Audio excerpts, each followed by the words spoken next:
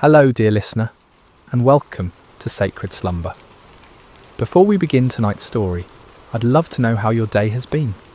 Whatever time it is where you are in the world, whether you're settling in for the evening or finding a quiet moment during your day, you're exactly where you need to be. We have listeners joining us from every corner of the globe, and it's beautiful to think that we're all connected through these ancient stories that continue to speak to our hearts today. If this story brings you peace and you'd like to hear more like it, please consider subscribing to Sacred Slumber. Now let us journey back over 3,000 years to a time when the hills of ancient Israel echoed with the cries of an oppressed people, and discover how God chose the most unlikely hero to deliver them. The sun blazed mercilessly over the barren hills of ancient Israel, its heat seeming to mock the suffering people below. For 7 long years, the shadow of oppression had fallen across the promised land, like a plague that would not lift. The Midianites, fierce nomadic warriors from the desert, had swept down upon Israel like locusts, devouring everything in their path. In caves carved into limestone cliffs, families huddled in darkness, their faces gaunt with hunger and hollow with despair. Children, who should have been playing in village squares instead, learned to recognise the distant thunder of approaching hoofbeats, the signal to flee deeper into their rocky refuges. The once fertile valleys that had flowed with milk and honey now lay trampled and barren, stripped clean by the endless raids of their oppressors. The Israelites had forgotten what it meant to harvest their own crops. Each year they would plant in hope, tending their fields with trembling hands, always listening for the sound that would send them running. And each year, just as the grain began to ripen, the Midianites would come. They arrived like a sandstorm, their camels innumerable as the sand by the sea, their warriors dark silhouettes against the burning sky. They took everything, left nothing, and vanished back into the wilderness, leaving behind only dust and desperation. In this time of darkness, when hope seemed as distant as the stars, there lived a young man named Gideon. He was not what anyone would call a mighty warrior. His hands, though calloused from labour, had never gripped a sword in battle.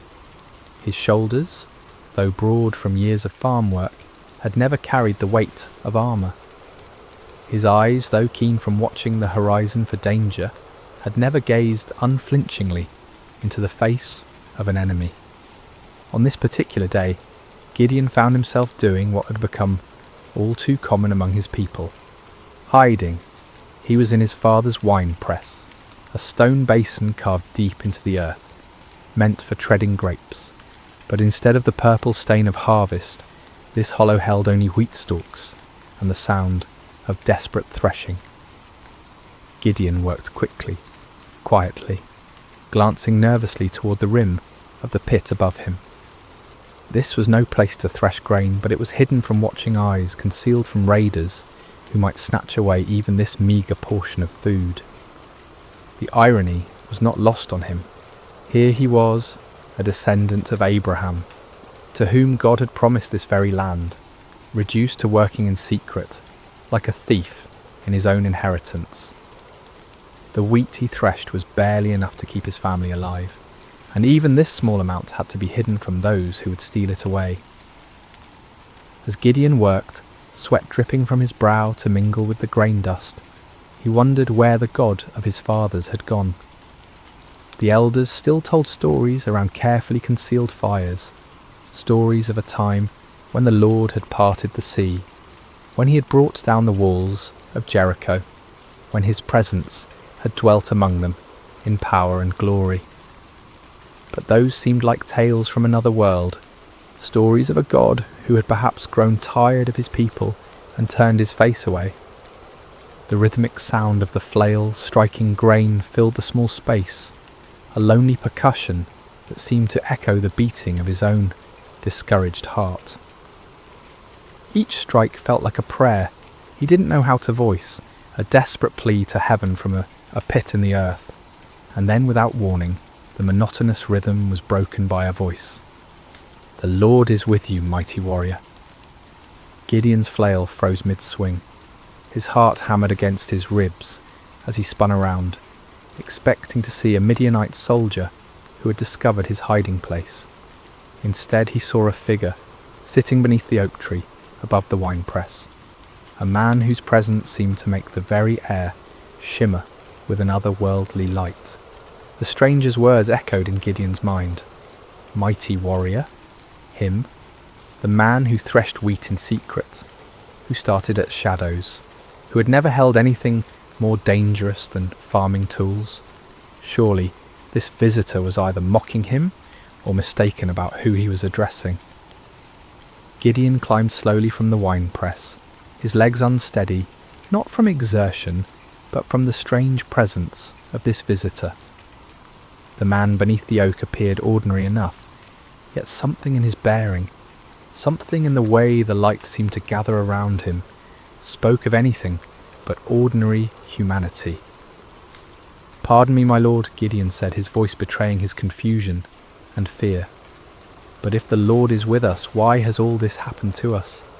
Where are all his wonders that our ancestors told us about when they said, 'Did not the Lord bring us up out of Egypt?' But now the Lord has abandoned us and given us into the hand of Midian." The words tumbled out of him like water breaking through a dam. 7 years of bottled frustration, 7 years of unanswered prayers, 7 years of watching his people suffer, while heaven remained silent. If this stranger claimed the Lord was with them, then where was the evidence?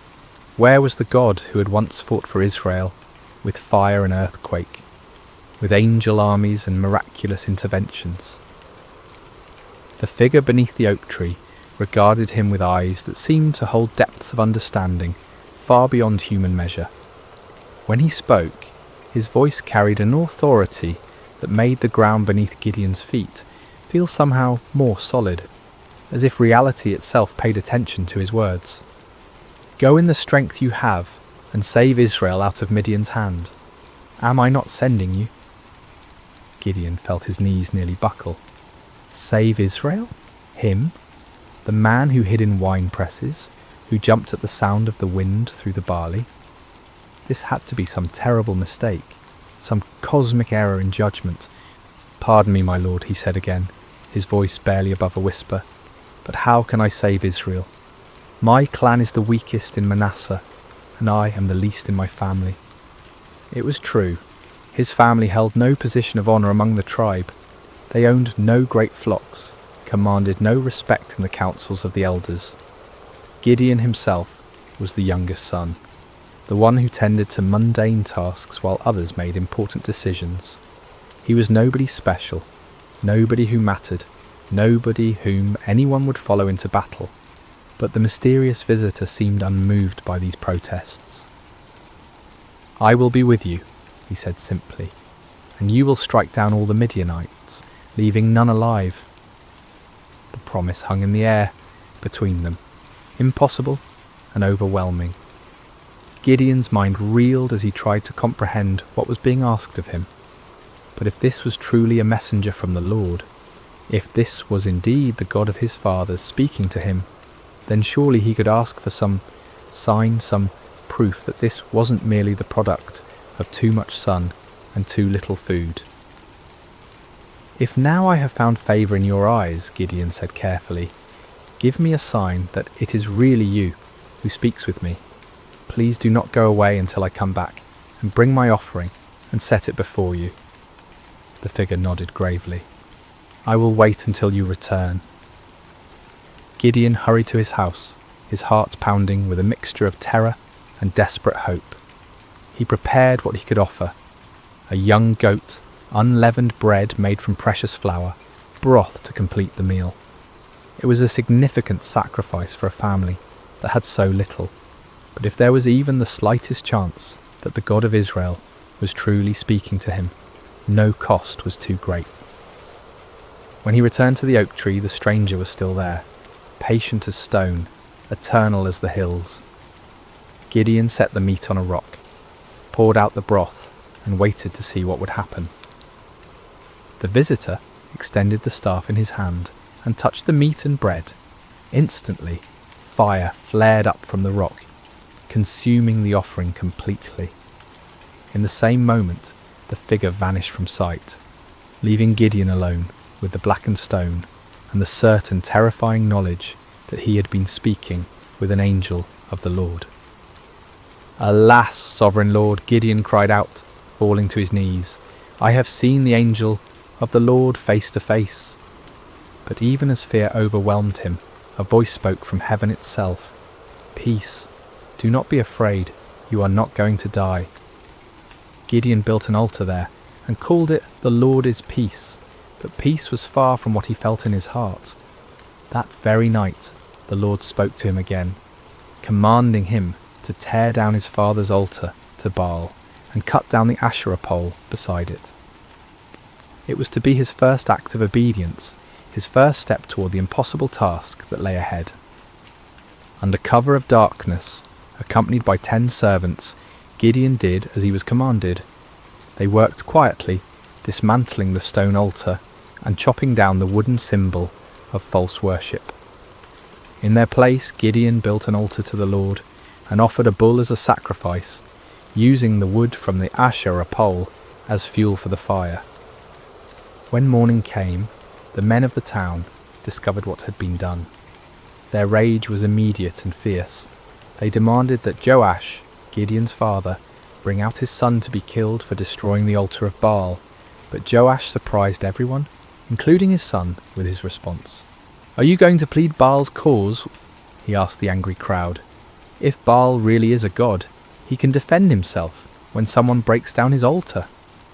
From that day on, Gideon was called Jerub-Baal, meaning "let Baal contend with him."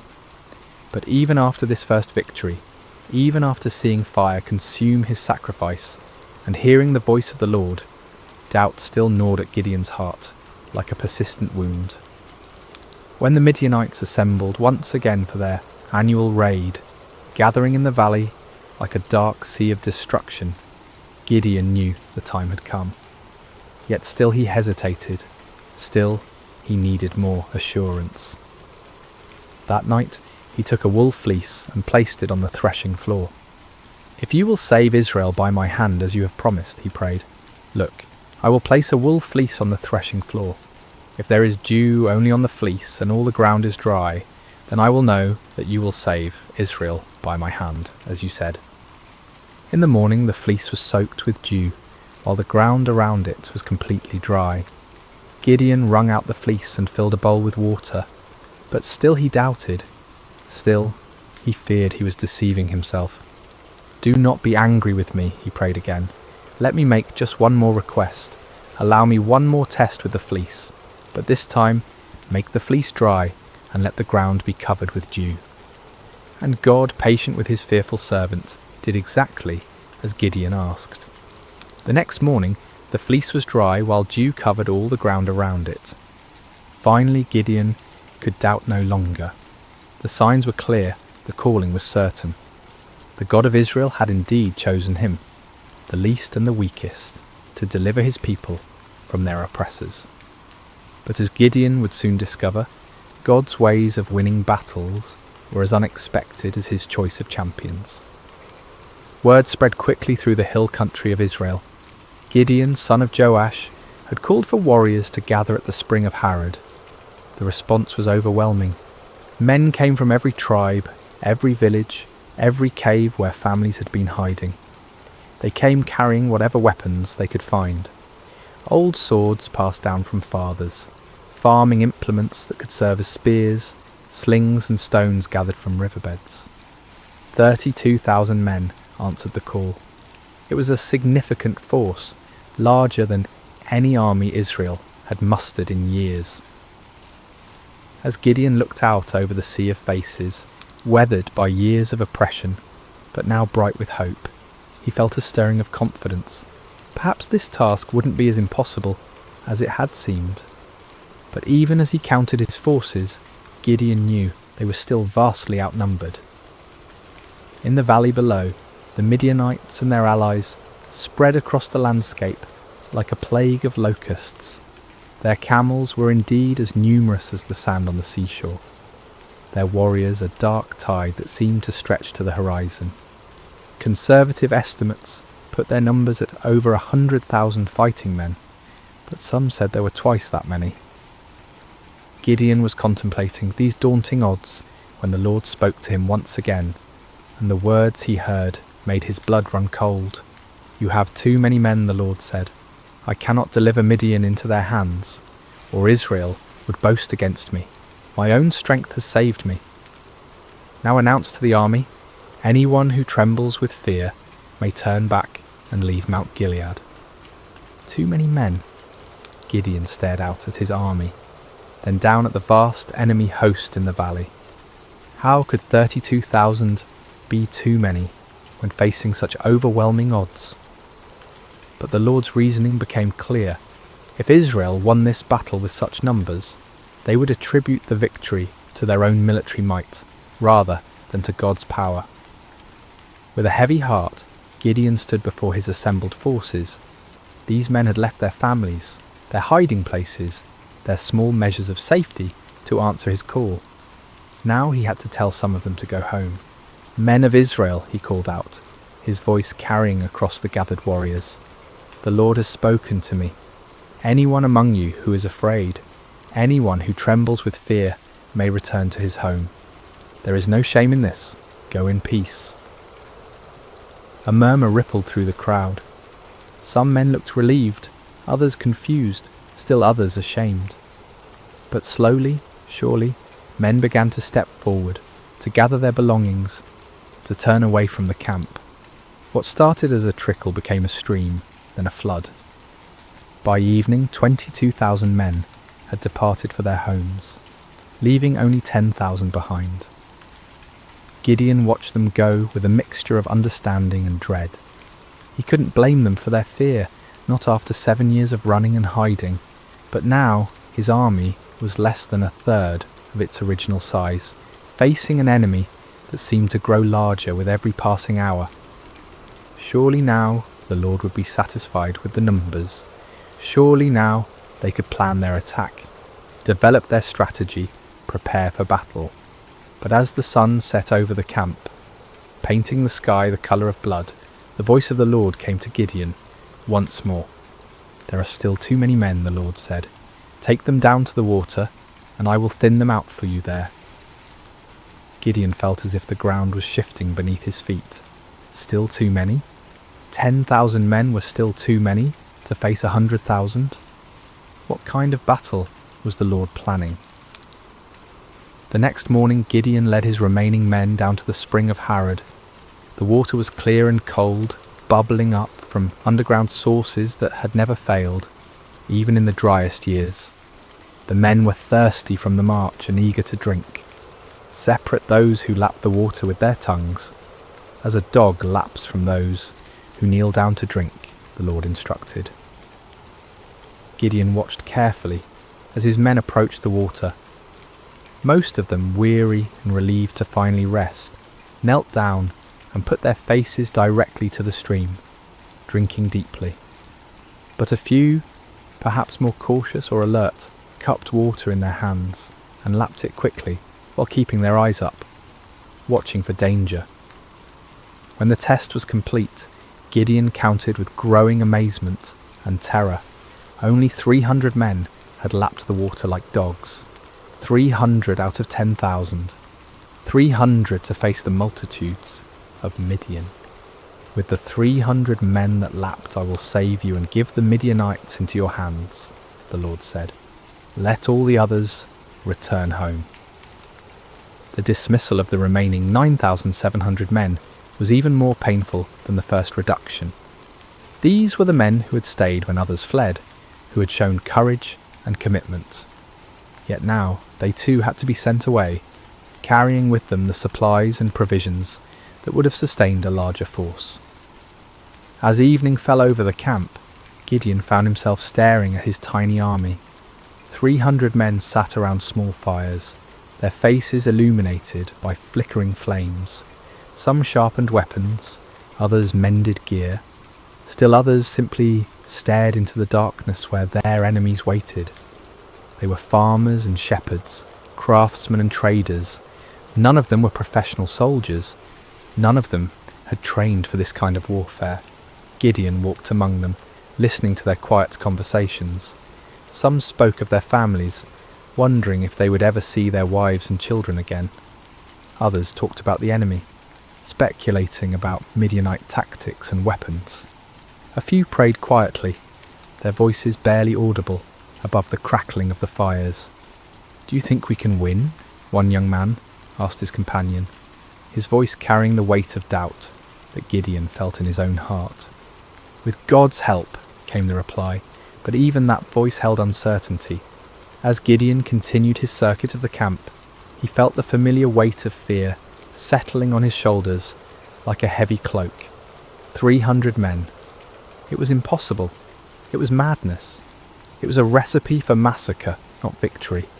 But even as doubt assailed him, Gideon remembered the fire that had consumed his sacrifice, the signs with the fleece, the voice that had called him mighty warrior when he was anything but mighty.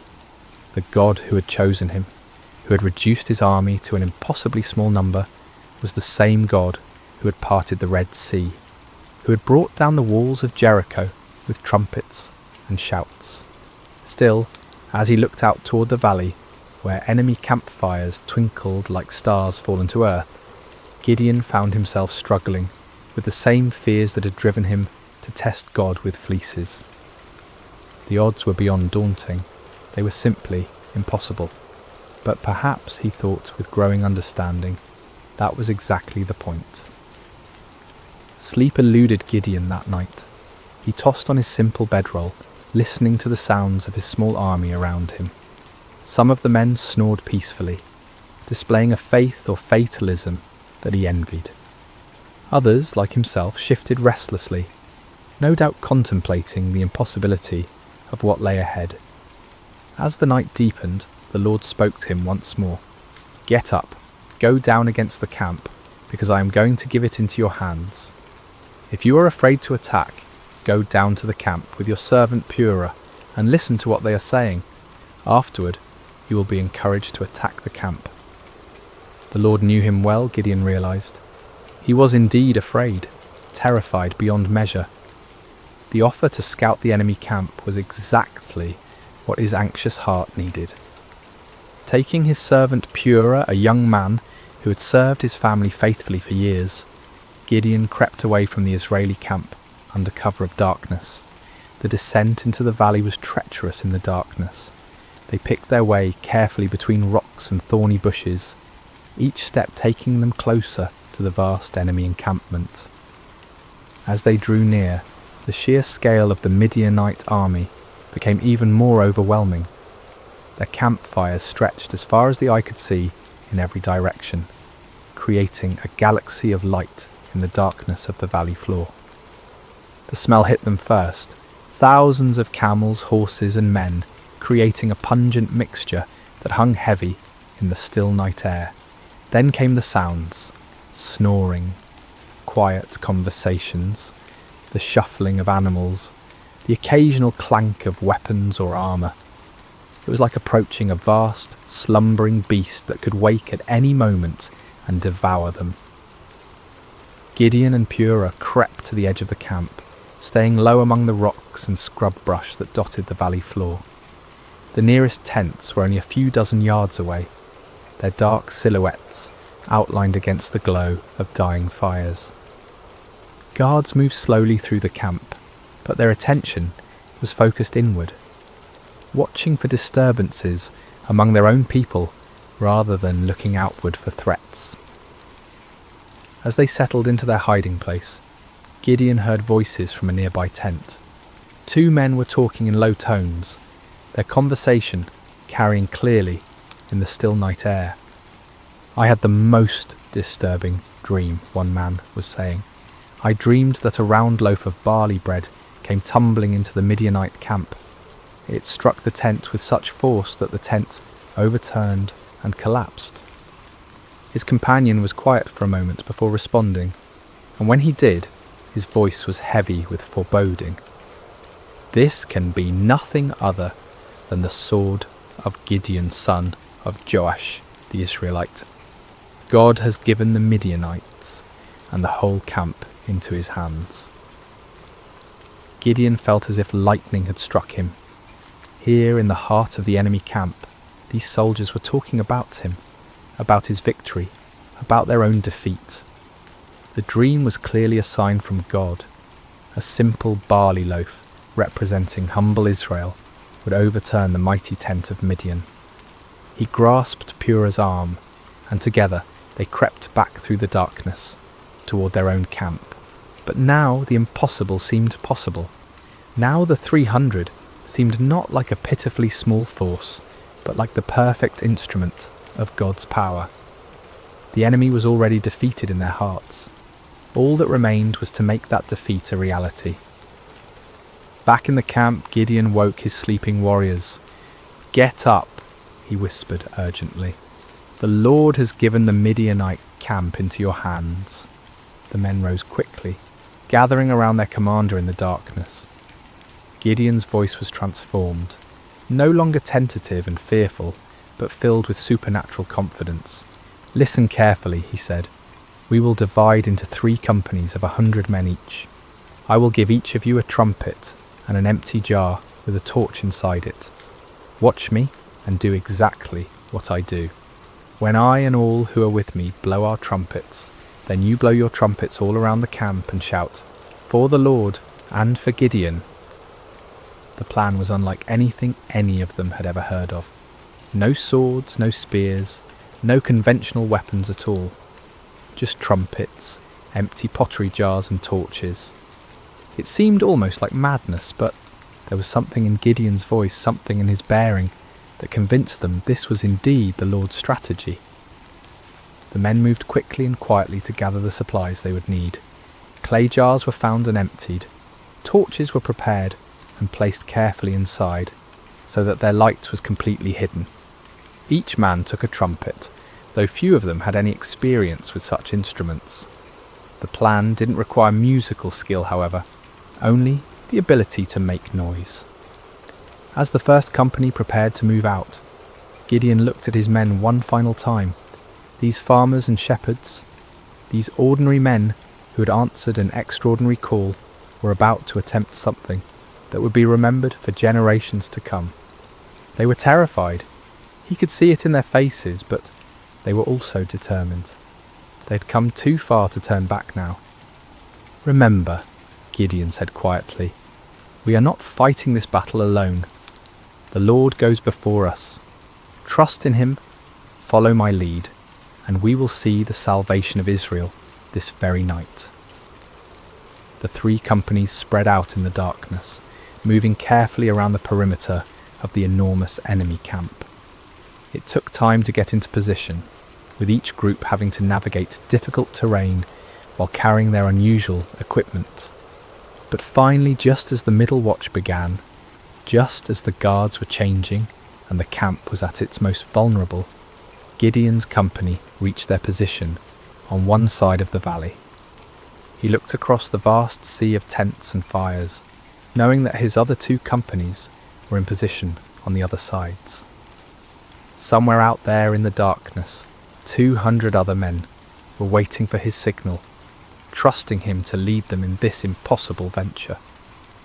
Gideon raised his trumpet to his lips, lifted his jar with its hidden torch, and prepared to find out whether the God of Israel would indeed fight for his people. The moment had come. 300 men were about to challenge an army of over 100,000, armed with nothing but faith and the most unusual weapons in the history of warfare. The fate of Israel hung in the balance, suspended in the darkness between doubt and faith, between human impossibility and divine power. The signal came like thunder splitting the night sky.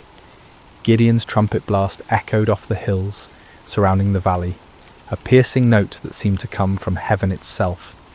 In the same instant, he smashed his clay jar against a rock, releasing the torch inside to blaze forth like a star suddenly born in the darkness.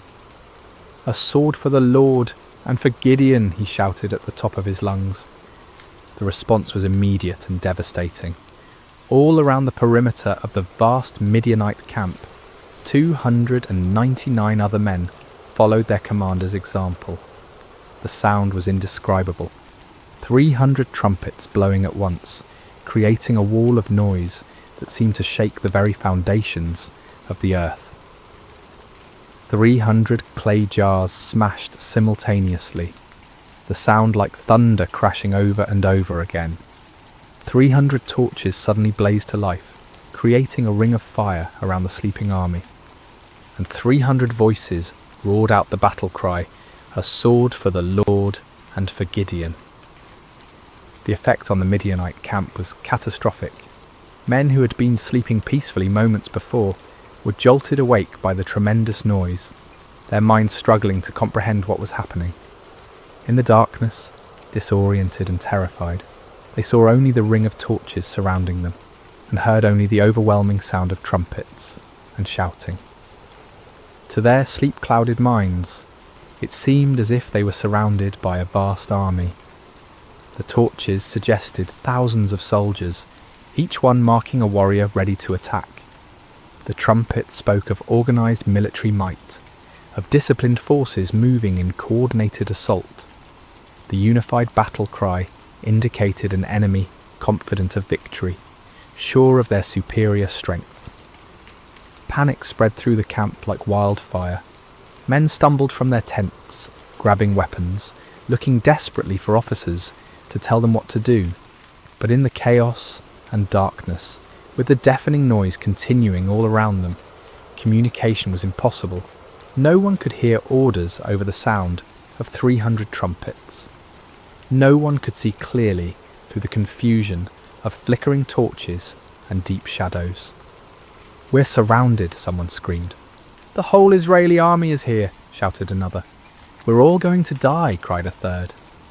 The panic was contagious, spreading from tent to tent, from company to company, until the entire vast army was in the grip of terror. Men began running in all directions, some trying to escape what they perceived as encirclement, others attempting to mount some kind of defence against an enemy they couldn't see or understand. In their confusion and fear, the unthinkable began to happen. Midianite soldiers, unable to distinguish friend from foe in the chaos, began attacking each other. A man running through the darkness looked like an enemy soldier. A voice shouting commands in the confusion sounded like the voice of an Israeli warrior. Every shadow could be hiding an attacker. Swords were drawn not against the 300 Israelites on the perimeter, but against fellow Midianites. Spears were thrust not at the enemy, but at allies who had become indistinguishable from foes in the panic and darkness. The great army that had terrorized Israel for 7 years was turning on itself, destroying itself in its fear and confusion. Gideon and his men maintained their positions around the camp, continuing to blow their trumpets and brandish their torches, watching in amazement as their enemies did the work of destruction for them. It was the most extraordinary battle any of them had ever witnessed, a battle won without striking a single blow, a victory achieved through terror rather than traditional warfare. As the chaos in the camp intensified, the Midianites began a massive retreat. Those who could find their camels or horses fled toward the Jordan River and beyond. Others ran on foot, abandoning their weapons, their supplies, their wounded comrades, in their desperate attempt to escape what they believed was certain annihilation. But Gideon was not content to simply watch his enemies flee. As the first light of dawn began to creep over the eastern hills, he sent messengers throughout the hill country of Israel, calling on his countrymen to join the pursuit. "Come down against the Midianites," the messengers proclaimed, "and seize the waters of the Jordan ahead of them as far as Beth Barah." The response was immediate and enthusiastic. Men who had been hiding in caves for 7 years suddenly found themselves called to active pursuit of their oppressors. They came streaming down from the hills, like water released from a dam, energized by the news that the mighty Midianite army was in full retreat. The men of Ephraim were particularly effective, seizing the fords of the Jordan River and trapping many of the fleeing enemy forces, they captured and killed Oreb and Zeb, two of the Midianite leaders, bringing their heads to Gideon as proof of their victory. Meanwhile, Gideon and his original 300 men continued the pursuit of the main enemy force.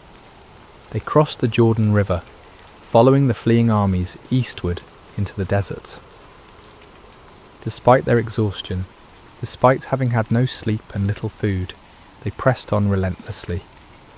The psychological impact of the night's events had completely broken the spirit of the Midianite alliance. Armies that had seemed invincible just hours before were now scattered bands of demoralized fugitives. The camels that had been as numerous as sand by the seashore were now obstacles to rapid flight rather than instruments of swift attack. Gideon's small force continued to grow as more Israelites joined the pursuit. Men from Naphtali, Asher, and all of Manasseh took up arms and chased the fleeing enemy. What had begun as an impossible battle for 300 men had become a nationwide uprising, a complete reversal of 7 years of oppression. The fleeing Midianites tried to regroup at Succoth and Penuel, but the local officials, perhaps fearing retaliation, refused to provide them with food or assistance. Gideon's pursuit was relentless, driving them ever deeper into the wilderness, further from their base of operations, further from any hope of mounting a counterattack. Finally, in the desert east of the Jordan, Gideon caught up with the remnants of the great army. Zebah and Zalmunna, the two kings of Midian, were there with about 15,000 men, all that was left of an army that had once numbered over 100,000. Even this reduced force vastly outnumbered Gideon's 300, but their spirit was completely broken. The final battle was swift and decisive. The Midianite army, already demoralized and exhausted, offered little resistance. Zebah and Zalmunna were captured alive, bringing to an end the 7-year reign of terror that had plagued Israel. As the sun set on that remarkable day, Gideon found himself looking out over a battlefield strewn with the evidence of complete victory. The mighty army that had seemed invincible just 24 hours earlier was destroyed. The kings who had terrorized his people were prisoners. The oppression that had driven Israel into caves and hiding places was broken forever. It had all begun with 300 men, 300 trumpets, 300 torches, and faith in a God who specializes in impossible victories. The journey back to Israel was unlike anything the land had seen in generations. What had begun as a desperate flight by 300 terrified farmers had become a triumphant procession that seemed to grow with every mile.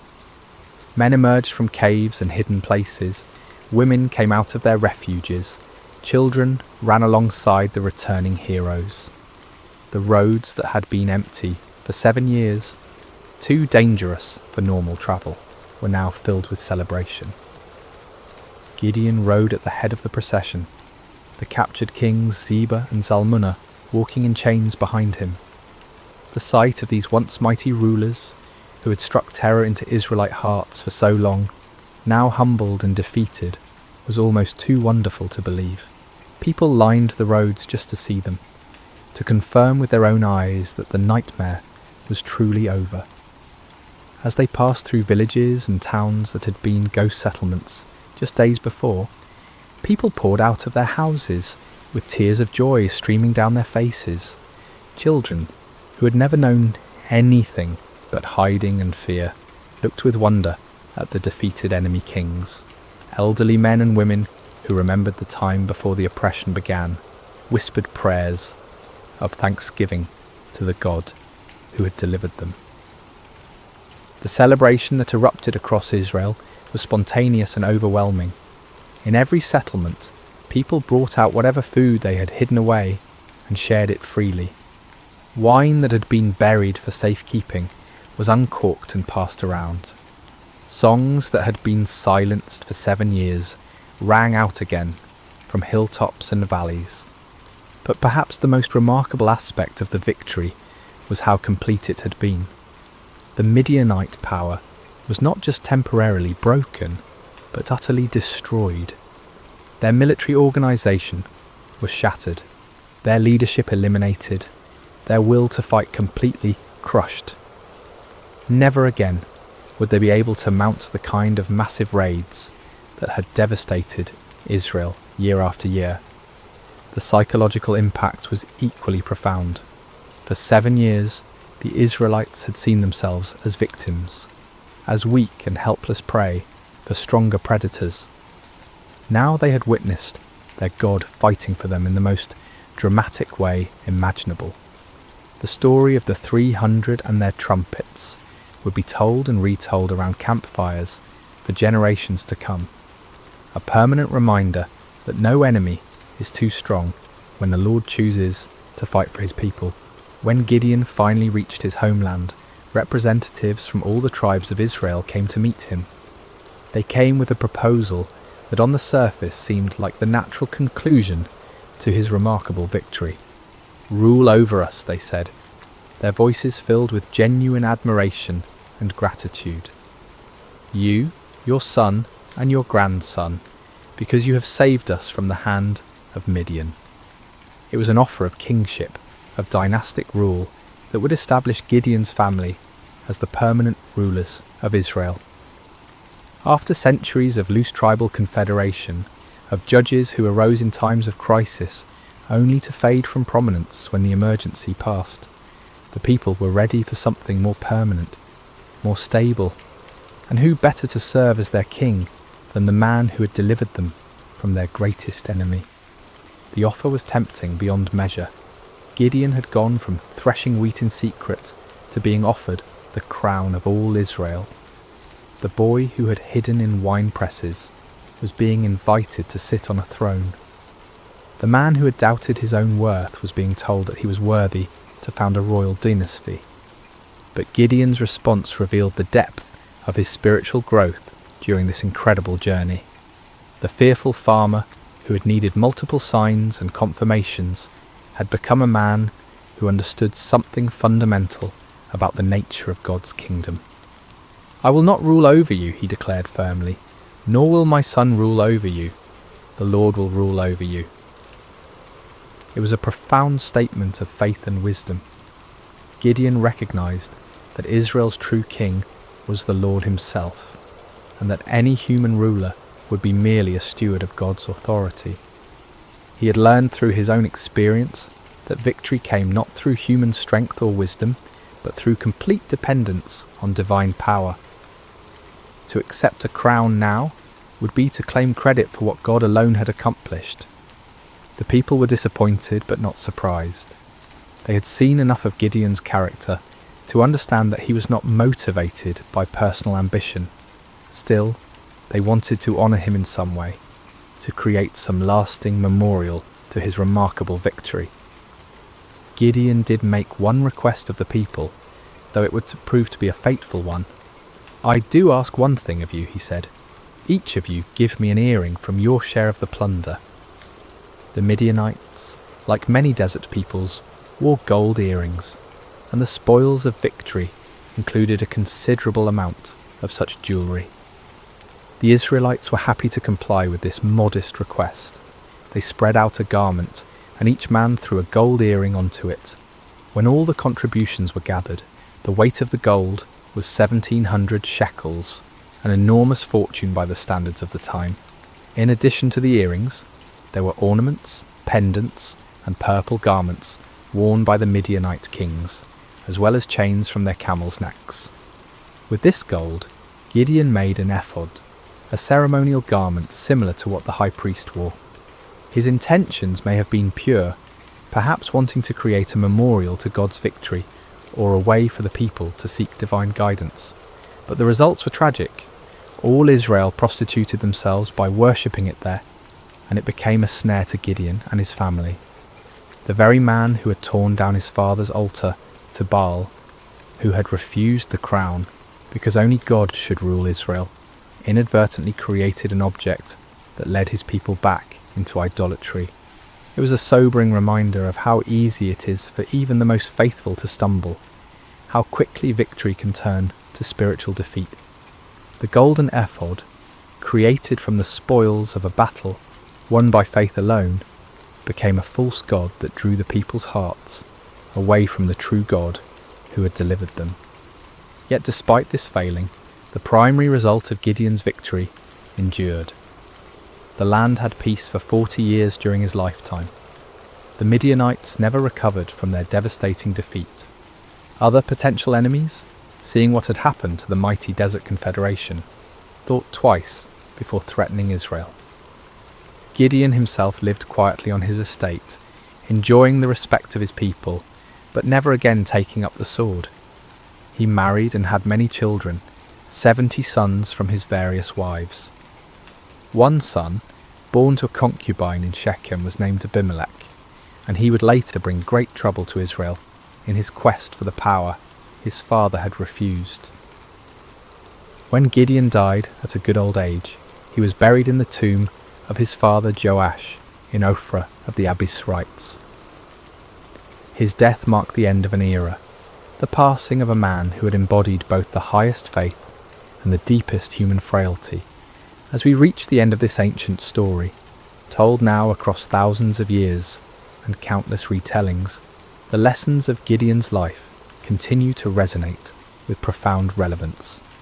His journey from fearful farmer to victorious leader speaks to truths that transcend time and culture, offering wisdom for anyone who has ever felt inadequate for the tasks before them. The first and most striking lesson is how God chooses his instruments. When the angel called Gideon a mighty warrior while he hid in a wine press, it seemed like either a mistake or a cruel joke. Gideon was none of the things we typically associate with great leaders.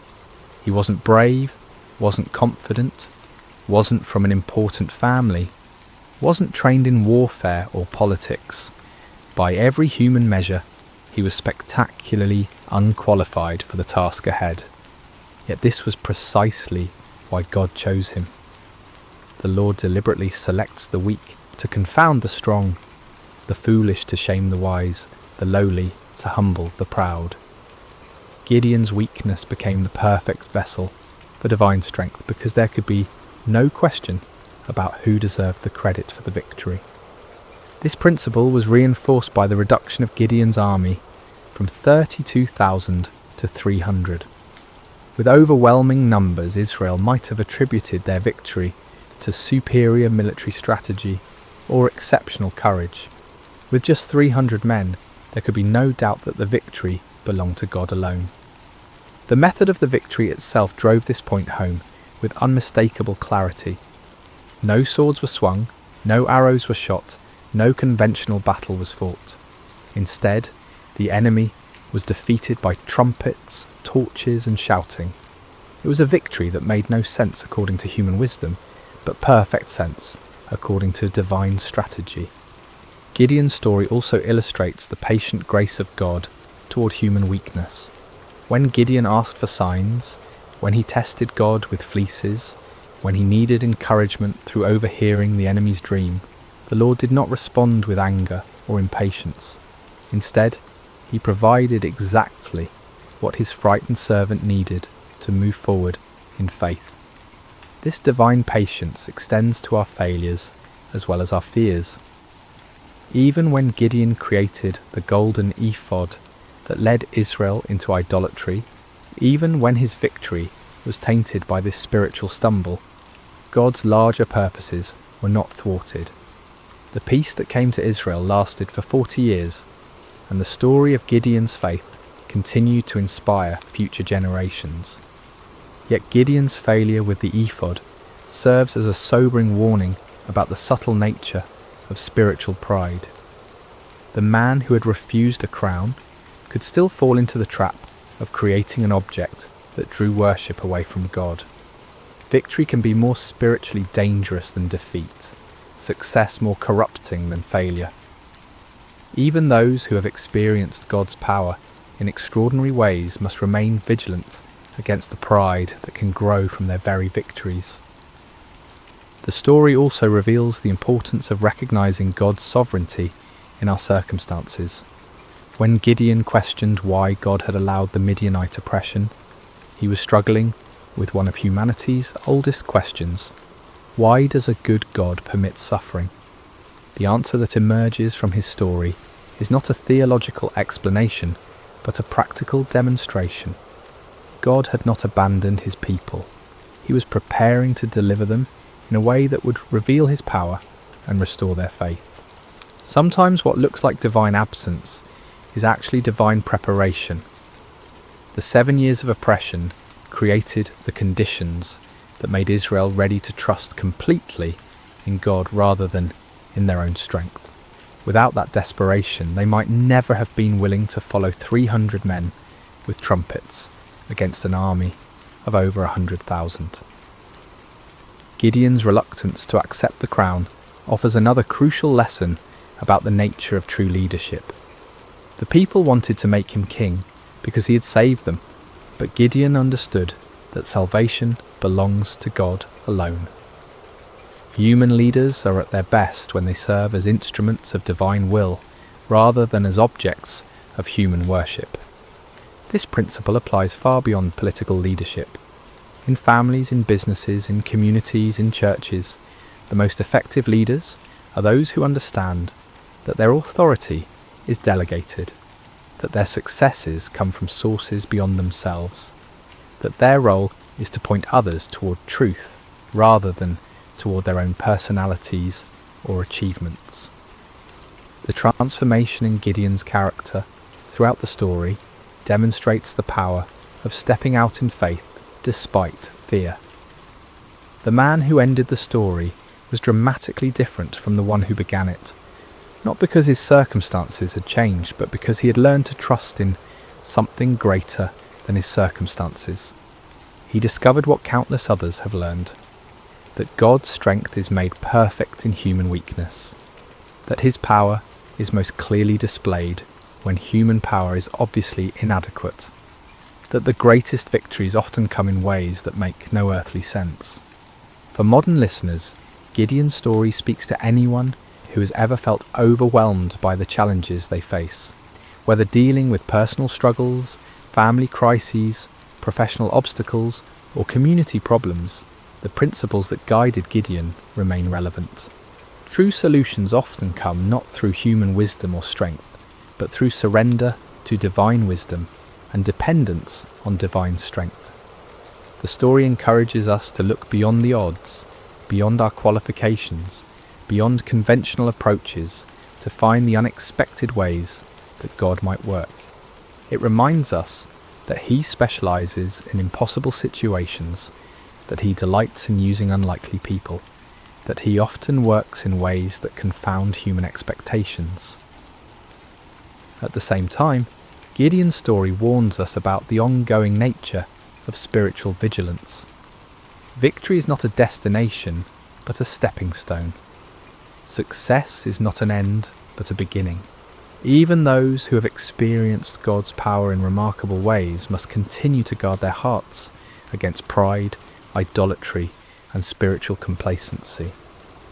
The golden ephod that became a snare to Gideon serves as a perpetual reminder that our greatest spiritual dangers often arise not from our failures, but from our successes, not from our weaknesses, but from our strengths, not from what we lack, but from what we have achieved.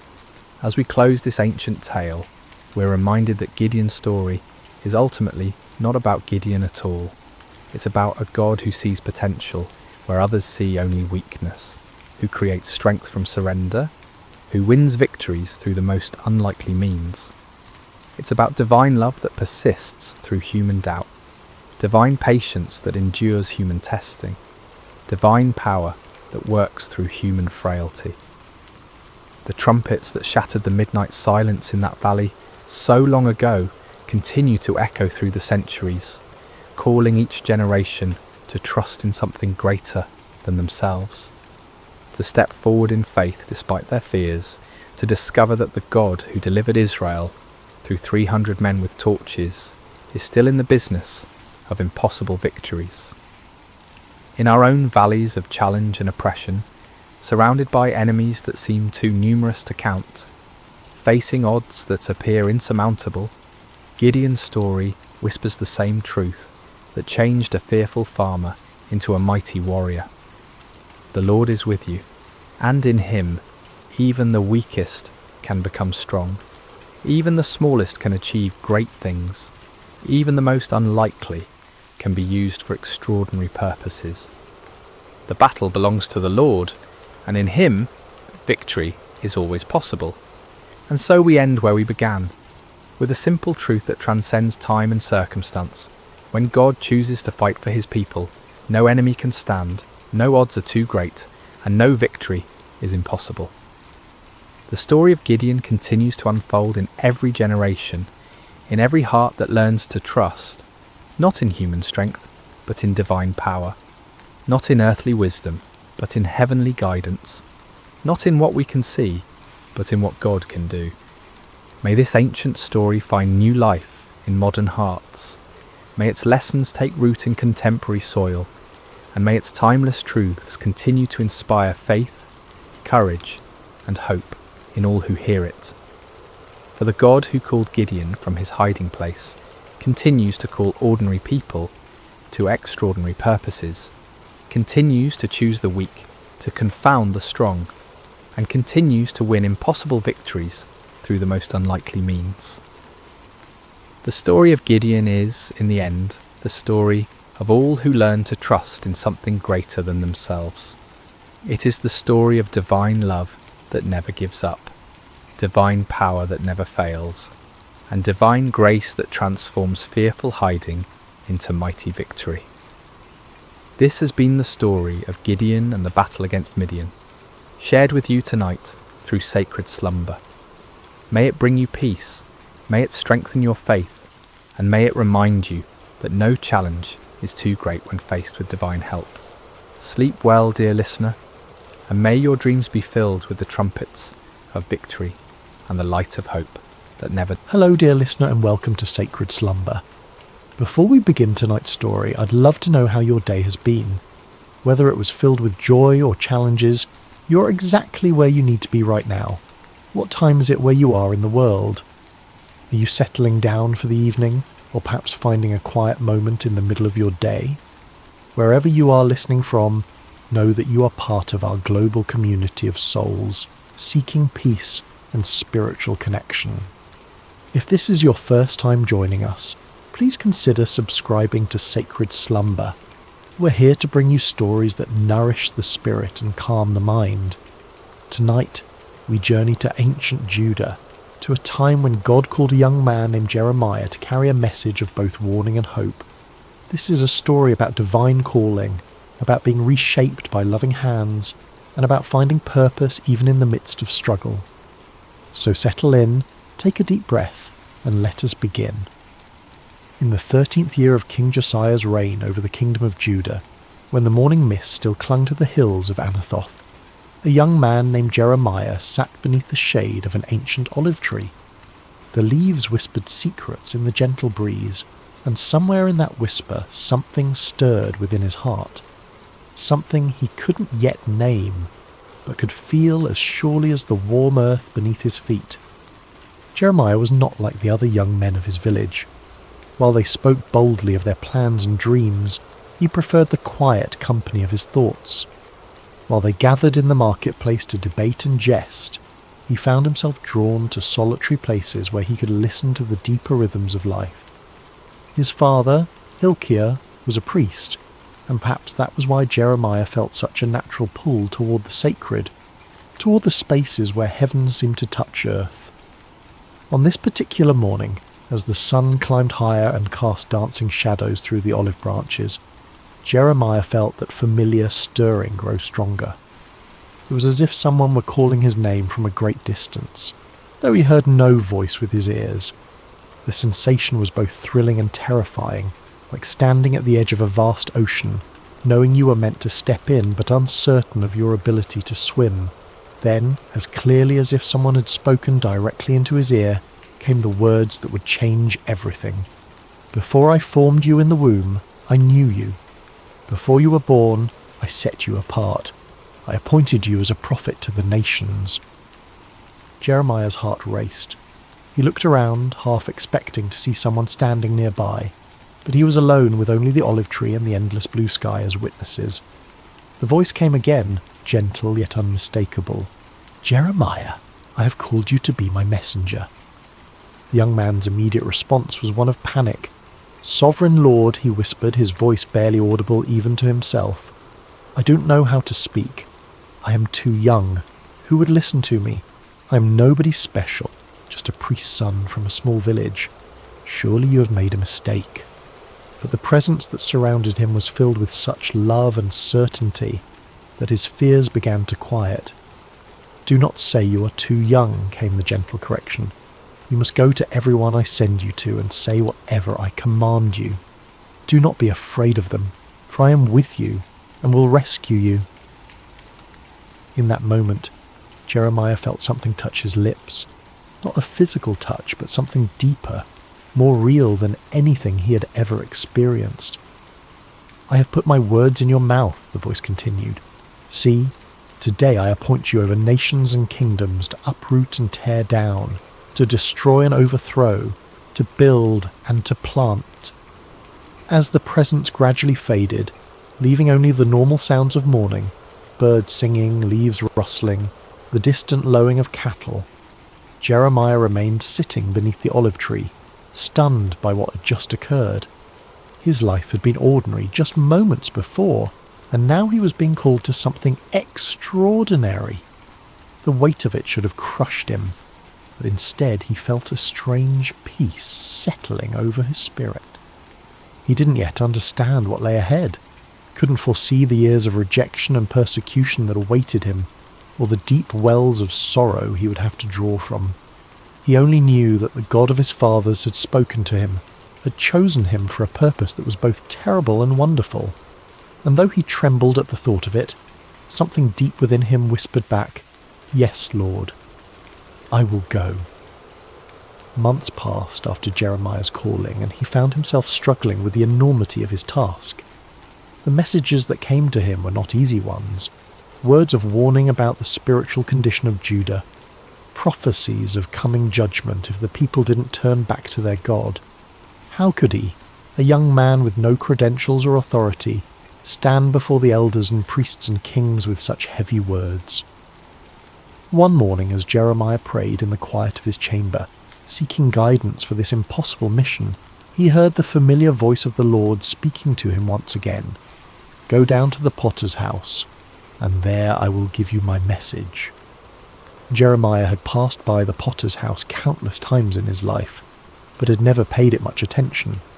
It was a humble building on the outskirts of the village, marked by the constant sound of the spinning wheel and the earthy smell of wet clay. As he approached that day, however, he felt a sense of anticipation, as if he were about to witness something profound. The potter was an elderly man named Malachi, whose hands bore the calluses and clay stains of decades spent at his craft.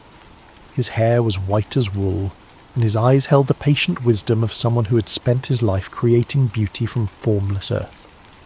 When Jeremiah arrived, Malachi looked up from his wheel and smiled, as if he'd been expecting him.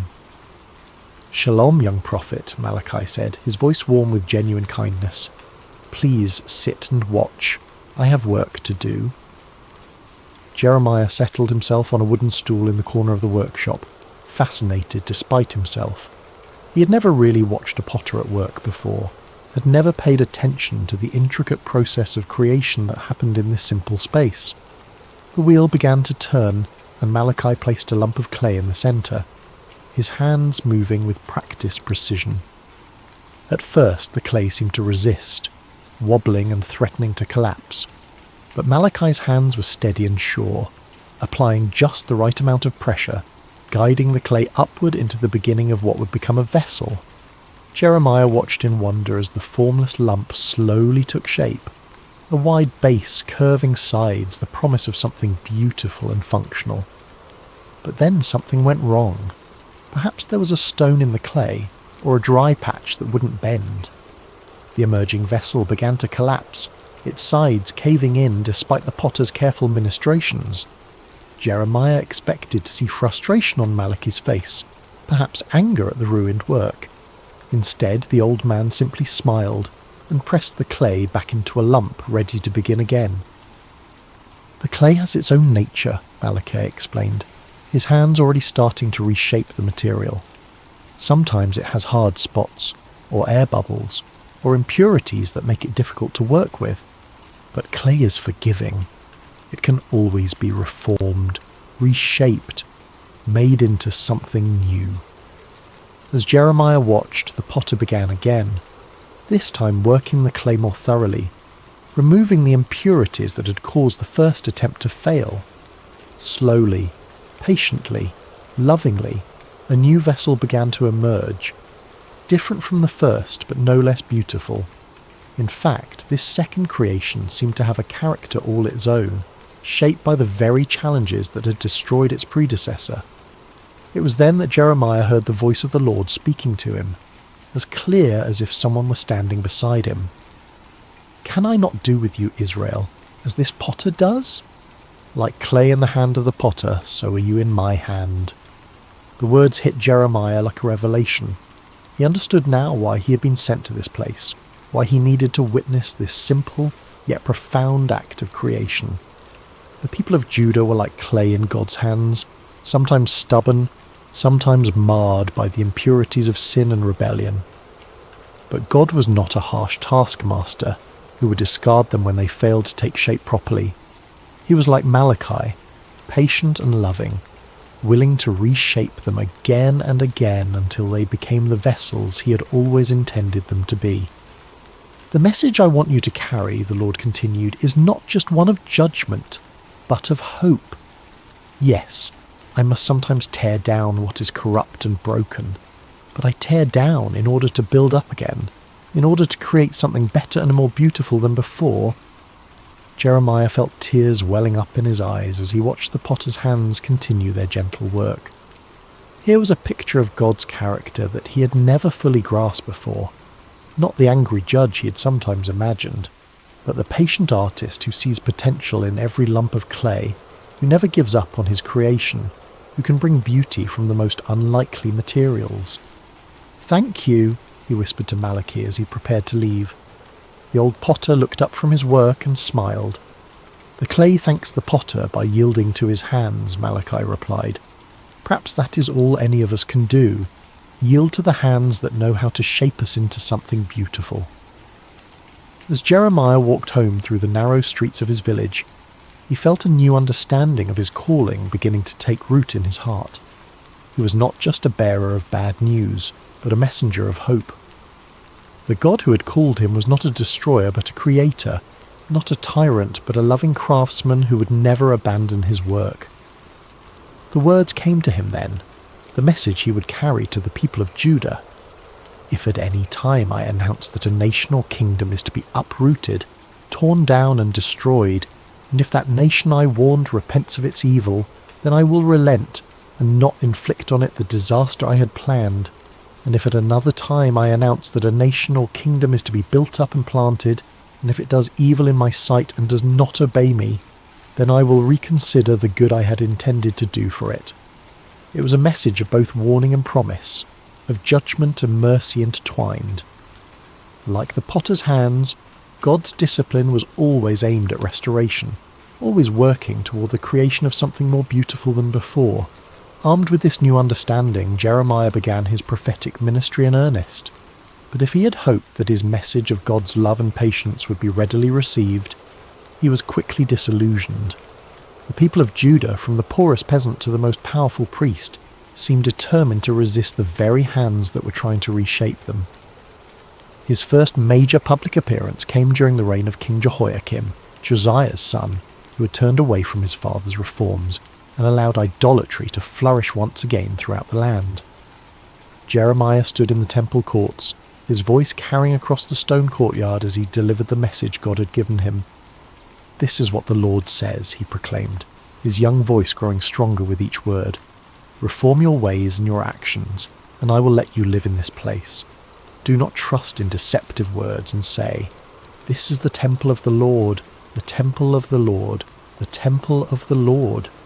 If you really change your ways and your actions and deal with each other justly, if you do not oppress the foreigner, the fatherless or the widow, and do not shed innocent blood in this place, and if you do not follow other gods to your own harm, then I will let you live in this place, in the land I gave your ancestors for ever and ever. The reaction was immediate and hostile. The priests, who had grown comfortable with their compromises and political alliances, saw Jeremiah's words as a direct threat to their authority. The wealthy merchants and nobles who had prospered by exploiting the poor and forming partnerships with pagan nations heard his call for justice as an attack on their way of life. "Who does this young man think he is?" they muttered among themselves. "He speaks of judgment and destruction like some kind of doomsday prophet. Where is his authority? Where are his credentials?"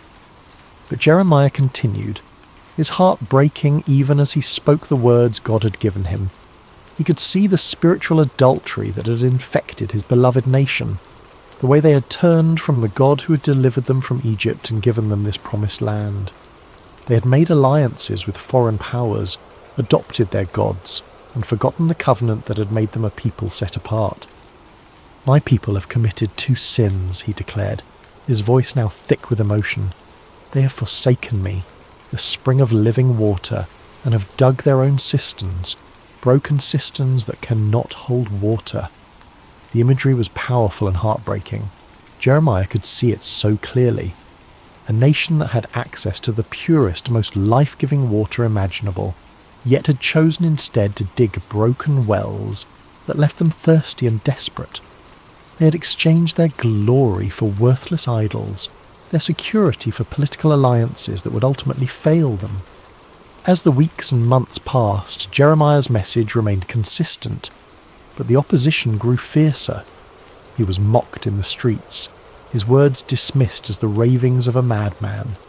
Children threw stones at him, and adults crossed to the other side of the road to avoid his presence. The loneliness was crushing, but what hurt most was seeing the people he loved rushing toward destruction, their ears closed to the voice of the one who wanted to save them. One particularly dark day, after being physically threatened by a group of priests who wanted to silence him permanently, Jeremiah found himself wondering if he had misunderstood his calling. Perhaps God hadn't really spoken to him at all. Perhaps he was just a deluded young man with an overactive imagination and a tendency toward melancholy.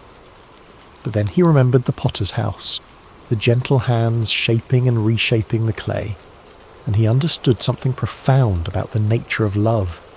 True love doesn't just tell people what they want to hear, it tells them what they need to hear, even when that truth is painful. The potter sometimes had to apply pressure to the clay, had to work out the impurities and air bubbles, and this process wasn't always comfortable for the clay, but it was necessary for the clay to become what it was meant to be. "I am not their enemy," Jeremiah whispered to himself as he walked through the quiet streets late one evening. "I am their friend. I am speaking these hard words because I love them, because God loves them, because we can't bear to see them destroy themselves." The revelation gave him strength to continue, even as the opposition intensified. He began to write down his prophecies, creating a record of God's words that could be preserved even if his voice was silenced. He wrote of the coming judgment, but also of the hope that lay beyond it, the promise of a new covenant, a time when God would write his law on their hearts rather than on tablets of stone. "The days are coming," he wrote, his hand moving quickly across the parchment, "when I will make a new covenant with the people of Israel and with the people of Judah.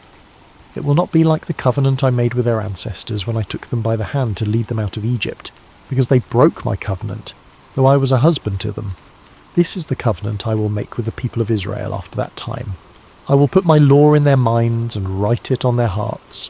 I will be their God, and they will be my people."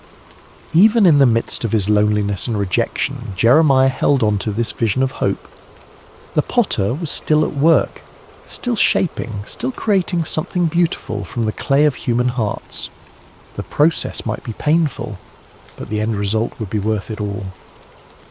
There came a time when the weight of his calling became almost too much for Jeremiah to bear.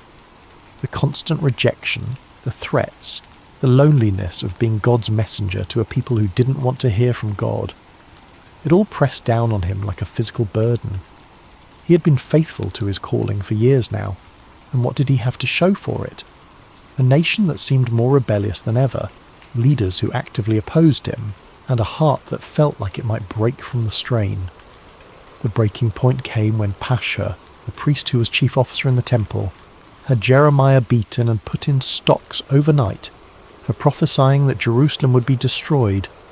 The humiliation was complete, displayed like a common criminal in front of the very people he was trying to save. When he was released the next morning, bruised and aching, Jeremiah's first instinct was to flee. He made his way to his favourite spot of solitude, a small grove of trees outside the city where he often went to pray.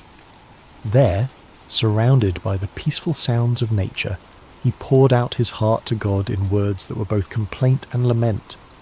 "You deceived me, Lord, and I was deceived," he cried out, his voice raw with emotion. "You overpowered me and prevailed. I am ridiculed all day long. Everyone mocks me. Whenever I speak, I cry out proclaiming violence and destruction. So the word of the Lord has brought me insult and reproach all day long." The words felt almost blasphemous as they left his lips, but they were honest words, torn from the depths of his soul. He had given everything to this calling. His youth, his dreams of a normal life, his relationships with family and friends. And for what? To be treated as a pariah, a madman, a troublemaker. In that moment of deepest despair, Jeremiah made a decision that felt like the only sane choice left to him. He would be silent. No more prophecies, no more warnings, no more attempts to turn the hearts of a stubborn people back to their God. He would find a quiet corner of the world and live out his days in peace, letting others worry about the spiritual condition of the nation. The resolve felt good at first, like setting down a burden that had been crushing him. For several days, he said nothing about the visions that continued to come to him, ignored the urgings in his spirit to speak out against the injustices he witnessed. He tried to live like a normal person, to find satisfaction in simple pleasures and everyday concerns. But something strange began to happen. The more he tried to suppress the words God had given him, the more they seemed to burn within him. It was as if a fire had been kindled in his bones, a flame that grew hotter the more he tried to smother it. The visions wouldn't stop coming. The burden for his people wouldn't lift, and the words of God seemed to be blazing inside him like a furnace.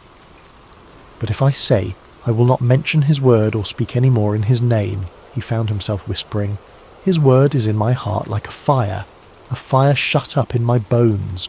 I am weary of holding it in. Indeed, I cannot." The realization came to him gradually, like dawn breaking over the mountains. He couldn't stop being a prophet any more than he could stop being human. This wasn't just something he did. It was who he was. God had formed him in the womb for this purpose, had written this calling into the very fabric of his being. To deny it would be to deny himself, to attempt to live as someone he was never meant to be. But more than that, he began to understand that his struggles and sufferings were not signs that he had failed in his calling, but evidence that he was fulfilling it exactly as God intended. The potter sometimes had to apply intense heat to the clay to make it strong and durable. The fire in his bones wasn't a punishment. It was the very thing that qualified him to speak for God. "The Lord is with me like a mighty warrior," he declared, his voice growing stronger with each word. "So my persecutors will stumble and not prevail. They will fail and be thoroughly disgraced. Their dishonour will never be forgotten." The change in perspective was revolutionary. Instead of seeing his sufferings as evidence of God's abandonment, Jeremiah began to understand them as proof of God's presence. The fire in his bones wasn't consuming him. It was refining him, purifying him, making him into the kind of vessel that could carry God's words to a broken world. He thought again of the potter's house, of the way Malachi had worked the clay with such patience and skill. Sometimes the potter had to put the vessel into the fire to make it strong, to burn away the impurities and set the shape permanently. The heat wasn't cruelty, it was love, the kind of love that was willing to do whatever it took to create something beautiful and lasting. "I will speak," Jeremiah said aloud, his voice carrying across the quiet grove. "I will speak because I must, because the words are like fire in my bones, because God has made me a prophet to the nations. I will speak not because it's easy, but because it's necessary. I will speak not because people want to hear, but because they need to hear. I will speak because the potter is still at work and I am his instrument." The fire in his bones had become not a burden, but a gift, not a curse, but a blessing. It was the very thing that enabled him to continue when everything else told him to quit, the divine energy that sustained him through rejection and persecution. He was not just a messenger, he was a burning message, a living embodiment of God's passionate love for his people. The years passed, and Jeremiah's prophecies began to unfold with heartbreaking accuracy. The Babylonian army, led by King Nebuchadnezzar, laid siege to Jerusalem just as God had warned through his prophet. The city that had been called the joy of the whole earth was now surrounded by enemy forces, its people trapped within walls that had once seemed impregnable. During the siege, Jeremiah found himself in an impossible position. His prophecies of judgment were being fulfilled before everyone's eyes, but instead of vindicating him, this only increased the hostility toward him. The leaders of Jerusalem accused him of being a traitor, of collaborating with the enemy by undermining morale with his gloomy predictions. "You're deserting to the Babylonians," they shouted when he tried to leave the city on a simple errand. They arrested him, beat him, and threw him into a dungeon where he remained for many days, forgotten and alone. But even in that dark place, the word of the Lord continued to come to him, and strangely it was not a word of judgment, but of hope. "Call to me and I will answer you," came the familiar voice in the darkness. "I will tell you great and unsearchable things you do not know." The message that came to him there in the dungeon was one of the most beautiful and hopeful prophecies he had ever received. It spoke of a time when the city would be rebuilt, when the people would return from exile, when joy and celebration would once again fill the streets of Jerusalem. It was a promise of restoration so complete and wonderful that it seemed almost too good to be true. "I will bring health and healing to it," God promised. "I will heal my people and will let them enjoy abundant peace and security. I will bring Judah and Israel back from captivity, and will rebuild them as they were before. I will cleanse them from all the sin they have committed against me, and will forgive all their sins of rebellion against me. Then this city will bring me renown, joy, praise and honour before all nations on earth that hear of all the good things I do for it." Even as the sounds of warfare grew louder outside his prison walls, Jeremiah held on to these words of hope. The potter was still at work, still shaping, still creating something beautiful from the broken clay of human hearts and human history. When the city finally fell, it was as devastating as Jeremiah had predicted. The temple was destroyed, the walls torn down, the leaders killed or carried away into exile. The sight of Jerusalem in ruins was almost more than the prophet could bear. This was the city where God had chosen to dwell, the place where his people had worshipped for centuries. Now it lay in smoking rubble, its streets filled with the debris of a civilization that had forgotten its God. In the aftermath of the destruction, Jeremiah sat among the ruins and wept. The tears came not from a heart that said, "I told you so," but from one that was genuinely broken for the suffering of his people. He had warned them, yes, but he had never wanted to see them destroyed. He had hoped until the very end that they would turn back to God and avoid this terrible fate. It was then that he began to write what would become known as the Book of Lamentations, a collection of funeral songs for a dead city, poems of grief and mourning that captured the full depth of the tragedy that had befallen Jerusalem. But even in the midst of this profound sorrow, hope refused to be extinguished. "Because of the Lord's great love we are not consumed," he wrote, his hand trembling as he formed the words, "for his compassions never fail. They are new every morning. Great is your faithfulness." The words seemed to come from somewhere deeper than his own understanding, as if the Spirit of God was using his human grief to express a divine truth that transcended the immediate circumstances. Yes, Jerusalem had fallen. Yes, the people were scattered and the temple destroyed. But God's love had not failed. His faithfulness had not ended. His compassions were indeed new every morning, even in the darkest of times. "The Lord is good to those whose hope is in him," he continued, "to the one who seeks him. It is good to wait quietly for the salvation of the Lord." As he wrote these words, Jeremiah began to understand something profound about the nature of hope. It wasn't based on circumstances or on the absence of suffering. True hope was rooted in the character of God himself, in his unchanging love and faithfulness. The potter might allow the clay to be broken, but he would never abandon it. He might permit the vessel to be shattered, but only so that he could create something even more beautiful from the pieces. "For no one is cast off by the Lord forever," he wrote, his voice growing stronger with each word. "Though he brings grief, he will show compassion. So great is his unfailing love. For he does not willingly bring affliction or grief to anyone." The ruins of Jerusalem became, in a strange way, a place of worship for Jeremiah. There among the broken stones and scattered debris, he found a closeness to God that he had never experienced before. The external symbols of faith were gone, but faith itself remained. The building had been destroyed, but the builder continued his work. People would come to him there, survivors of the siege who were struggling to make sense of what had happened. They would ask him why God had allowed such suffering, why the innocent had to pay for the sins of the guilty, why the city of God had been given over to pagan armies. "I cannot answer all your questions," Jeremiah would tell them gently, "but I can tell you what I've learned in my years of walking with the Lord. He is like a potter who shapes clay, and sometimes the shaping process is painful. But he never works without purpose, and he never abandons what he has begun.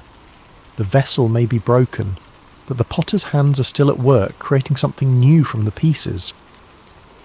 In the final years of his life, Jeremiah found himself in Egypt, carried there against his will by a group of Jewish refugees who feared remaining in the land of Judah. It was not where he had expected to end his days, far from the city he had loved and served for so many years.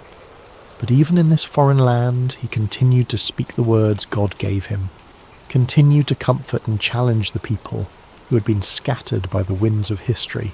As he sat one evening by the banks of the Nile watching the sunset over the ancient land of the Pharaohs, Jeremiah reflected on the long journey that had brought him to this place. He was no longer the young man who had trembled beneath the olive tree at his first calling. His hair was now white, his hands marked by years of writing and rewriting God's words, his heart scarred by decades of rejection and persecution. But he was not bitter. Somehow, through all the pain and struggle, he had learned to see his life as part of a larger tapestry that God was weaving through history.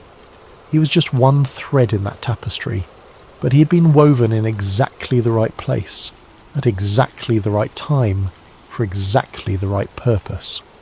A young Jewish woman approached him as he sat by the water, her eyes reflecting the same uncertainty and pain he had seen in so many faces over the years. "Prophet," she said softly, "my heart is broken. I have lost everything, my home, my family, my future. How can I believe that God still cares about me?"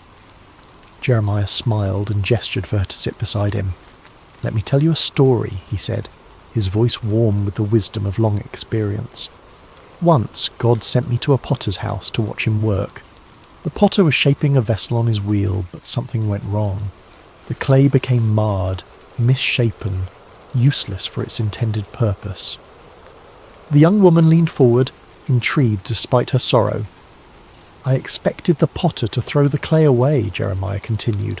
"After all, it was ruined, wasn't it? But instead, he gathered it up and began again. He worked the clay, removed the impurities, and slowly shaped it into something new. The second vessel was different from the first, but it was beautiful in its own way. perhaps even more beautiful because it bore the marks of the potter's patient love. "But what does this mean for me?" the woman asked. "How does this help me with my broken heart?" Jeremiah reached down and picked up a small piece of clay from the riverbank.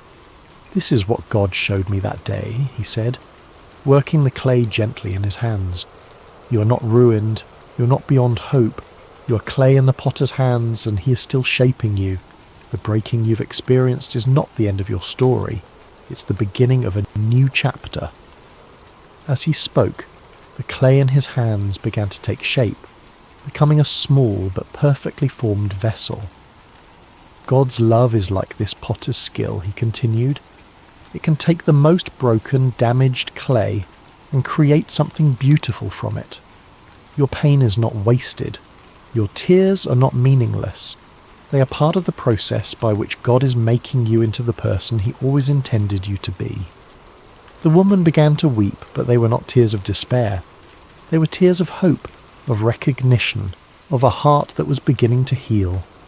"How do you know this?" she whispered. "How can you be so sure?" Jeremiah smiled, and in that smile was the peace of a man who had wrestled with God and found him faithful. "Because I have been clay in the potter's hands for 40 years, he said simply. "I have been broken and reshaped more times than I can count. I have questioned, doubted, even tried to run away from his calling. But through it all, I have learned one thing. The potter never gives up on his clay. He never throws it away. He keeps working, keeps shaping, keeps creating until the vessel is exactly what he envisioned it to be." As the stars began to appear in the darkening sky, Jeremiah continued to speak with the young woman and others who had gathered around them. He told them of the promises God had made, of a time when the exiles would return, when the city would be rebuilt, when God would make a new covenant with his people. He reminded them that their current suffering was not the end of the story, but part of a larger narrative of redemption and restoration. "The potter is still at work," he said as the evening drew to a close. "In your lives, in the life of our nation, in the great sweep of history itself, he's shaping something beautiful from the clay of human hearts and human history. Trust his hands, yield to his touch, and know that whatever he is creating in you and through you, it will be more wonderful than you can imagine." That night, as Jeremiah lay down to sleep, he thought once more of the potter's house and the lesson that had shaped his entire ministry. He had been privileged to be God's messenger, to speak his words to a generation that desperately needed to hear them. He had endured rejection, persecution, and exile, but he had also experienced the incredible intimacy of walking with God through every trial. His life had not been easy, but it had been meaningful. He had been clay in the potter's hands, shaped and reshaped according to God's perfect will. And though he would not live to see the full fulfillment of the promises he had proclaimed, he knew with absolute certainty that the potter's work would continue. The hands that had shaped him would continue to shape others, generation after generation, until the final masterpiece was complete. The last words he wrote in his journal that night were these: "The steadfast love of the Lord never ceases. His mercies never come to an end. They are new every morning. Great is your faithfulness. The Lord is my portion, says my soul, therefore I will hope in him." And in the quiet darkness of a foreign land, far from the ruins of Jerusalem but close to the heart of God, Jeremiah slept peacefully, knowing that the potter's hands were still at work, still shaping, still creating something beautiful from the clay of human hearts. The message he had carried for 4 decades would outlive him, would speak to countless generations of broken people who needed to know that they were not beyond hope, that the potter never gives up on his clay, and that his love truly is new every morning. The story of Jeremiah reminds us that even in our darkest moments, even when our lives seem shattered beyond repair, we are never beyond the reach of the potter's hands. Like clay on the wheel, we may be broken, but we are never discarded. We are loved, shaped, and reshaped by hands that know exactly what we can become. And in the end, that is enough. That is everything. In the quietness of this story's end, may you find the peace that comes from knowing you too are clay in the potter's hands, being shaped with infinite love and patience into something beautiful beyond your wildest dreams. The potter is still at work, still shaping, still creating, and his love for you is new every morning. Hey there, peaceful soul. Before we begin tonight's gentle journey through Scripture, I'd love to know where in the world you're listening from right now, and what time it is in your corner of creation. Please leave a comment below sharing this. It's always such a blessing to see how God's Word brings rest to hearts across every time zone. And if tonight's story brings you peace, please consider subscribing to Sacred Rest for more Scripture-based sleep stories delivered with calm, unhurried care. Now take a deep breath and let's rest in God's presence. The Sea of Galilee rested in quiet splendour as the day's light began its gentle retreat toward the horizon. Golden rays stretched across the water's surface, dancing and shimmering as if heaven itself had scattered coins across the deep. It had been a full day, a day when crowds pressed in from every direction, hungry for wisdom, for healing, for a glimpse of this man who spoke as no one had spoken before. Jesus had been teaching since morning, his voice carrying across the gathered multitudes. He spoke of seeds falling on different soils, of tiny mustard seeds growing into sheltering trees, of hidden treasures and precious pearls. The kingdom of heaven, he said, was like these things, sometimes hidden, always valuable, growing in ways the human eye might miss. His words were simple yet profound, accessible yet mysterious, and the crowds hung on every syllable. But even the Son of God wrapped in human flesh grew weary. As the sun began its descent, Jesus looked out at his disciples with eyes that held both exhaustion and purpose. "Let us go over to the other side," he said simply. No fanfare accompanied these words, no dramatic declaration, just a quiet invitation to cross the sea. This is where our meditation begins tonight, with this small, seemingly unremarkable statement. Let us go over to the other side. 5 ordinary words that carried extraordinary meaning. For when Jesus says, "Let us go," he already knows what lies ahead. The storm that would soon rage was not a surprise to him. The fear that would grip his disciples' hearts was already known. The peace he would speak was already prepared. The disciples, eager to follow their teacher wherever he led, began to prepare the boat. Some of them were fishermen by trade, Peter, Andrew, James, and John, their hands calloused and strong from years of casting nets and pulling oars. They knew this sea intimately, had crossed its waters countless times. This evening crossing seemed unremarkable to them, simply another journey in their extraordinary adventure with this remarkable man. Other followers bid Jesus and the disciples farewell from the shore, perhaps still pondering the parables they had heard throughout the day. The kingdom of heaven is like. These words would linger in their hearts as they returned to their homes, planting seeds of truth that would grow in ways they couldn't yet imagine. As the boat pushed away from shore, Jesus settled into the stern. A small cushion was placed there, nothing luxurious, just a simple comfort for the teacher's rest. Several of the disciples took up the oars, their strong arms working in rhythmic unison to guide the vessel forward. Others perhaps sat quietly, watching the shoreline recede or gazing up at the vast canvas of sky that was beginning to transition from azure blue to deepening indigo.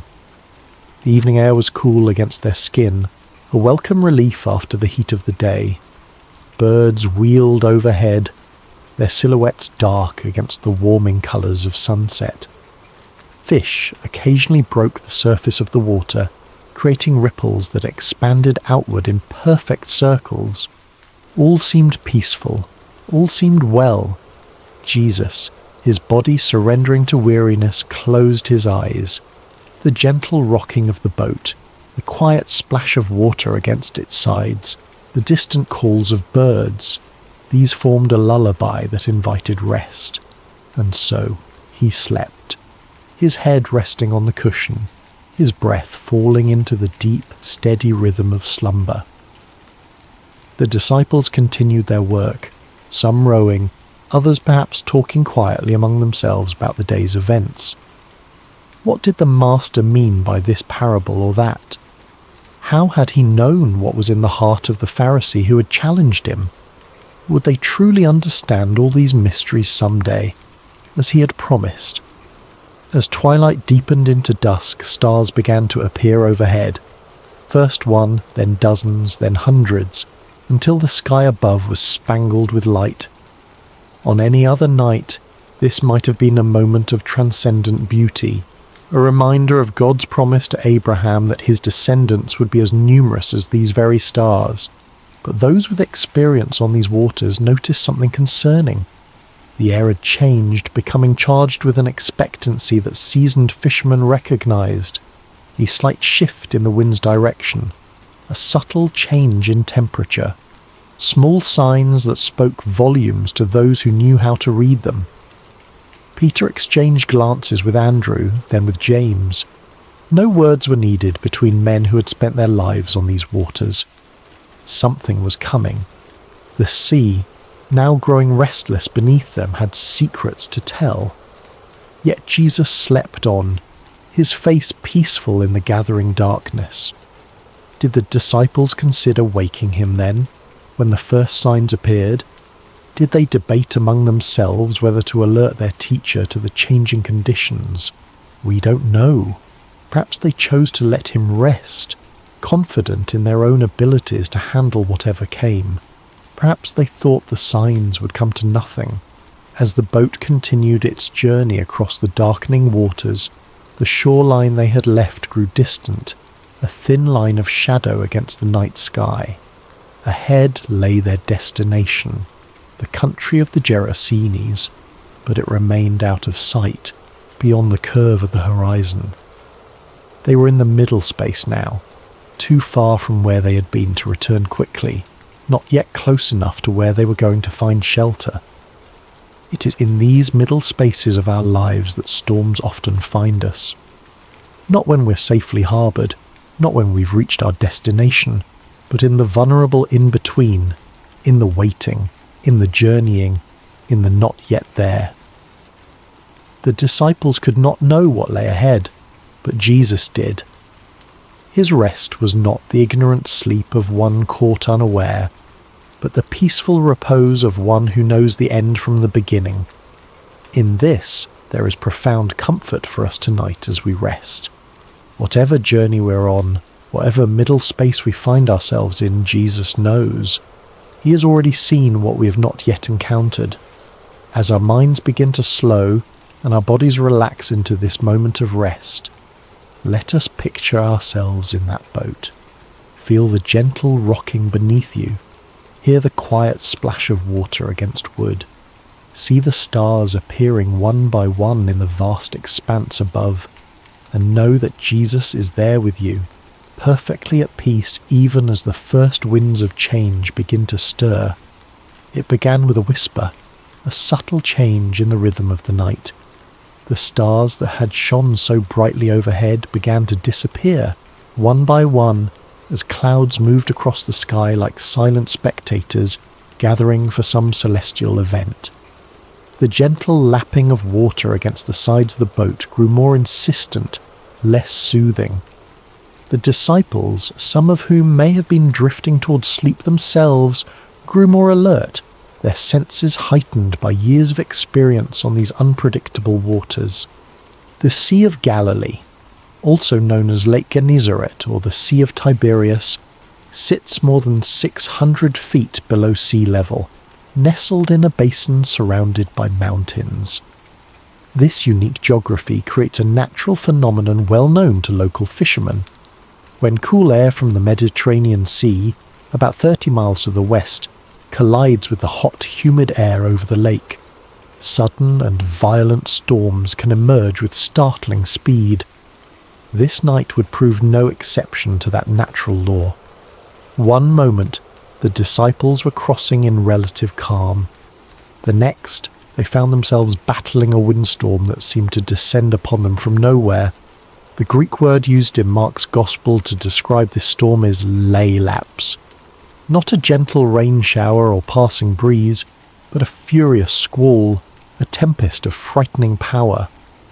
The wind began to howl, no longer a whisper but a roar that filled their ears and made conversation nearly impossible. It seized the sail, straining the ropes that secured it, and threatening to tear the fabric from its moorings. Those disciples with seafaring experience would have worked quickly to secure what they could, their hands moving with practiced efficiency despite the growing chaos. Waves rose around them, no longer gentle undulations but angry mountains of water that lifted the boat high before dropping it with stomach-churning speed into the next trough. Water began to break over the sides, soaking the men to their skin and pooling at their feet. In the dim light of whatever lamps they might have had, or perhaps by now extinguished by wind and water, they could see the boat beginning to fill. For modern readers, it might be difficult to fully appreciate the terror of this moment. We who cross oceans in massive ships or fly above the clouds in airplanes may have experienced turbulence or rough seas, but few of us have truly feared for our lives while travelling. These men, however, even those who had spent their lives on the water, understood their mortality with stark clarity in this moment. The boat was filling with water faster than they could bail it out. The wind showed no signs of abating. The shore was nowhere in sight. In the ancient world where swimming was not a commonly taught skill, and where the depths of the sea represented chaos and death, their situation was dire indeed. And Jesus slept on, his head still resting on the cushion in the stern of the boat. This image of Christ sleeping peacefully while chaos rages is one of the most powerful in all of Scripture. There is something almost incongruous about it, something that both confounds and comforts. The disciples must have looked at him with bewilderment. How could anyone sleep through such a storm? Did he not feel the water soaking his garments? Did he not hear the howling wind, or feel the violent pitching of the vessel? Perhaps some of them remembered the words of Psalm 121. He who watches over you will not slumber. Indeed, he who watches over Israel will neither slumber nor sleep. Yet here was their teacher, their master, whom some had begun to believe might be the promised Messiah, deep in slumber while destruction seemed imminent. We might pause here in our meditation and consider times when God has seemed silent or sleeping in our own lives. Those dark nights when prayers appear to go unanswered. Those seasons of suffering when heaven itself seems shut tight. Those moments when we cry out, "Lord, don't you care?" For this was precisely the question that rose to the disciples' lips as fear gave way to desperation. Someone, we don't know who, moved to the stern where Jesus lay sleeping. Perhaps they shook his shoulder roughly, the protocol of respect forgotten in the face of survival's urgency. "Teacher," they cried, their voices barely audible above the storm's rage, "don't you care if we drown?" There is raw humanity in this question, the unfiltered cry of those who feel abandoned in their hour of greatest need. It's not a theologian's careful inquiry or a philosopher's pondering, but the gut-level response of frightened men who cannot understand why the one they've come to trust seems indifferent to their plight. Don't you care? How many times have these words formed in human hearts across the centuries?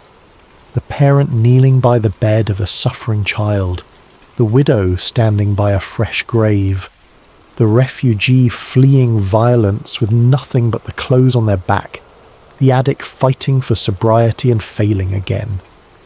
Lord, don't you care? It's worth noting that the disciples didn't question Jesus' ability to help. They questioned his concern, his heart. They believed he could do something. Why else wake him? But they wondered if he would. Did their plight move him? Did their fear matter to him? Was he as invested in their well-being as they had come to believe? In asking this question, they revealed something profound about the nature of faith. True faith isn't just believing that God can, it's trusting that God will, that his heart is good, that his love is sure, that his timing is perfect. And this is often where our faith is tested most severely, not in questioning God's power, but in questioning his character, his concern, his care. As we continue to settle into rest tonight, let's acknowledge any storms that may be raging in our own lives. Perhaps there are circumstances that have caused us to wonder if God sees, if God cares. Like the disciples, we may have experienced moments of feeling alone in the tempest, questioning whether our prayers are heard. The beauty of this story, and the comfort it offers us even now, is that Jesus' response to their cry reveals the truth about his heart. But before we explore that response, let's sit for a moment with the reality of the storm itself. Feel the wind's force, hear its howl, see the waves crashing over the sides of the boat.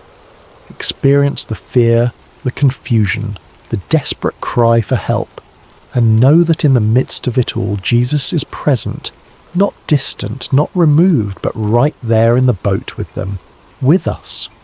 Whatever storm we face, we do not face it alone.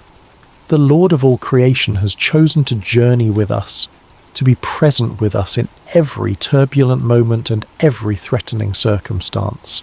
As our breathing deepens and our bodies grow heavier with approaching sleep, let us find comfort in this reality. The presence of Jesus in our boat does not exempt us from storms, but it changes everything about how we experience them. He's here even when he appears to be sleeping. He hears even when he seems silent. And he will respond in his perfect time with his perfect power. Now, as we picture the disciples crowding around Jesus, as we hear their cry of "Don't you care if we drown?" let us watch and see what happens next, for the storm is about to meet its match. The chaos is about to encounter its creator. The winds and waves are about to recognize the voice of the one who called them into being. Jesus woke to the violent pitching of the boat, to the spray of water across his face, to the desperate cries of his disciples. "Teacher, don't you care if we drown?" Their question hung in the air between them, nearly lost in the howling of the wind, yet impossibly loud in its implication. Did he care? Could they truly doubt this? He who had healed the sick, restored sight to the blind, cleansed the lepers, did they think his compassion extended only to strangers and not to those closest to him? He who had called them by name, who had shared meals and long roads and countless conversations with them, did they imagine his heart was indifferent to their fear? Yet Jesus did not respond to their question directly.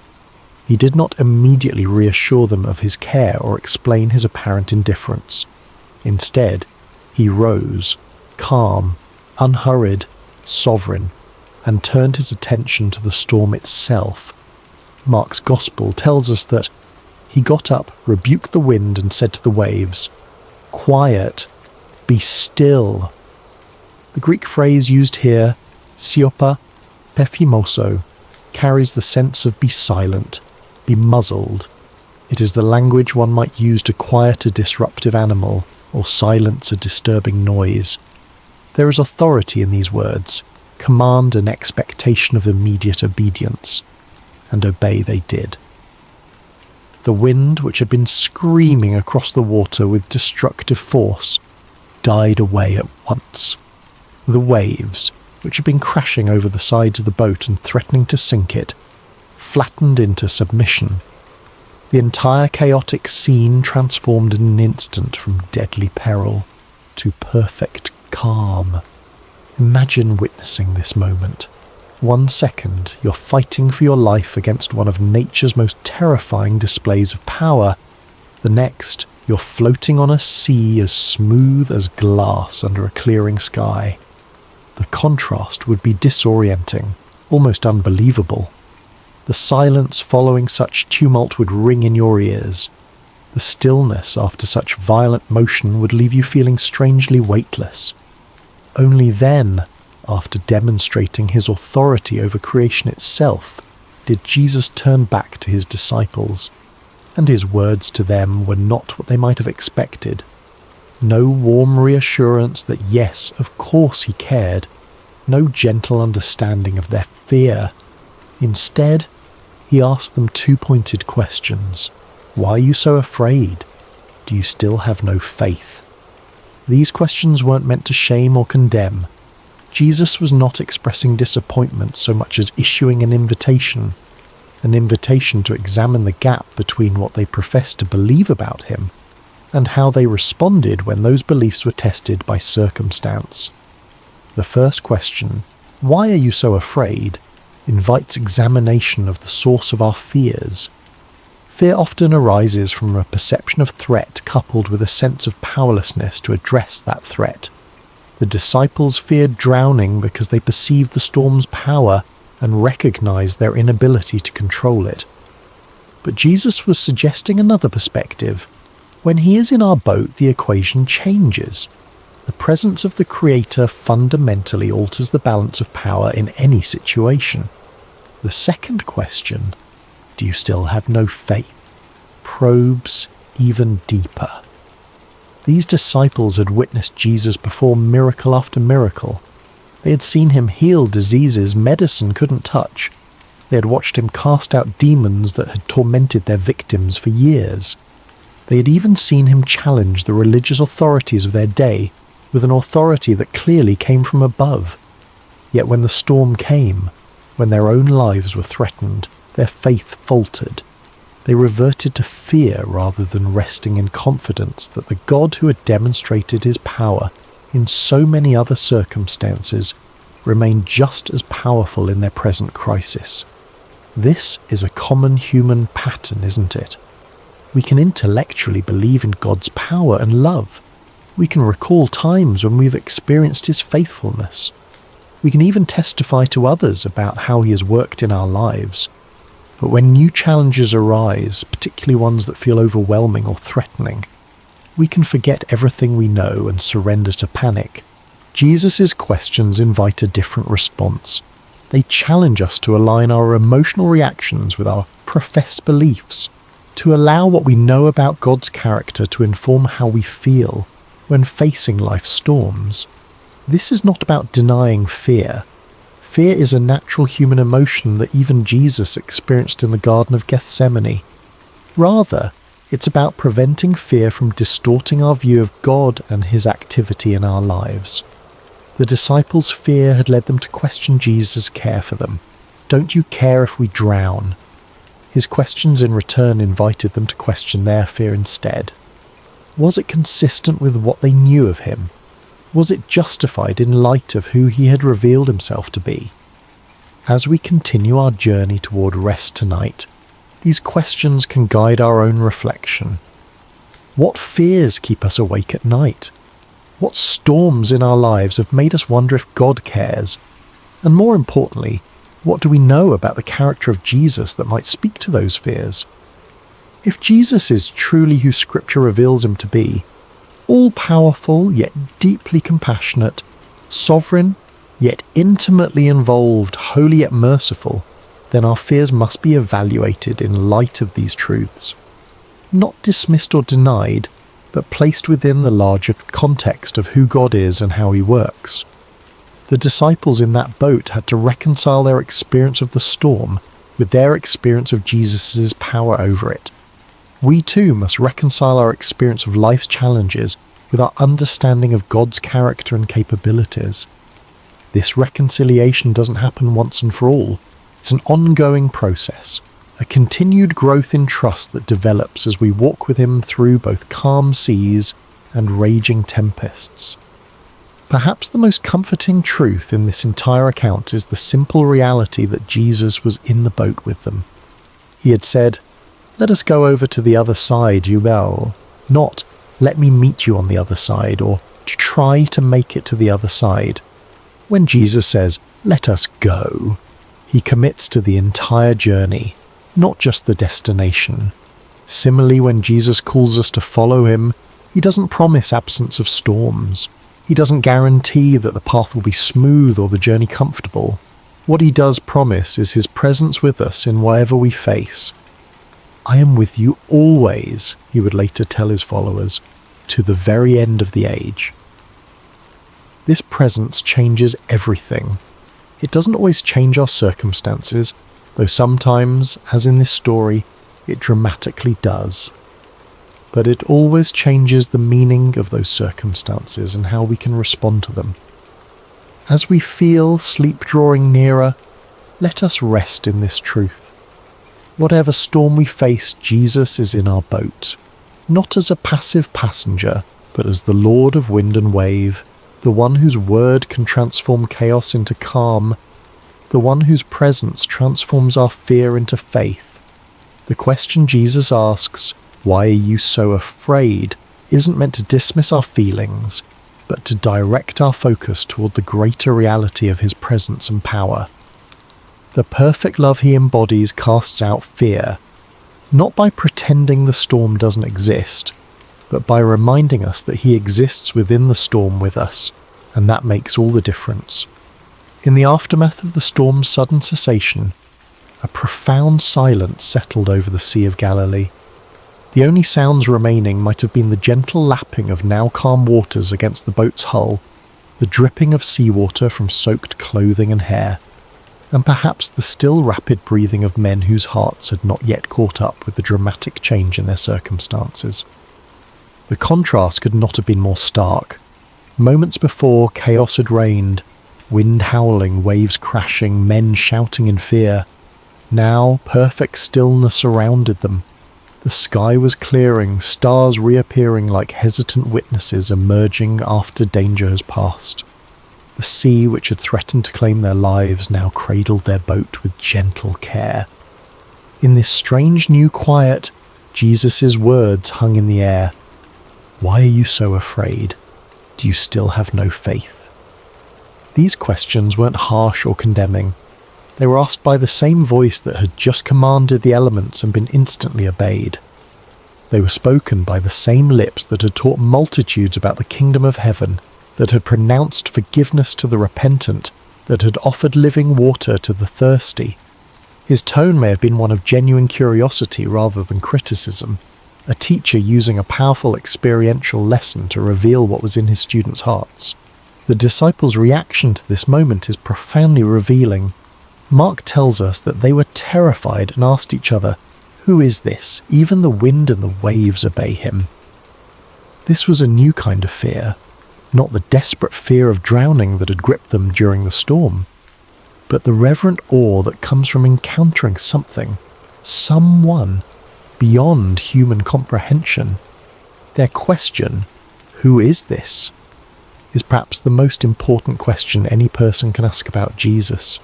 It's a question that has echoed through centuries across cultures within countless human hearts.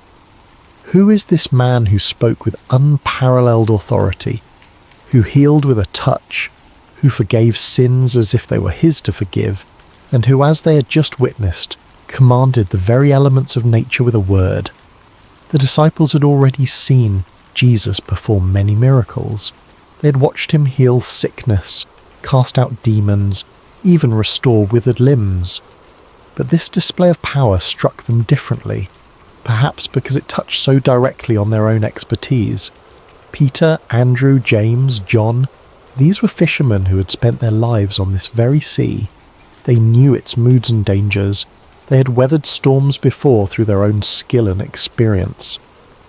But they had never seen anyone simply speak to a storm and have it obey. Their question reveals something profound about spiritual growth. Revelation comes in layers. We don't grasp the full reality of who Jesus is all at once. Even those who walked with him physically, who ate with him and listened to his teaching daily, came to understand his identity gradually, through accumulated experiences and progressive revelation. This moment on the sea represented a significant shift in their understanding. The Jesus they thought they knew teacher, healer, friend suddenly revealed himself to be Lord of creation itself. The one who had been sleeping on a cushion moments before now stood before them as the one who held authority over the very forces of nature. "Who is this?" they asked each other. They were beginning to realize that the answer was far more profound, far more cosmic, far more divine than they had previously imagined. This question invites us into our own reflection tonight. Who is Jesus to us? Is he simply a wise teacher whose moral guidance we appreciate? A historical figure who founded a religion? A comforting presence when life gets difficult? Or is he the sovereign Lord of all creation, whose authority extends over every aspect of our existence, from the largest cosmic forces to the smallest details of our daily lives? Our answer to this question shapes everything about our faith journey. If Jesus is merely a good teacher, then his words are suggestions we can take or leave. If he is simply a historical religious figure, then his relevance to our modern lives may be limited. But if he is who he claimed to be, the Son of God, one with the Father, the Word made flesh, then every word he spoke carries divine authority. Every promise he made is utterly trustworthy, and every command he gave deserves our complete obedience. The disciples in that boat were confronting this reality in a visceral, immediate way.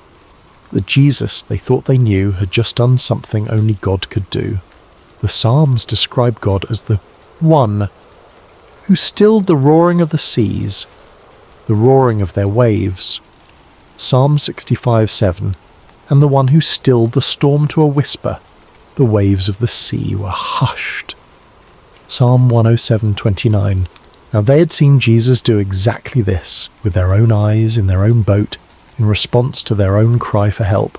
Their question, "Who is this?" was not merely rhetorical. It reflected genuine wrestling with an expanding understanding of Jesus' identity. And this wrestling is an essential part of authentic faith. God does not expect us to have perfect theological understanding from the beginning of our journey with him. He reveals himself to us gradually, meeting us where we are and gently expanding our capacity to know him as he truly is. For the disciples, this storm became a classroom, a place where their understanding of Jesus grew deeper and wider. Similarly, the storms of our lives often become the context in which we come to know God more truly. It's relatively easy to affirm God's goodness when life is calm and comfortable. It's when the winds howl and the waves threaten that our true understanding of his character is both revealed and refined. As we continue our journey towards sleep tonight, let's allow this holy question to linger in our minds. Who is this Jesus? Not as an abstract theological inquiry, but as a personal exploration of relationship. Who is he to me? What have I seen him do in my life? How has my understanding of him grown through seasons of both calm and storm? The beauty of this story is that it invites us to know Jesus more fully, not just as a distant miracle worker, but as the one who journeys with us through every circumstance of life. He is in our boat. He may sometimes appear to be sleeping, but he is never absent, never unaware, never unconcerned. And when he speaks, whether to rebuke a storm or to question our fear, his words carry the authority of the one who created all things and holds all things together. The wind and waves recognize his voice, because they came into being through that same voice. All things were created through him and for him, Paul would later write to the Colossians. He is before all things, and in him all things hold together. Colossians 1:16-15. This is the Jesus who accompanies us through every storm. This is the one who has promised never to leave us or forsake us. This is the Lord who may ask us, as he asked his first disciples, "Why are you so afraid?"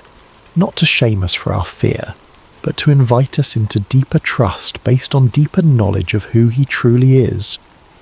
As our bodies grow heavier with approaching sleep, as our thoughts begin to slow and quiet, let us rest in this profound truth. The one who commands the wind and waves is with us.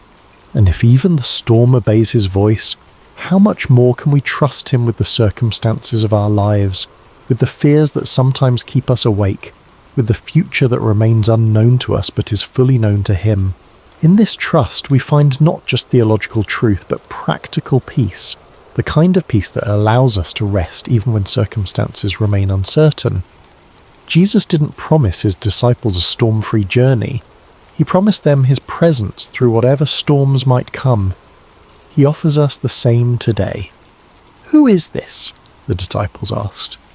The answer to that question continues to unfold for all who choose to journey with Him, not in abstract propositions, but in lived experience, in daily walking with the one whose authority extends over every realm and whose love reaches into every heart that opens to receive Him.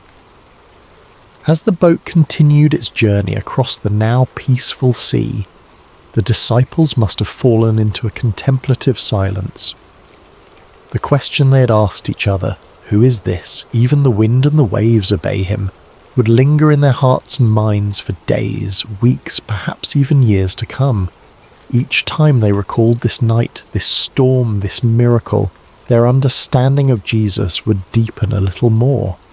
This is often how spiritual growth unfolds for us as well. Not primarily through intellectual study, though that has its place, but through lived experiences that reveal God's character and power in ways that transform our understanding. Head knowledge becomes heart knowledge when we see God act in response to our deepest needs and most desperate prayers. The disciples were beginning to grasp something profound. Jesus was not merely with them, He was over all things. His presence in their boat didn't just mean companionship, it meant protection, provision, and peace that transcended circumstances. Even when He appeared to be sleeping, His sovereignty remained active and absolute.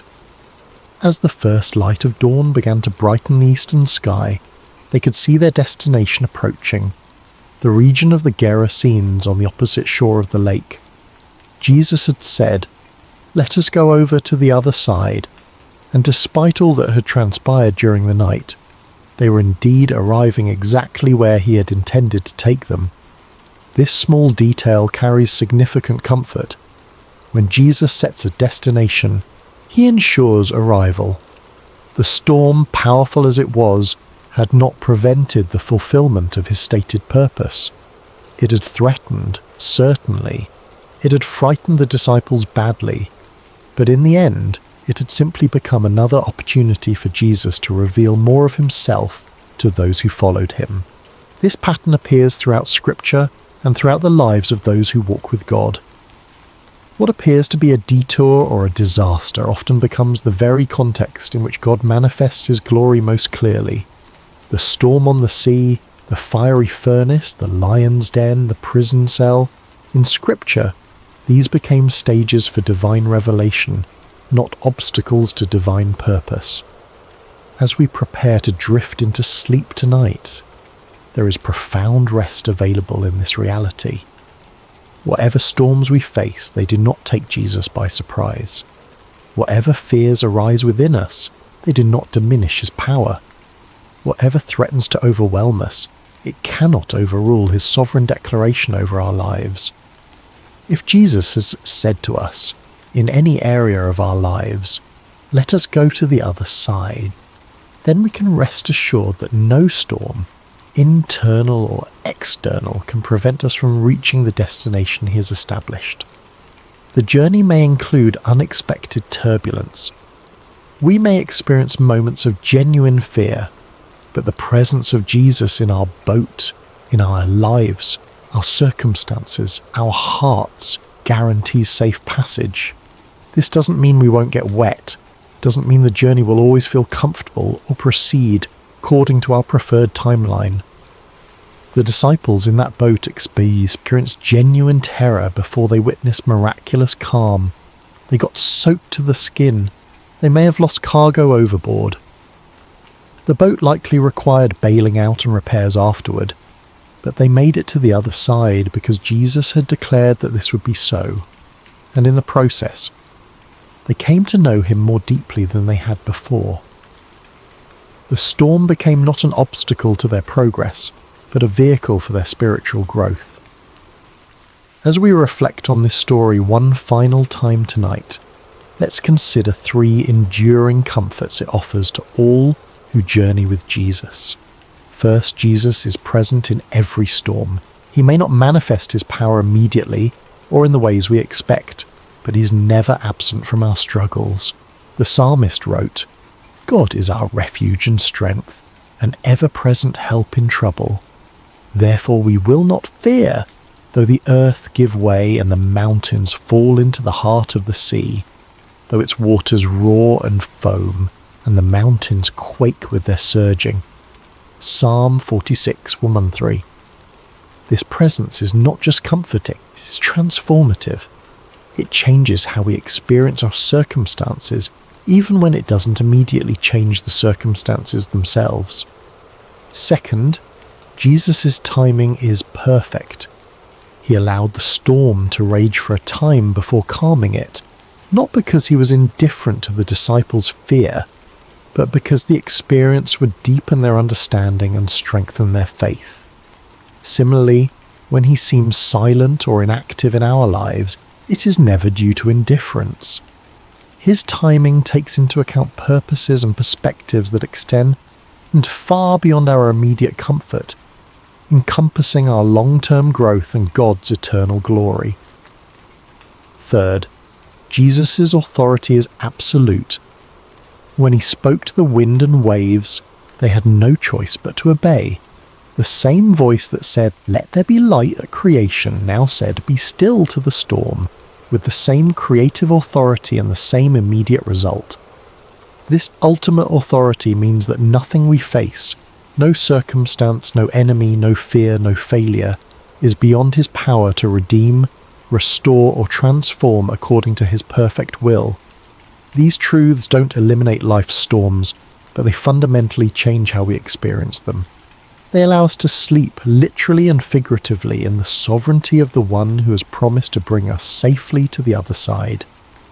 As your body relaxes more deeply now, as your breathing slows and your thoughts begin to drift, imagine yourself in that boat after the storm has ceased. Feel the gentle rocking of the vessel on calm waters. See the stars reflected on the surface like scattered diamonds. Hear the quiet lapping of small waves against the wooden hull. And most importantly, know that Jesus is there with you, awake, aware, almighty. The night is passing. Dawn approaches. The shore draws nearer with each moment. And the one who commanded the storm with a word continues to hold you in the palm of his hand, guiding your vessel to exactly where he intends it to go. In this assurance there is deep peace. In this knowledge there is perfect rest. In this presence there is complete safety. Whether we find ourselves currently in the midst of a raging storm, in the calm that follows, or in the ordinary moments between dramatic events, the truth remains. Jesus is with us. Jesus is for us, and Jesus will bring us safely to the other side. So breathe deeply now. Release the tension you may be holding in your shoulders, your jaw, your hands, your mind. Allow your body to grow heavy with approaching sleep. Hello, dear soul, and welcome to tonight's sacred story. Before we begin, I'd love to gently invite you to share. Where in the world are you listening from tonight? And what time is it as you begin to rest? It's always beautiful to see how far this quiet circle of peace and God's word stretches around the world. And if you find peace and comfort tonight in this gentle story, please consider subscribing to Sacred Rest, where you can drift into sleep surrounded by scripture, stillness, and the tender presence of God. Now, take a slow, calming breath and settle in. Tonight, we walk through golden fields of faith as we enter the book of Ruth. In the gentle hills of Judah, beneath a sky that once poured abundance upon the land, the town of Bethlehem, whose name itself means house of bread, had become a place of emptiness. The fields lay parched, the grain stores depleted, and hunger walked freely through the streets that once overflowed with harvest songs. In one small home, a woman named Naomi whispered prayers as she packed what little remained of her family's possessions. Her husband Elimelech stood at the threshold, his eyes fixed on the horizon, toward the land of Moab where rumours of plenty had reached their desperate ears. Their 2 sons, Mahlon and Chilion, young men with dreams still unformed, helped secure their meagre belongings for the journey ahead. "Is this truly what Yahweh wishes for us?" Naomi asked softly, her hands trembling slightly as she folded a well-worn shawl. "To leave the land of our fathers?" Elimelech's voice was gentle but firm. "Sometimes faith means following the path of provision wherever it leads. We go to survive, beloved. We go to live." And so they set out, a small family among many who sought survival beyond their homeland's borders. The road stretched long before them, a winding path into uncertainty. With each step away from Bethlehem, Naomi felt the weight of leaving grow heavier, like gathering storm clouds behind them. Moab received them with fields less barren than those they had left. They built a simple life there, foreigners in a strange land that worshipped strange gods. They kept to themselves, honouring the Sabbath in quiet ways, speaking of Yahweh in evening whispers when the day's work was done. But sorrow knows no boundaries, respects no borders. It found them even there, across the Dead Sea from their homeland. First came the quiet, unexpected night when Elimelech did not wake with the dawn. Naomi wept as they buried him according to their customs, as best they could in foreign soil. Her sons stood like slender reeds on either side of her, bending in the wind of grief but not breaking. Time continued its patient march. The sons found wives among the Moabite women. Mahlon married Ruth, a woman with gentle eyes and a voice like summer rain. Chilion took Orpah, whose laughter could brighten even their darkest days of longing for home. For 10 years they lived thus, not in abundance, but in enough, until enough became too little and the shadows returned. First Mahlon grew ill, his strength fading like evening light. Then Chilion, as if unable to walk this world without his brother, followed him into that quiet night from which no traveller returns. 3 widows remained, their grief a shared language that needed no translation. When news reached them that the famine had lifted in Judah, Naomi's heart turned homeward. What remained for her in this land of sorrows? Better to die in the place of her birth, among her own people, than to continue as a stranger in a land that had taken everything she loved. "Go back," she told her daughters-in-law, her voice thick with both love and sorrow. "Return to your mothers' homes. May Yahweh deal kindly with you, as you have dealt with the dead and with me." She kissed them farewell, and the 3 women wept together, their tears mingling like rivers converging. Orpah's departure was a slow, reluctant walking away, her form growing smaller on the horizon, turning back once, twice, before finally disappearing around a bend in the road. But Ruth stayed. When Naomi urged her again to follow Orpah's path, Ruth's embrace tightened, her voice steady despite her tears. "Do not urge me to leave you," she whispered, the words flowing from somewhere deeper than thought. "Where you go, I will go. Where you stay, I will stay. Your people will be my people, and your God, my God. Where you die, I will die, and there I will be buried. May Yahweh deal with me, be it ever so severely, if even death separates you and me." Naomi, who had thought herself empty of all feeling save grief, felt something stir within her breast, small as a mustard seed, fragile as a sparrow's first flight. Not quite hope, but perhaps its distant cousin. And so they walked together, 2 widows on the road to Bethlehem, Naomi returning, Ruth arriving. The older woman's steps were heavy with memories, the younger's light with the strange freedom that comes from choosing one's path with complete clarity. They arrived as the barley harvest was beginning, the fields around Bethlehem rippling like a green sea in the gentle breeze. Women drawing water recognized Naomi despite the years and sorrows that had reshaped her face. "Can this be Naomi?" they asked, voices bright with surprise. "Do not call me Naomi," she replied, the name that meant pleasant now a bitter irony on her tongue. "Call me Mara, for the Almighty has made my life very bitter. I went away full, but Yahweh has brought me back empty." As the women of Bethlehem welcomed them with curious eyes and hesitant embraces, Ruth stood quietly by Naomi's side, her hand a steady presence on the older woman's arm. In this moment, on this threshold between past and future, neither could know what fields of possibility lay before them, what harvest Yahweh was already preparing, or how their names would one day be spoken with reverence across centuries yet unborn. They knew only this: the road behind them was empty, and the road ahead unknown, but they would walk it together, step by faithful step, beneath the watchful eyes of a God who sees even sparrows when they fall. The sun had barely lifted itself above the eastern hills when Ruth rose from her mat, careful not to disturb Naomi's rare peaceful sleep. The small house they had secured, more a room than a home, was cool in the early morning light, shadows still clinging to the corners like reluctant dreams. Ruth wrapped herself in a shawl, the fabric thin but serviceable, and tied back her hair with practiced movements. She had been a daughter of comfort in Moab. Now she was a gleaner in a foreign land.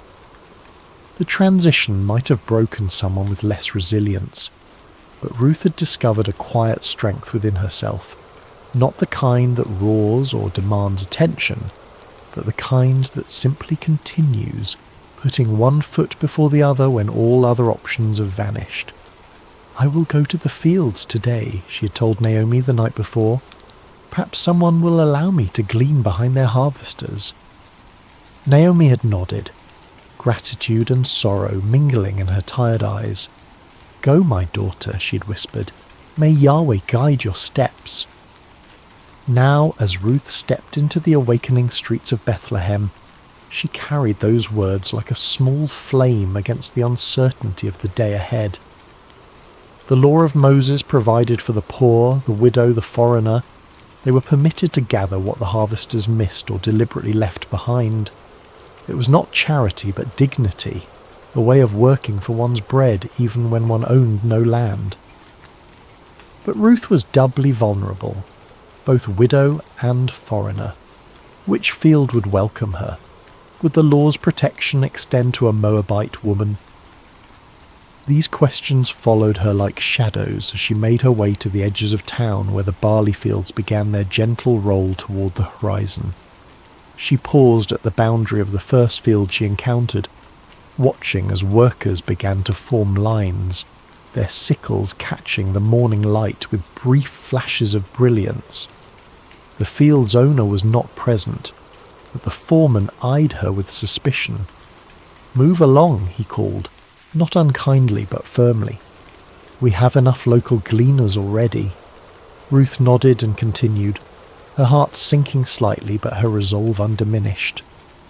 The second field brought similar results. By the time she reached the third, the sun had climbed higher, and her throat was dry with thirst and unspoken prayers. This field seemed different somehow. The workers moved with a relaxed efficiency, and there was conversation, even occasional laughter among them.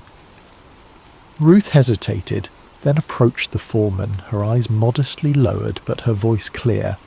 "Please, sir," she said, "might I glean among the sheaves behind your harvesters? I will be careful not to disturb their work." The foreman studied her for a long moment, noting her foreign accent, the quality of her garments that spoke of better days now past. Something in her demeanour, a dignity that hardship had failed to diminish, made him nod slowly. "You may," he said. "Stay close to my servant girls, drink from our water jars when you thirst, and rest in the shade when the sun grows too fierce." Ruth's gratitude was a physical sensation, warm in her chest. "Thank you," she whispered. "You're most kind to a stranger." The work was harder than anything she'd done before, bending, searching, gathering the scattered stalks left behind. The sun climbed higher, its heat a heavy blanket across the fields. The other gleaners, mostly local widows and their children, kept their distance, though their curious glances sometimes found her. But Ruth worked steadily. Her determination measured in each stalk added to her growing bundle. By midday she'd gathered enough to make the effort worthwhile, though her back ached and her hands were rough with new blisters. She was resting briefly in the shadow of a large sycamore at the field's edge when a commotion among the workers drew her attention. A man had arrived, tall, broad-shouldered, with the bearing of someone accustomed to respect. The foreman hurried to greet him, and the workers called out blessings. "The Lord be with you," the man responded, his voice carrying across the field. "The Lord bless you," they answered in unison. This, then, was the owner of the field where Ruth had found favour. She watched as he moved among his people, speaking to each, asking after families, offering words that brought smiles to weary faces. There was something different about him, a kindness that seemed as natural as breathing. When his circuit of the field brought him near where Ruth rested, he paused, his gaze falling on her with quiet curiosity. "Who is this young woman?" he asked his foreman. "She is the Moabite who came back with Naomi," the man replied. "She asked permission to glean behind the harvesters. She has worked steadily since morning, with only this brief rest." The owner, Boaz was his name, Ruth heard someone nearby whisper, approached her then. Instinctively she rose and bowed slightly, uncertain of the proper protocol but determined to show respect. "Listen, my daughter," he said, his voice gentle but firm. "Do not go to glean in another field. Stay here with my servant girls. Watch where they harvest and follow them. I have told the men not to touch you, and when you are thirsty, drink from the jars the men have filled." Ruth's surprise made her bold. She bowed lower, her voice barely audible even to herself. "Why have I found such favour in your eyes that you notice me, a foreigner?" Boaz's answer was unexpected in its thoughtfulness. "I have been told all that you have done for your mother-in-law since your husband's death, how you left your father and mother and your homeland to come to a people you did not know before. May Yahweh repay you for what you have done. May you be richly rewarded by the God of Israel, under whose wings you have come to take refuge." His words washed over Ruth like cool water on a parched day. For so long she'd been defined by what she had lost: husband, homeland, security. Now, for the first time, someone saw what she'd chosen, what she had given, what she had become. "You have put me at ease, my lord," she said, her voice steadier now. "You have spoken kindly to your servant, though I do not have the standing of one of your servant girls." When the meal break came, Boaz himself invited her to share bread with the harvesters. He handed her roasted grain, more than she could eat, and she saved some for Naomi. Throughout the afternoon, Ruth noticed that the harvesters seemed to be dropping more grain than seemed accidental. Once she caught the foreman's eye as he instructed a worker to deliberately leave a small bundle behind. He looked away quickly, but not before she glimpsed something like approval in his gaze. When evening came and Ruth gathered her gleaning, an ephah of barley, far more than she had dared hope for, she felt something she had not expected to feel again: the quiet satisfaction of provision, of having enough for tomorrow. As she walked back toward Bethlehem, the setting sun painting the limestone buildings in shades of amber and rose, Ruth carried not just barley, but something weightier: the knowledge that in this strange new land, under the wings of a God she was still coming to know, she had been seen. Not as Naomi's burden, not as an unwelcome foreigner, but as someone worthy of kindness, and in the shadow of that kindness, small seeds of possibility had begun to stir in the soil of her heart.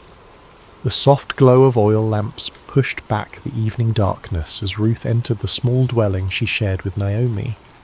Her mother-in-law sat in the dimness, her hands, once strong and capable, now resting idle in her lap, testament to a weariness that went beyond physical exhaustion. "Is that you, my daughter?" Naomi called, her voice brightening slightly. "It is," Ruth answered, setting down her bundle with a soft thud. The sound seemed to fill the small space with promise. Naomi leaned forward, her eyes widening as Ruth opened the cloth to reveal the day's gleaning, golden barley catching the lamplight like treasure. "Where did you glean today?" she asked, running her fingers through the grain with wonder. "Blessed be the one who took notice of you." Ruth began to prepare a portion of the grain for their evening meal as she recounted the day's events, the field, the unexpected kindness, the owner who had spoken to her with respect rather than suspicion. "The man's name was Boaz," she finished, watching as something flickered across Naomi's face. Recognition, then a sudden animation that had been absent for so long. "Boaz!" Naomi exclaimed, her voice stronger than Ruth had heard it in months. "That man is a relative of ours, one of our guardian redeemers." "Guardian redeemer?" Ruth echoed, unfamiliar with the term. Naomi's eyes held a spark now, like embers rekindling. "In our laws, in our customs, a guardian redeemer is a relative who has the responsibility to protect the interests of the needy members of the extended family, to redeem property that has been sold in times of hardship, to continue the family line." Her voice trailed off, her thoughts clearly racing ahead of her words.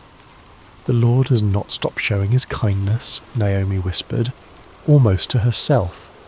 "That man is one of our closest relatives." As they ate their simple meal of roasted grain and water, Ruth noticed that Naomi ate with more appetite than she had shown since their return to Bethlehem. Occasionally, the older woman would pause, her head tilted slightly as if listening to distant music only she could hear. The barley harvest continued, and Ruth returned to Boaz's fields each day.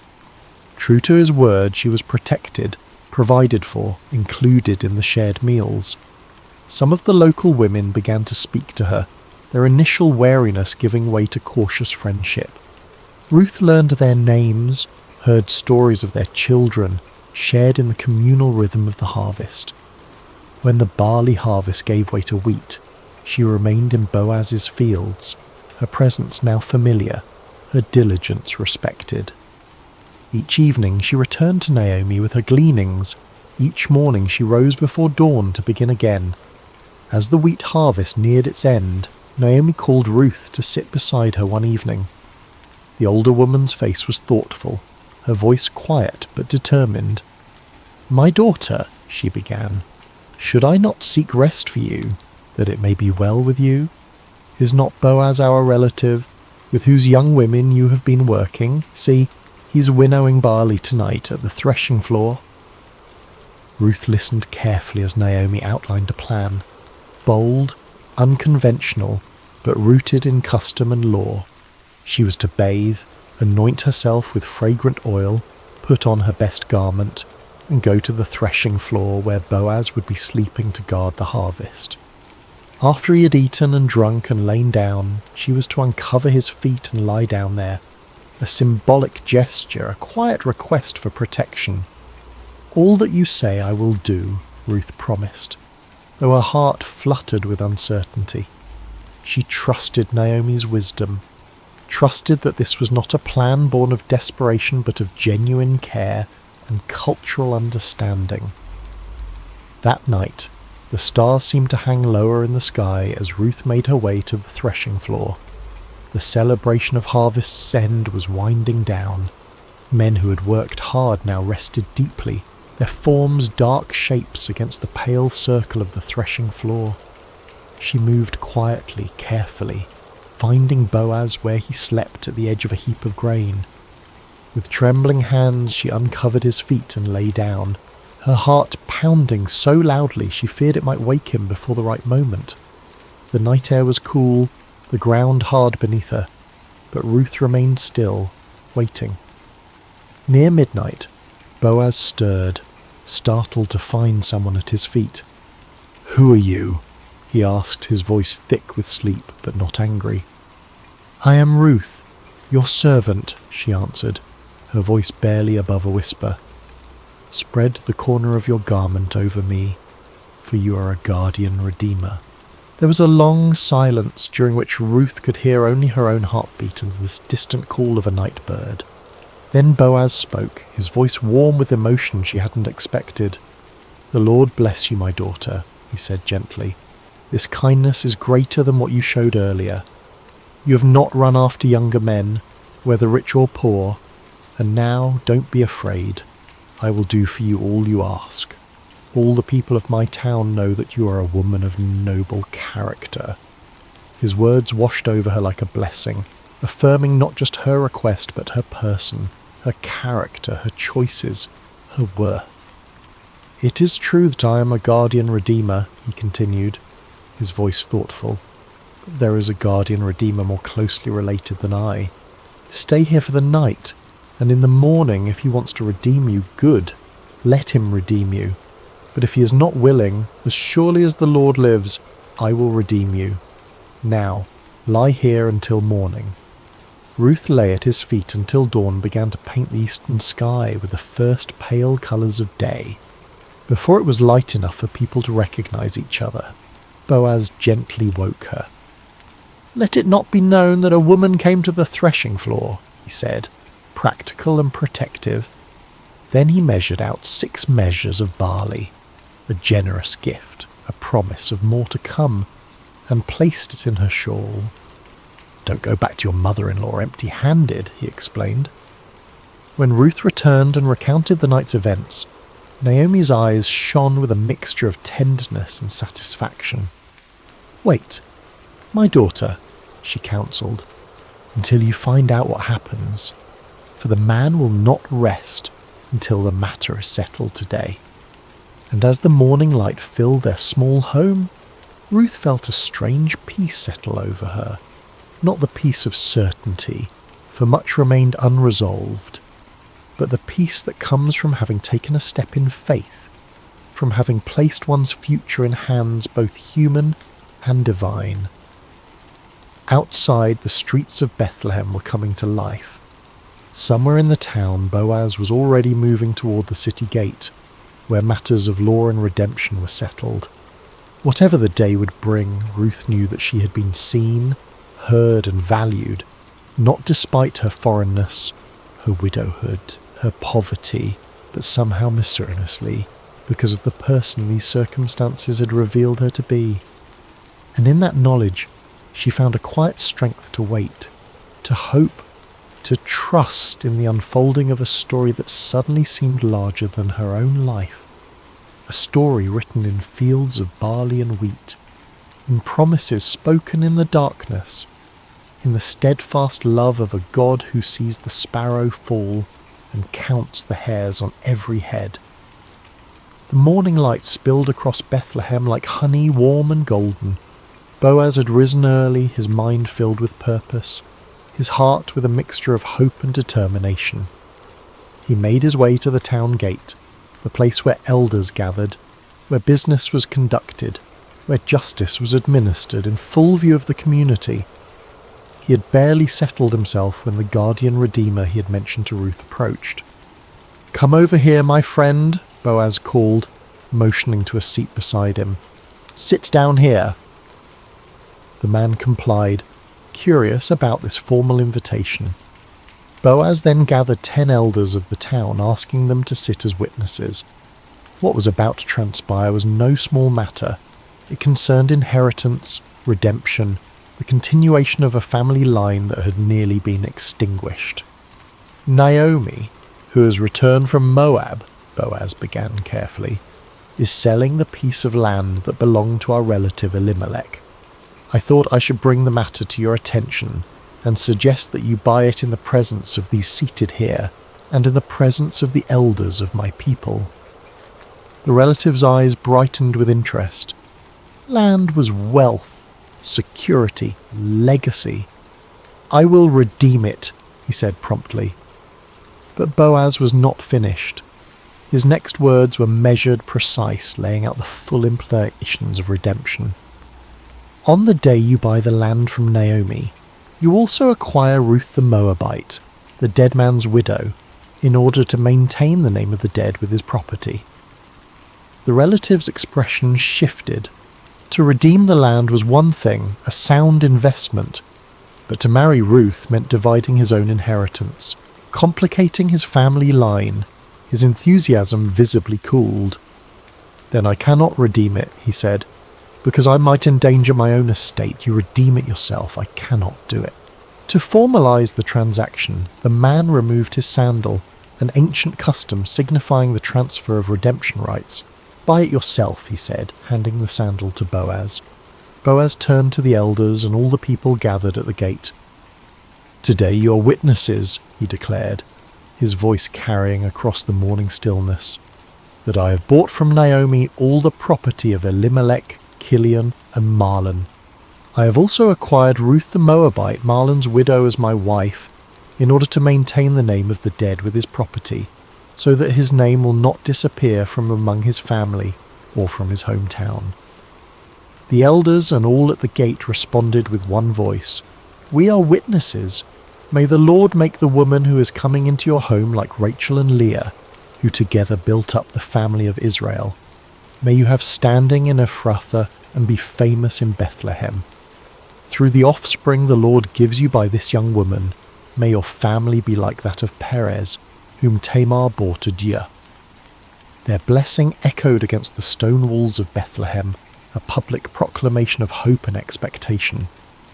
In that moment, among witnesses and with proper legal procedure, Ruth's journey from widow to wife, from foreigner to family, from gleaner to landowner was complete.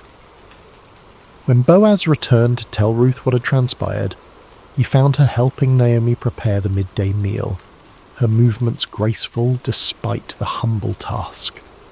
At the sight of him in the doorway, both women paused, their eyes questioning. "It is done," he said simply. "All that I promised has been accomplished." Ruth's marriage to Boaz was celebrated with the quiet joy of those who have known sorrow and found unexpected sweetness on the other side. Naomi, who had returned to Bethlehem empty, now found herself part of a home filled with new beginnings. The seasons turned, bringing change to the land and to the small family. When Ruth's time came to deliver her first child, the women of Bethlehem gathered around her. The same women who had once whispered about the foreign daughter-in-law, now offering support and wisdom as she laboured. The child was a son, strong and healthy. They placed him in Naomi's arms, this woman who had lost both husband and sons, who had called herself bitter and empty. Now, as she cradled her grandson, the women of Bethlehem blessed her. "Praise be to the Lord, who this day has not left you without a guardian redeemer. May he become famous throughout Israel. He will renew your life and sustain you in your old age. For your daughter-in-law, who loves you, and who is better to you than 7 sons, has given him birth." They named the child Obed, which means serving or worshipping, a name that spoke of gratitude, of recognition that this child was not just the continuation of a family line, but a gift from a God who sees the end from the beginning.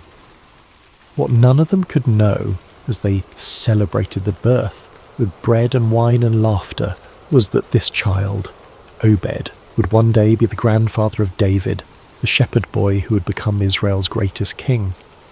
And from David's line centuries later would come the Messiah, the ultimate redeemer, whose story of love and sacrifice would echo Ruth's loyalty and Boaz's redemption on a cosmic scale.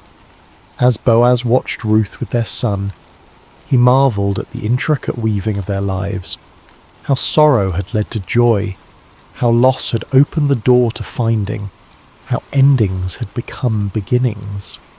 He thought of the day he had first noticed Ruth in his fields, her quiet dignity as she gleaned among the sheaves. How could he have known then what this foreign woman would come to mean not only to him, but to the future of his people? In the soft twilight of their home, with Naomi singing gentle lullabies to Obed and Ruth's hand warm in his own, Boaz understood that some harvests are gathered not in fields of grain, but in the human heart, in acts of kindness, in choices of loyalty, in the courage to begin again when all seems lost. Outside their window, the hills of Bethlehem were turning purple with evening shadows. Somewhere in those hills, shepherds watched their flocks, stars began their nightly vigil, and the world continued its ancient rhythms of planting and harvest, of birth and death, of loss and redemption. But within this one small home, within these few beating hearts, a miracle had occurred. The quiet, everyday miracle of restoration, of empty hands being filled again, of bitter lives turning sweet, of a future reclaimed from the ashes of the past. And as night fell over Bethlehem, as oil lamps were lit and evening prayers whispered, as the infant Obed drifted into sleep secure in the knowledge of being utterly loved, the story of Ruth and Boaz, of faithful love and kindness reciprocated, became another golden thread in the tapestry of faith that would one day welcome the world's Redeemer. The stars appeared one by one in the deepening blue of the evening sky, like silver seeds scattered across a celestial field. In homes throughout Bethlehem, oil lamps cast their gentle glow against limestone walls, and families gathered for evening meals, for prayers, for the sharing of the day's small victories and concerns. In one such home, the home of Boaz, Ruth, and Naomi, the day was drawing to its peaceful close. Little Obed, now a toddler with his father's strong build and his mother's gentle eyes, had been tucked into bed after a story from his grandmother Naomi. His breathing had deepened into the steady rhythm of childhood sleep, innocent and complete. Ruth sat in the courtyard, her fingers working methodically at a loom, creating fabric for their household. The rhythmic movement of the shuttle was soothing, meditative, a dance between yarn and skill that produced something both beautiful and necessary. Boaz watched her from the doorway, struck again by the quiet grace that had first drawn him to her in the fields. "Your hands create such beauty," he said softly, joining her in the cool evening air. Ruth smiled, her eyes never leaving her work. "My mother taught me to weave when I was a child," she replied. "She said that the making of cloth is like the making of a life, thread by thread, day by day, until a pattern emerges that was invisible at the beginning." Naomi appeared in the doorway, carrying a small cup of wine. "The child sleeps," she announced, her voice warm with contentment. "He asked again for the story of how his mother came from a distant land." "And did you tell him?" Boaz asked, making room for Naomi on the bench beside him. "I did," Naomi nodded, taking a small sip of wine. "I told him how Ruth chose love over safety, how she gleaned in the fields, how you noticed her and showed kindness." "He likes that part," Ruth added with a smile, "the part where his father was the hero." Boaz shook his head gently. "If there is a hero in our story, beloved, it is not I. It is you who left everything familiar to follow Naomi. It is Naomi who endured loss upon loss, yet found the strength to return home. It is the Lord who guided each step, though we could not see the path ahead." The three sat in comfortable silence for a moment, each lost in their own thoughts. The night air was cool but not cold, fragrant with the scent of ripened fruit from the small orchard that bordered their property. In the distance, a shepherd's flute played a melancholy tune, its notes drifting over the sleeping town like a blessing. "Do you ever think," Naomi said eventually, her voice thoughtful, "of how differently things might have unfolded if the famine had never come, if my sons had lived?" If Ruth had returned to her mother's house as Orpah did. Boaz reached for Ruth's hand, his calloused palm enveloping her smaller one. I think of it often, he admitted. How 1,000 different choices, 1,000 different circumstances might have led us all elsewhere. Yet here we are, brought together by both sorrow and joy. Ruth set aside her weaving, her eyes reflecting the first bright stars. In Moab, she said softly, we had a saying, the path to the garden often leads through the desert. I did not understand it fully until I lived it. And now, Naomi asked. Now I understand that sometimes the desert is necessary, Ruth answered. Sometimes the empty road, the lonely field, the long night of waiting, these are not detours from God's plan, but the very path itself. Boaz nodded, his face solemn in the gathering darkness. When I was a younger man, he said, I often questioned why the Lord had not blessed me with a wife, with children. I watched my friends build families while I built barns and storehouses. I wondered if I had somehow missed the fullness of life. He looked at Ruth, his eyes soft with wonder even after these years together. Now I see that I was waiting for you, though I did not know it. That each harvest I oversaw, each field I planted, was preparation for the day when a Moabite widow would come to glean among my sheaves. Naomi's laugh was gentle, without bitterness. And I, who accused the Lord of emptying my hands, look what he has filled them with. She gestured toward the house where Obed slept, toward the small but thriving household that had grown around her. Sometimes emptiness is just the space God is creating for something new. As they sat together in the deepening twilight, a sense of reverent gratitude settled over them. Not the loud exuberance of those who have never known loss, but the deeper, quieter joy of those who have walked through shadows and found light waiting on the other side. The tale of their lives, this unexpected family, formed from fragments of broken dreams, would be told and retold through generations. Not because it was extraordinary in its outward circumstances, but because it revealed an extraordinary truth, that in the hands of a loving God nothing is wasted. Not grief, not loyalty, not kindness, not love freely given with no expectation of return.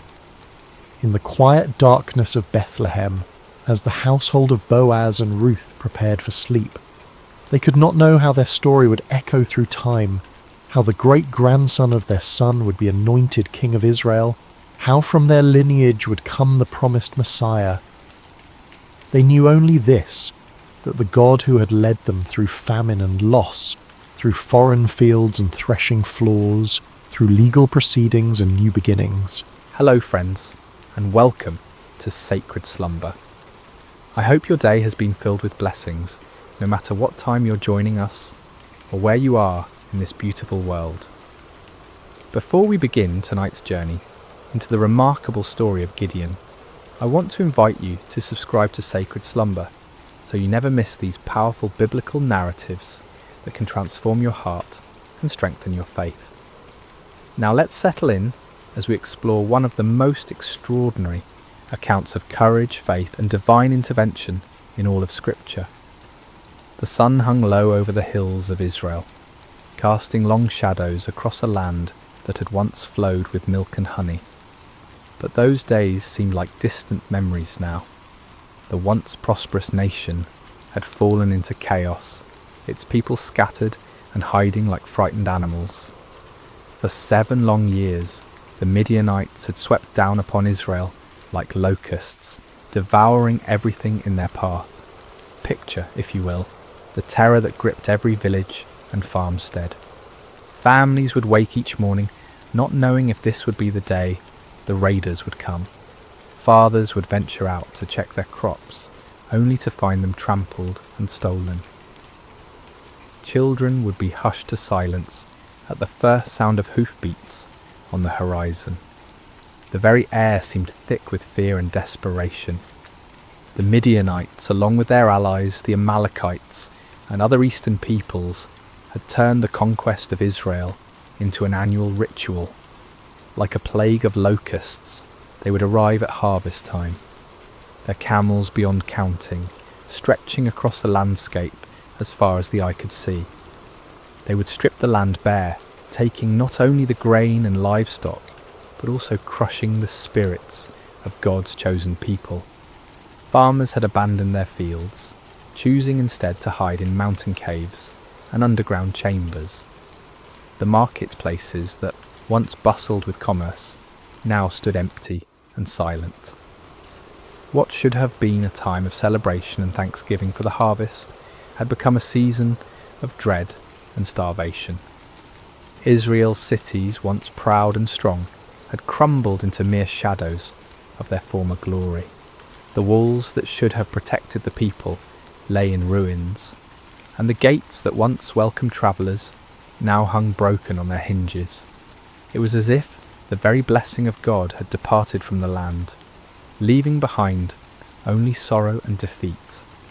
In this atmosphere of despair, mothers would gather their children close and whisper the old stories of how God had delivered their ancestors from Egypt, how he had parted the Red Sea and given them victory over mighty enemies. But those stories seemed like fairy tales now, beautiful but impossible dreams from a time when God still cared about his people.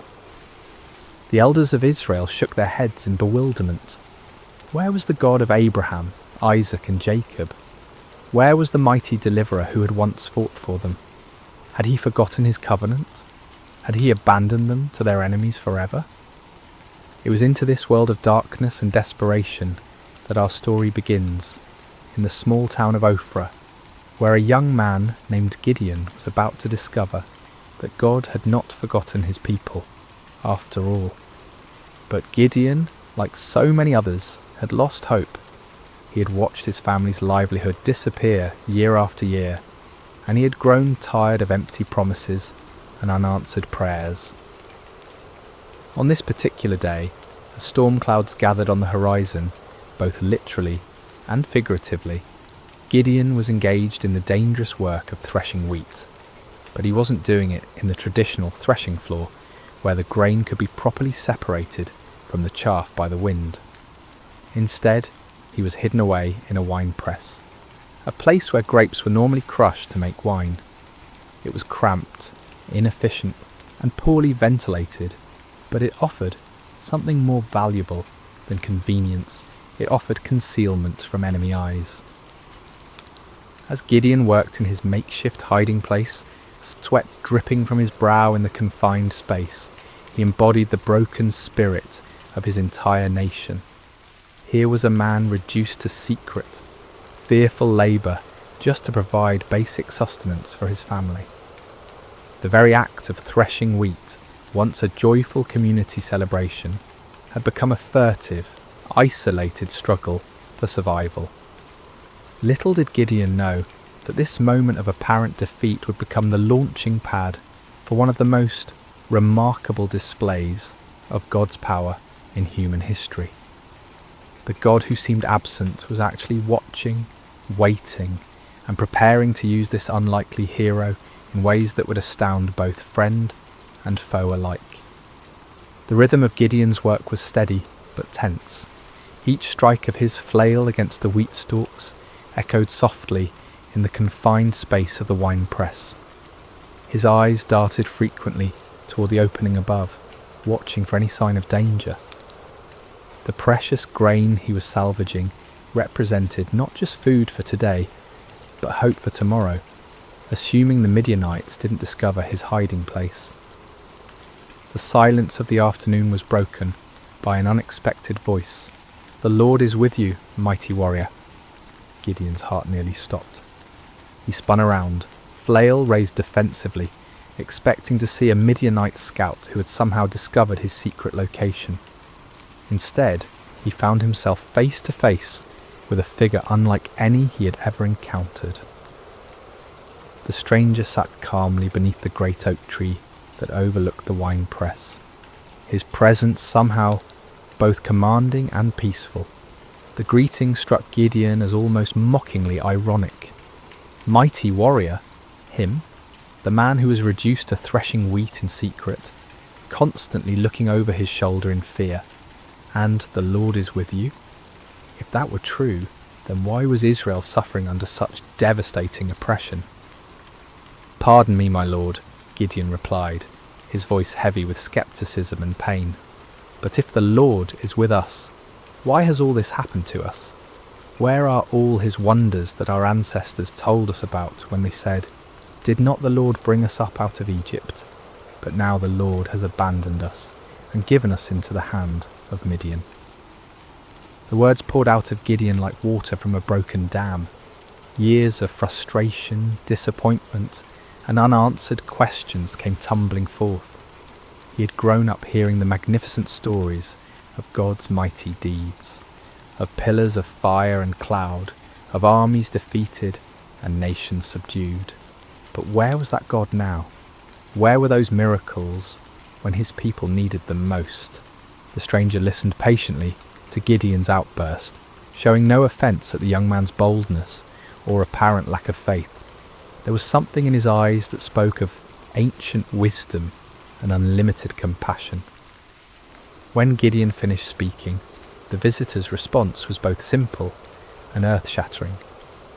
"Go in the strength you have and save Israel out of Midian's hand. Am I not sending you?" The audacity of the command took Gideon's breath away. Save Israel? Him? The implications were staggering. This wasn't a request for him to join an army or support a cause. This was a divine commission to personally lead the deliverance of an entire nation from a seemingly impossible situation. "Pardon me, my lord," Gideon stammered, his mind reeling, "but how can I save Israel? My clan is the weakest in Manasseh, and I am the least in my family." Gideon's response revealed the depth of his feelings of inadequacy. In a culture where tribal strength and family position determined social standing and influence, he saw himself as doubly disqualified. His clan held no political power, commanded no great armies, and possessed no significant wealth. Within that already weak clan, he was the youngest, the most inexperienced, the least likely to be chosen for any position of leadership. But the stranger's next words would echo through the ages as one of the most profound promises ever given to a human being. "I will be with you, and you will strike down all the Midianites, leaving none alive." The promise was comprehensive and absolute. Not some of the Midianites, not most of them, but all of them. The victory would be complete and decisive, but more importantly, it would not depend on Gideon's strength, wisdom, or experience. It would depend entirely on the presence and power of God himself. Still struggling to believe what he was hearing, Gideon made a request that would reveal both his desire for faith and his need for certainty. "If now I have found favour in your eyes, give me a sign that it is really you talking to me. Please do not go away until I come back and bring my offering and set it before you." The stranger agreed to wait, and Gideon hurried to his house to prepare an offering. His heart raced as he worked, his hands trembling slightly as he prepared a young goat and made bread from an ephah of flour. This was not a small offering by the standards of his time, especially for a family struggling under the oppression of constant raids. Yet something within him compelled him to give generously, to honour this mysterious visitor properly. When Gideon returned with the prepared food, the stranger instructed him to place the meat and unleavened bread on a rock and pour out the broth. Gideon obeyed, though he couldn't understand the purpose of these strange instructions. What happened next would leave no doubt about the supernatural nature of his visitor. The stranger touched the meat and bread with the tip of the staff he carried, and immediately fire flared from the rock, consuming the entire offering in an instant. The flames burned with an intensity and heat that no ordinary fire could match, leaving nothing behind but the memory of their brilliance In that same moment, the stranger vanished from sight, disappearing as suddenly and mysteriously as he had appeared. Terror gripped Gideon's heart as the full realization of what had just occurred crashed over him like a mighty wave. This had been no ordinary man, no mere messenger or prophet. This had been the angel of the Lord, a manifestation of God himself. In that moment of understanding, Gideon was overwhelmed not with joy, but with mortal fear. "Alas, sovereign Lord," he cried out in anguish, "I have seen the angel of the Lord face to face." In the ancient world, it was believed that no human could see God and live. The very encounter that should have filled him with confidence instead filled him with terror. Had his boldness in questioning and testing the Lord sealed his doom? Would he die for having stood in the presence of the Almighty? But even in his moment of greatest fear, God's grace reached out to comfort him. The voice of the Lord came to him again, gentle and reassuring. "Peace, do not be afraid, you are not going to die." With his own hands, Gideon built an altar on that spot and called it, "The Lord is Peace." The place where he had threshed wheat in fear and desperation had become holy ground, the site of a divine encounter that would change not only his life, but the destiny of an entire nation. As night fell over Ophrah, Gideon stood beside his new altar, his mind swirling with the magnitude of what had occurred. The God of his ancestors had not abandoned Israel after all. He had been working, planning, preparing for this very moment, and somehow, incredibly, he had chosen Gideon to be his instrument of deliverance. Yet even as faith began to bloom in his heart, doubt lingered like shadows at the edges of his mind. The task before him seemed impossible, the odds insurmountable. How could he, one man from the weakest clan in Manasseh, possibly hope to defeat the countless multitudes of Midian and their allies? It was a question that would lead him to make one of the most famous requests for divine confirmation in all of Scripture.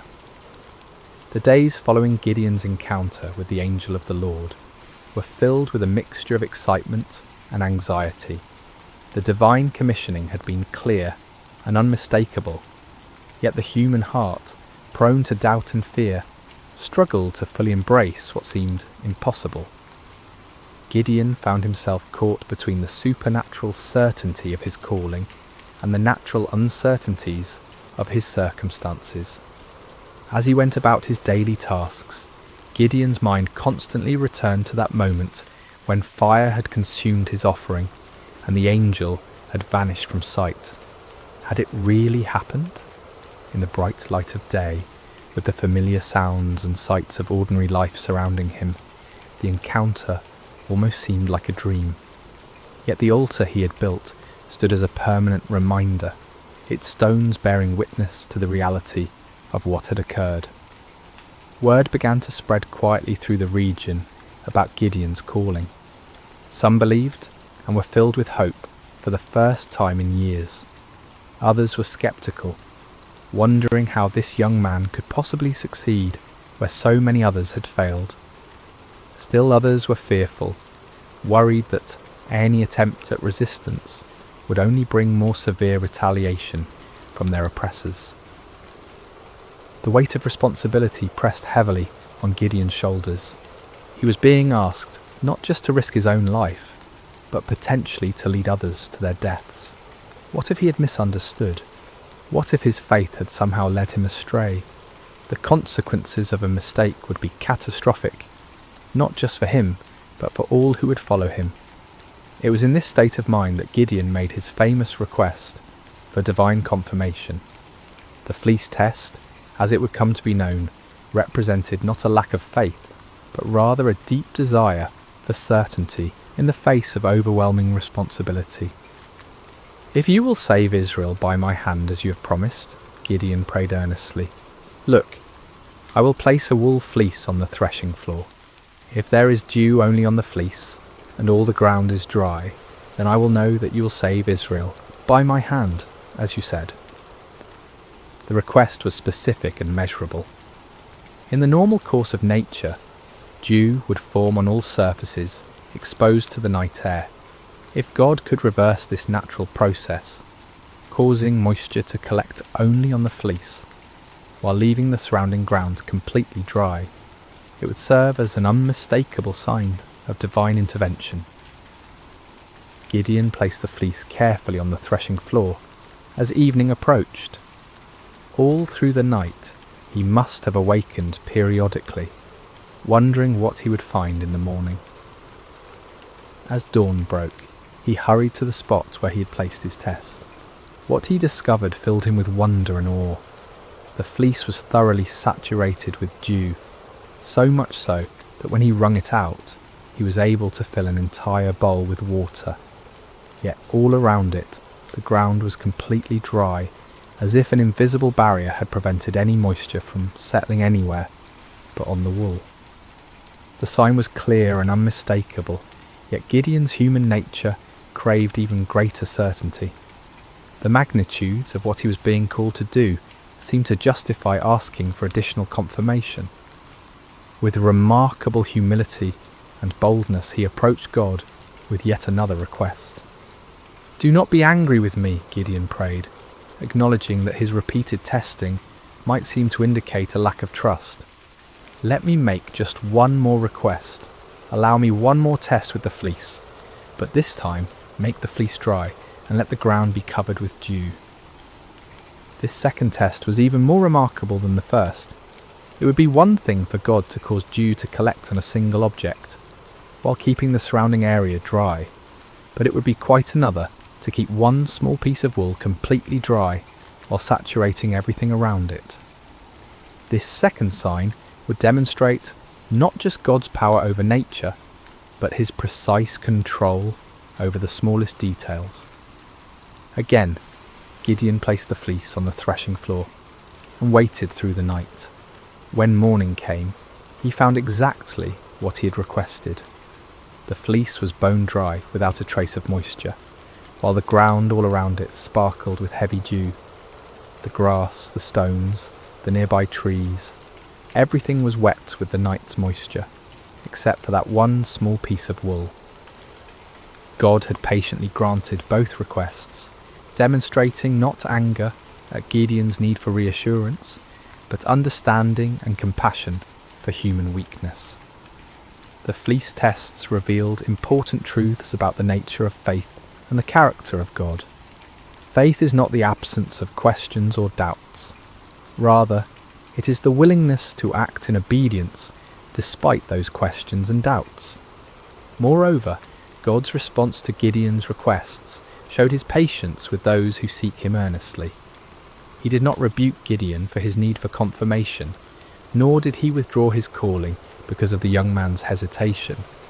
Instead, he graciously provided the assurance that Gideon needed to step forward in faith. The fleece tests also demonstrated the balance between seeking divine guidance and taking action. There comes a point when further testing can become an excuse for inaction, when the desire for certainty becomes a barrier to obedience. Gideon wisely limited his requests to 2 clear signs, then proceeded to act on what he had received. As news of these miraculous signs spread throughout the tribes of Israel, hope began to stir in hearts that had been dormant for years. Perhaps God had not forgotten them after all. Perhaps deliverance was indeed coming through this unlikely young man from Ophrah. But before Gideon could lead Israel into battle against their oppressors, he would need to assemble an army. The call went out throughout the territories of Manasseh, Asher, Zebulun, and Naphtali. Men who had been hiding in caves and mountain strongholds began to emerge, drawn by the promise of freedom and the reports of God's miraculous confirmations. The response was overwhelming. 32,000 men answered the call, a substantial army by any measure. These were not professional soldiers, but farmers and craftsmen, fathers and sons, united by their hatred of oppression and their desperate hope for liberation. They came carrying whatever weapons they could find. Swords that had been hidden from enemy raids, spears hastily fashioned from farming tools, bows that had been used for hunting game in the wilderness. As Gideon looked out over this vast assembly of volunteers, he might have felt a surge of confidence. Surely with 32,000 men, even amateur fighters, he could mount a credible challenge to the Midianite forces. The odds were still daunting, given that the enemy could field armies many times larger, but at least now they had a fighting chance. Yet God had other plans. The fleece tests had been preparation not just for Gideon's faith, but for an even greater demonstration of divine power. The true test was not whether Gideon could trust God with impossible signs, but whether he could trust God with an impossible strategy.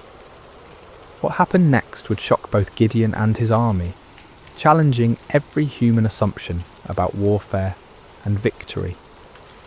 God was about to demonstrate that his ways are not our ways, and that his power is made perfect, not in human strength, but in human weakness. The morning sun cast long shadows across the camp as 32,000 men prepared for what they believed would be their march to war. Weapons were sharpened, provisions were packed, and final prayers were offered. The air buzzed with nervous energy as farmers turned warriors contemplated the battle that lay ahead. Gideon moved among his troops, offering words of encouragement and trying to project the confidence that a leader must display. Yet privately, he was still awed by the magnitude of what was happening. Just weeks earlier, he had been hiding in a wine press, and now he stood at the head of the largest volunteer army Israel had assembled in generations. But as the army prepared to march toward the enemy encampment, God spoke to Gideon with words that must have sent shockwaves through his entire being. "You have too many men. I cannot deliver Midian into their hands, or Israel would boast against me. Our own strength has saved us." Too many men? The statement seemed to defy all military logic. The Midianites and their allies numbered in the hundreds of thousands. Their camels alone described as being like locusts for multitude. How could 32,000 possibly be considered too many? Yet God's reasoning revealed a profound truth about the nature of divine deliverance. If Israel won the coming battle through conventional military means, they would inevitably credit their victory to their own strength, strategy, and courage. The victory needed to be so obviously supernatural that no one could mistake its source. God's glory was at stake, and that glory could not be shared with human pride.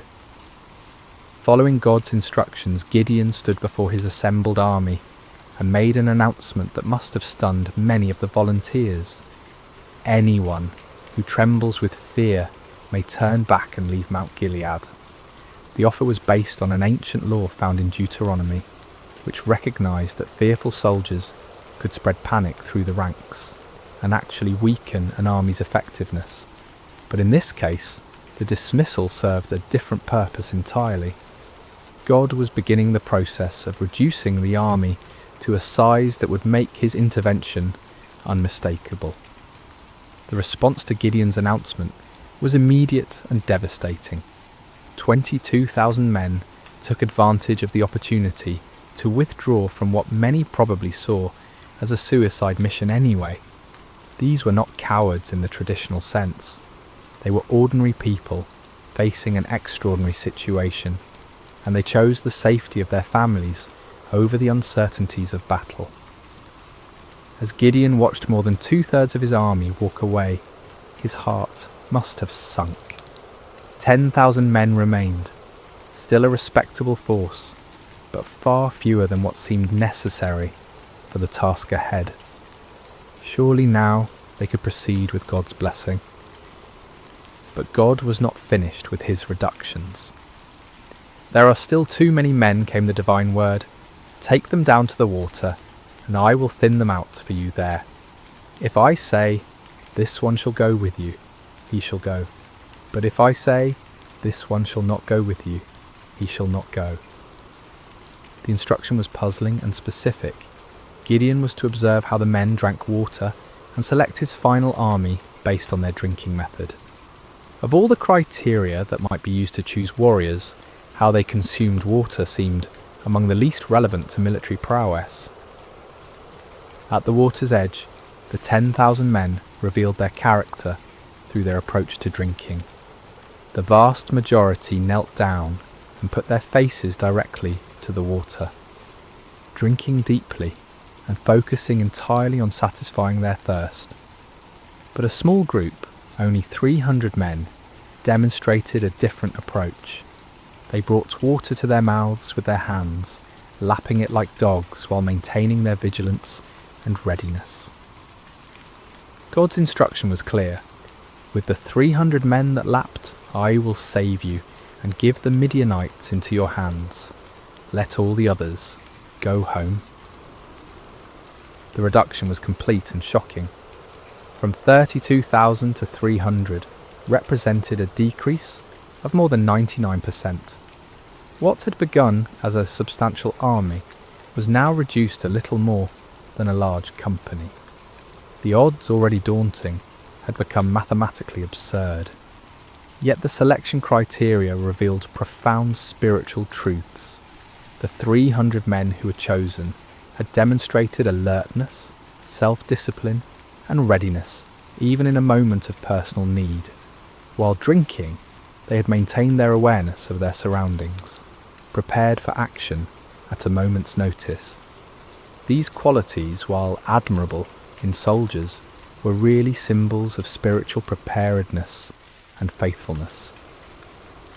As the dismissed soldiers departed, taking most of the weapons and supplies with them, Gideon was left with 300 men who looked more like a ceremonial guard than a fighting force. The enemy they faced was described in terms that emphasized their overwhelming numbers.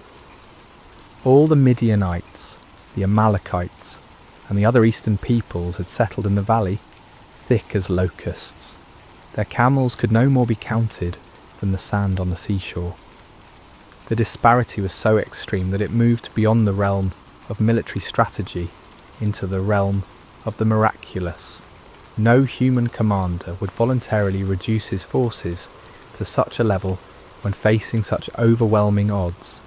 Yet this was precisely God's point.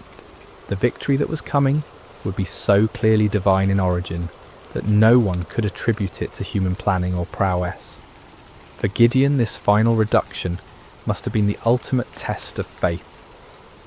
Everything in his military thinking, everything in his natural instincts, everything in conventional wisdom screamed against such a strategy. Yet his experiences with the fleece had prepared him for this moment. He had learned to trust God's ways even when they contradicted human logic. The 300 men who remained showed remarkable faith as well. They could see the enemy forces spread across the valley below them. They knew the odds better than anyone, yet they chose to stay, to trust in the God who had called them through his servant Gideon.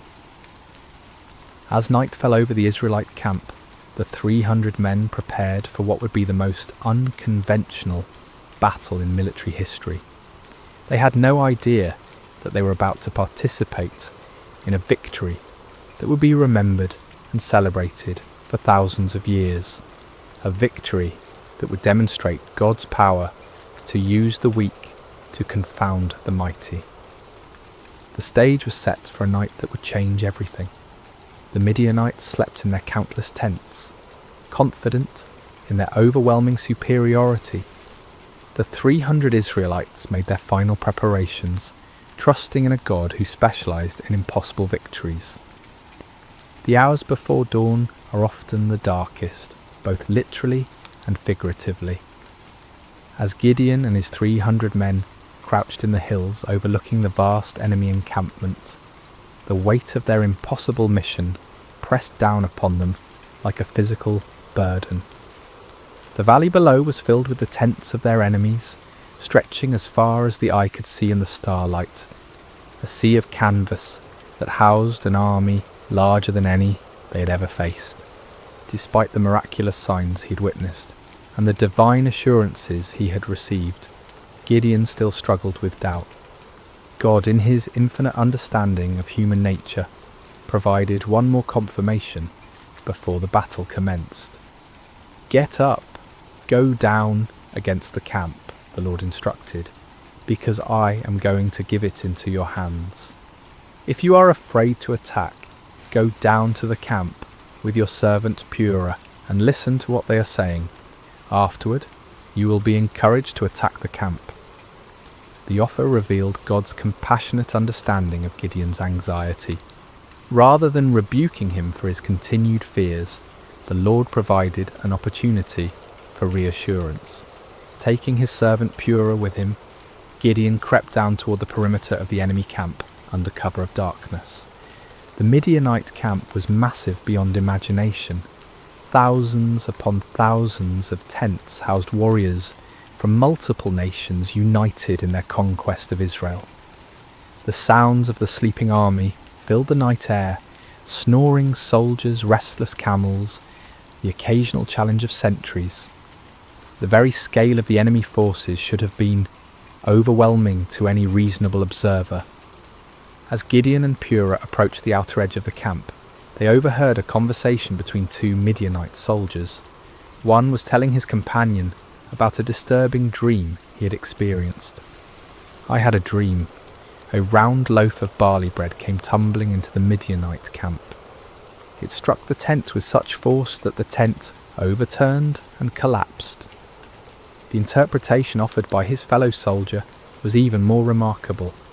"This can be nothing other than the sword of Gideon, son of Joash, the Israelite.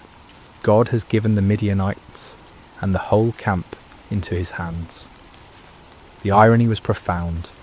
Here in the heart of the enemy camp, God was providing confirmation through the mouths of Israel's oppressors themselves. The barley bread in the dream was significant. Barley was considered the food of the poor, inferior to wheat. Yet in the dream, this humble loaf had the power to destroy the entire enemy position. The symbolism was clear. God would use the humble and despised to bring down the mighty and proud. That Gideon's name was already known to the enemy indicated that word of the gathering Israelite resistance had reached their ears. Rather than being encouraged by their overwhelming numerical superiority, some among the Midianites were apparently experiencing anxiety about this upstart Hebrew leader. God was already working in the hearts and minds of the enemy, preparing them for defeat.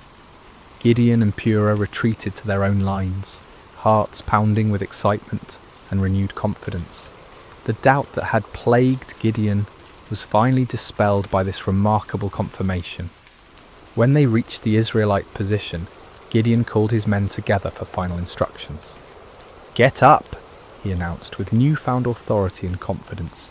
"The Lord has given the Midianite camp into your hands." What followed was perhaps the most unusual battle plan in military history. Instead of swords and spears, Gideon distributed trumpets, empty clay jars, and torches to each of his 300 men. The weapons of conventional warfare were set aside in favour of items that seemed more suited to a religious ceremony than a military campaign. Gideon divided his small force into 3 companies of 100 men each. The strategy was simple, yet audacious. They would surround the enemy camp and, at Gideon's signal, create as much noise and confusion as possible while giving the appearance of a much larger force. "Watch me," Gideon instructed his men. "Follow my lead. When I get to the edge of the camp, do exactly as I do. When I and all who are with me blow our trumpets, then from all around the camp blow yours and shout, 'For the Lord and for Gideon.'" The plan required perfect timing and coordination. Each man would conceal his torch inside a clay jar, maintaining complete darkness and silence until the moment of attack. Then at Gideon's signal, they would simultaneously break their jars, revealing blazing torches, blow their trumpets with all their might, and shout their battle cry. The psychological impact was designed to be devastating. the enemy would suddenly find themselves surrounded by lights and noise, creating the impression of a massive attacking force.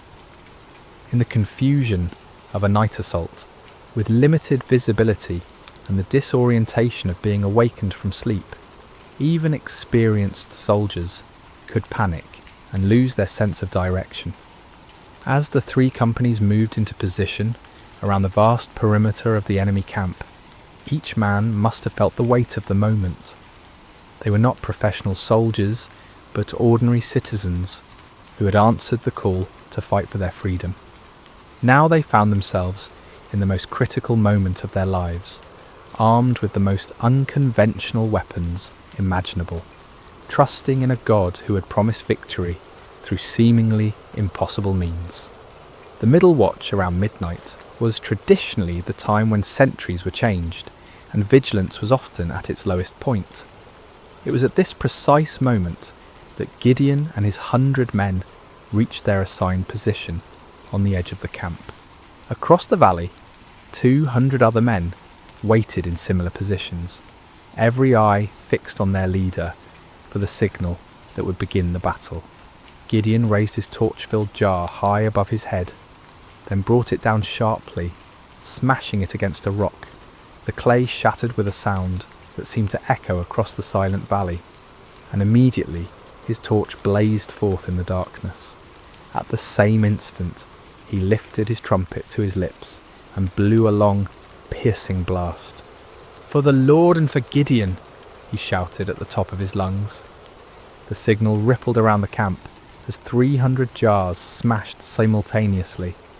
300 torches burst into flame, and 300 trumpet hags sounded their defiant call. The battle cry of "For the Lord and for Gideon" echoed from every direction, creating the impression that the Midianite camp was completely surrounded by a massive army. The effect was instantaneous and devastating.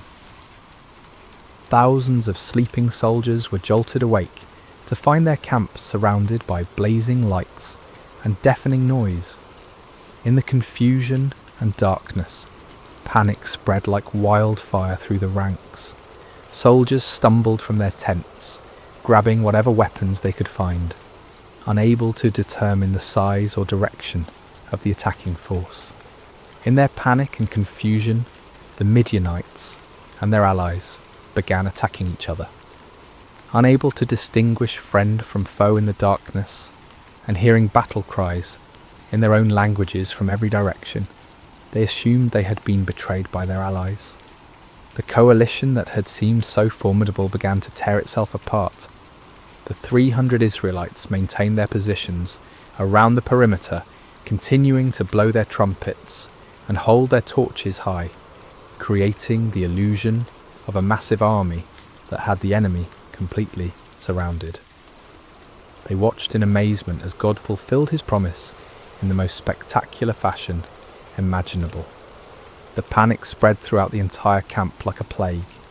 What had begun as confusion quickly escalated into a full-scale rout as the enemy forces fled in every direction, abandoning their weapons, supplies, and even their camels in their desperate attempt to escape what they perceived as certain destruction. The victory was complete and overwhelming, achieved not through superior numbers or military might, but through divine intervention, working through the obedience of 300 faithful men.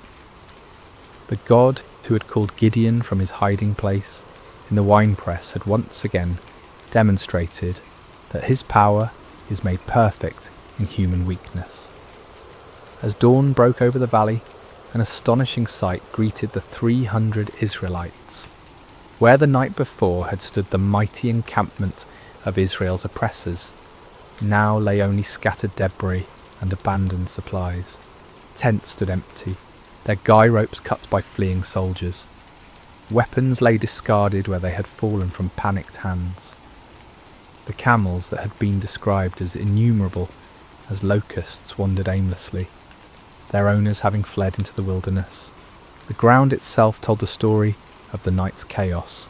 Bloodstains marked the spots where confused allies had struck down one another in the darkness.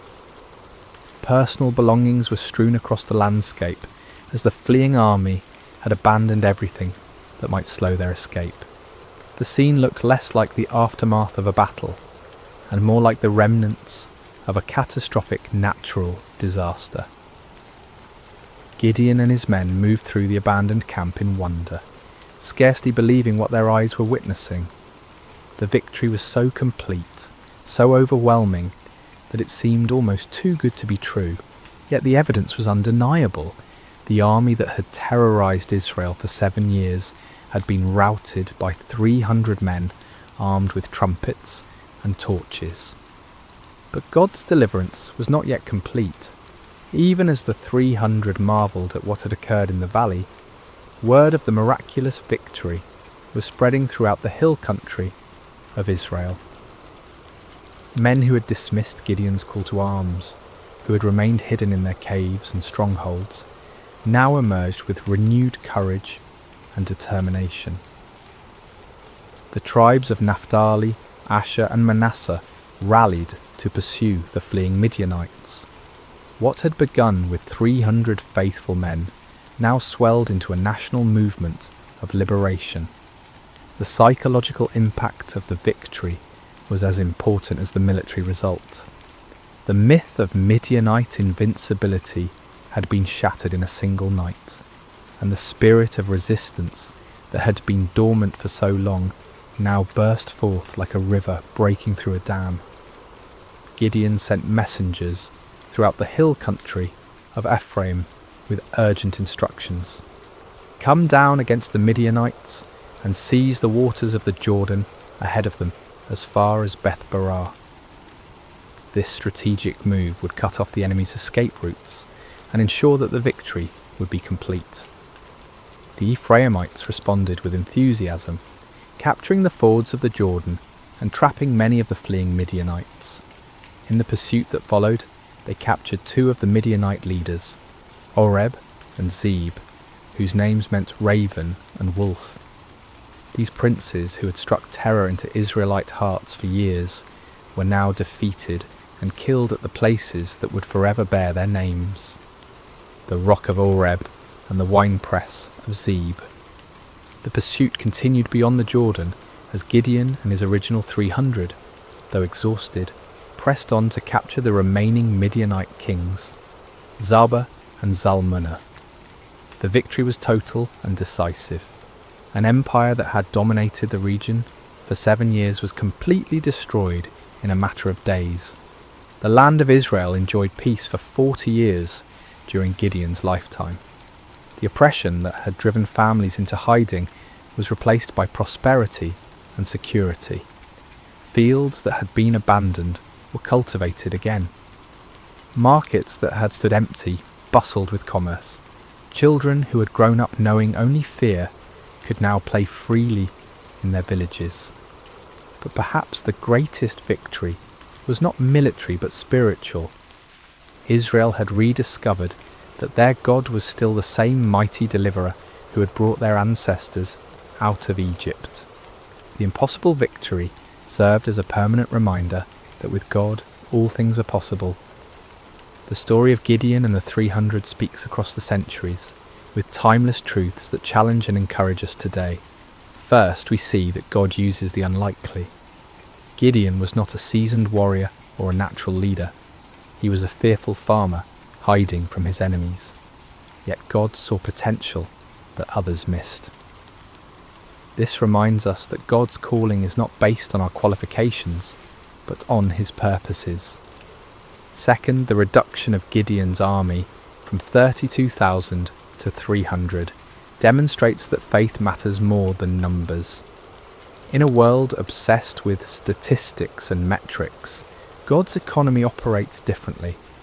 He delights in using small faithful remnants to accomplish great things, ensuring that his power, not human strength, receives the glory. Third, Gideon's requests for signs teach us about the balance between faith and doubt. God was patient with Gideon's need for confirmation, showing us that honest questions and requests for reassurance are not signs of weak faith but of a heart that desires to walk in God's will.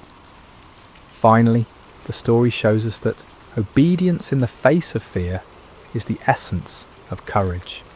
Gideon was afraid, his army was outnumbered, and the strategy seemed foolish. Yet they obeyed, and God honoured their faithfulness with victory.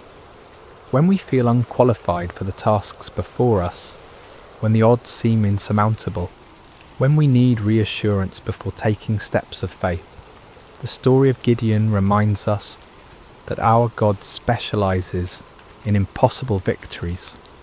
He is still calling ordinary people to extraordinary purposes, still using the weak to confound the mighty, still turning fearful hearts into faithful warriors. The God who met Gideon at the winepress is the same God who meets us in our hiding places today, calling us to step out in faith and watch him work miracles through surrendered lives.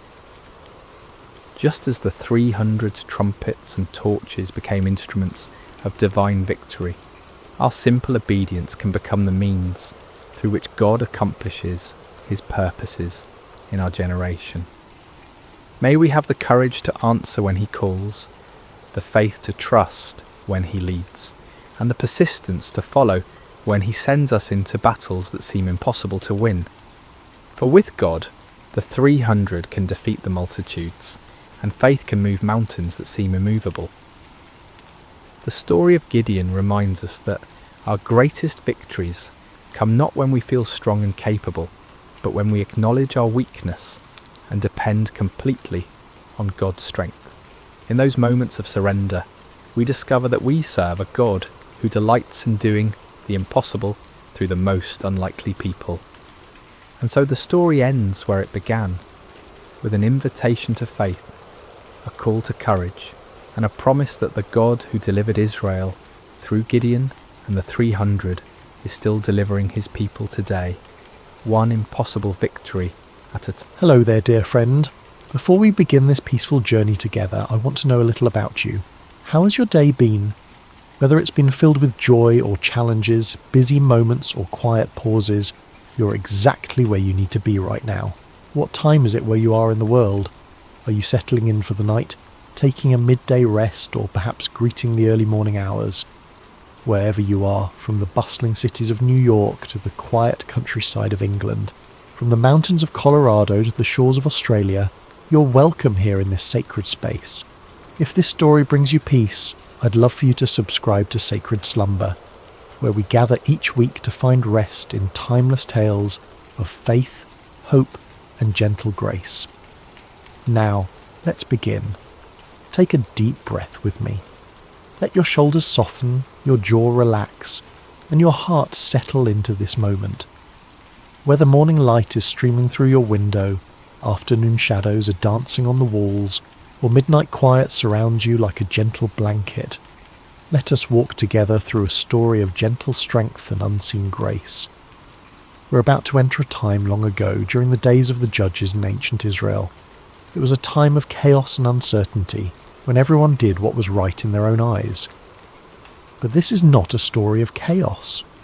This is a story of peace, of quiet faithfulness, of love that chooses to remain when it would be easier to leave. This is the story of Ruth, a young woman whose loyalty would echo through generations and whose humble heart would become part of the greatest story ever told. So close your eyes if you wish, breathe slowly, and let us journey together to the ancient land of Moab, where our story begins beside still waters of the soul. In the rolling hills of Moab, where the morning mist clung to the barley fields like a gentle prayer, lived a young woman named Ruth. She had married into a Hebrew family who had come to Moab during a time of famine in their homeland of Bethlehem. Her husband's name was Mahlon, and his mother was Naomi, a woman whose very name meant pleasant, and whose heart had once been full of joy. But sorrow has a way of finding us, even in the most peaceful places. First, Naomi's husband Elimelech died, leaving her alone with her 2 sons in a foreign land. The boys had grown into men and married Moabite women, Ruth and her sister-in-law Orpah. For 10 years they lived together, and Ruth learned to love not just her husband, but his faith, his God, and especially his mother, who had welcomed her with open arms. Then tragedy struck again, swift and merciless.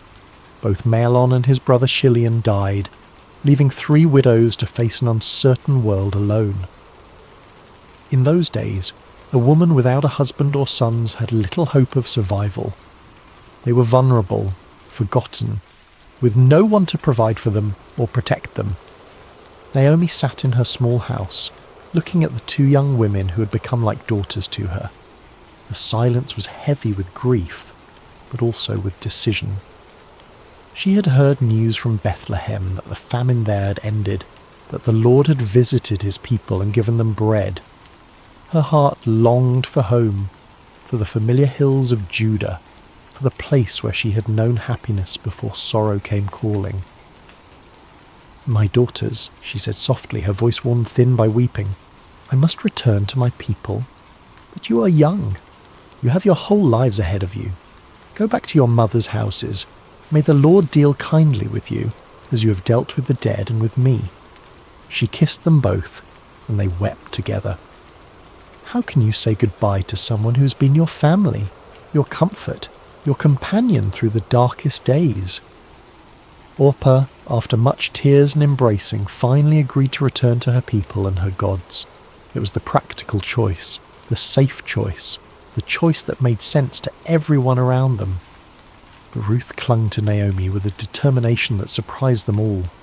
When Naomi urged her again to follow her sister-in-law, Ruth spoke words that would echo through history, words that came from the deepest place in her heart. "Do not urge me to leave you or to return from following you. For where you go, I will go, and where you lodge, I will lodge. Your people shall be my people, and your God my God. Where you die, I will die, and there will I be buried. May the Lord do so to me, and more also, if anything but death parts me from you." There was something in Ruth's voice that told Naomi this was not a decision made in the heat of emotion, but a choice carved in stone, written in the very fibre of her being. This young Moabite woman was choosing love over security, faithfulness over comfort, an unknown future over a predictable past.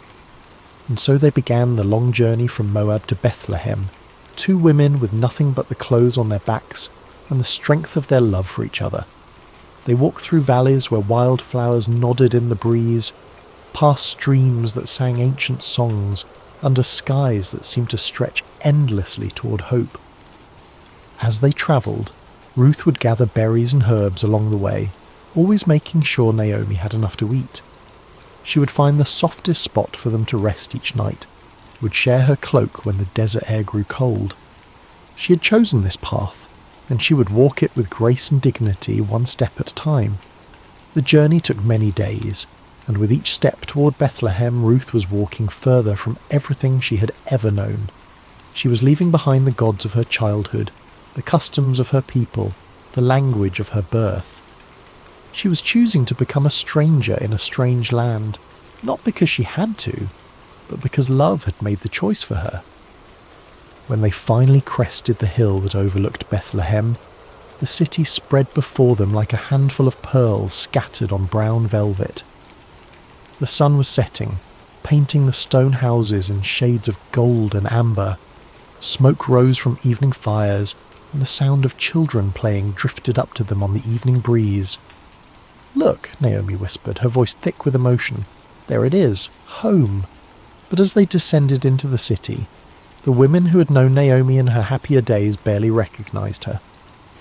"Is this Naomi?" they asked each other, seeing how sorrow had aged her, how loss had bent her shoulders and silvered her hair. "Do not call me Naomi," she told them, her voice steady but sad. "Call me Mara, for the Almighty has dealt very bitterly with me. I went out full, and the Lord has brought me home empty."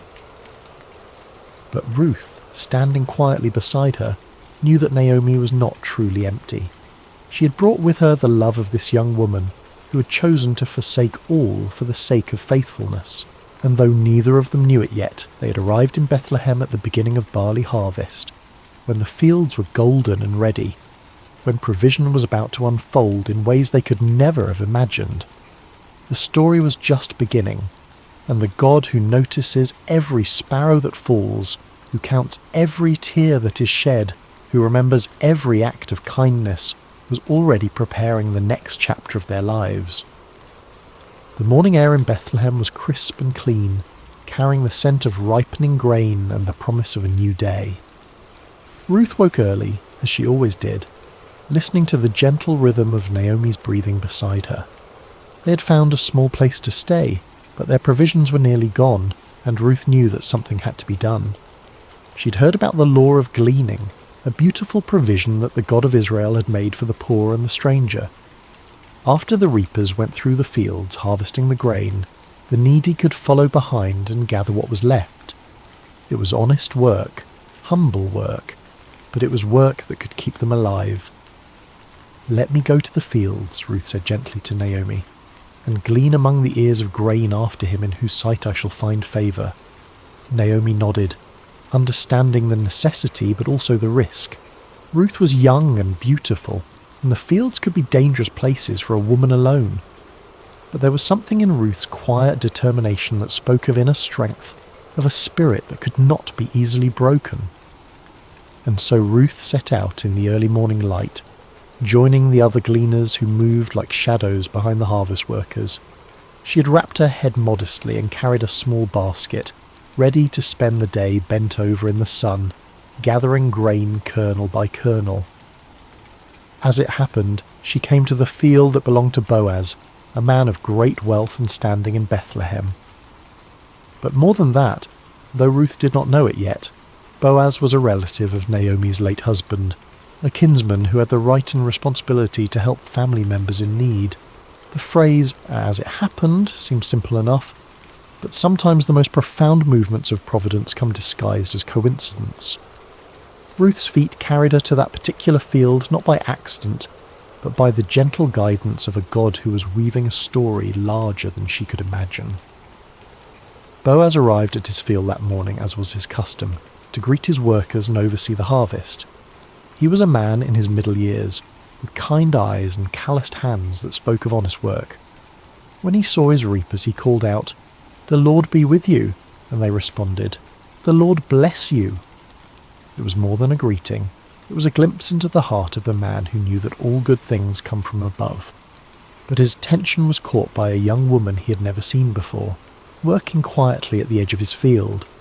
She moved with grace and dignity, even in the humbling work of gleaning. There was something about her that drew his eye, not just her beauty, but the way she carried herself with quiet strength. "Whose young woman is this?" he asked his foreman.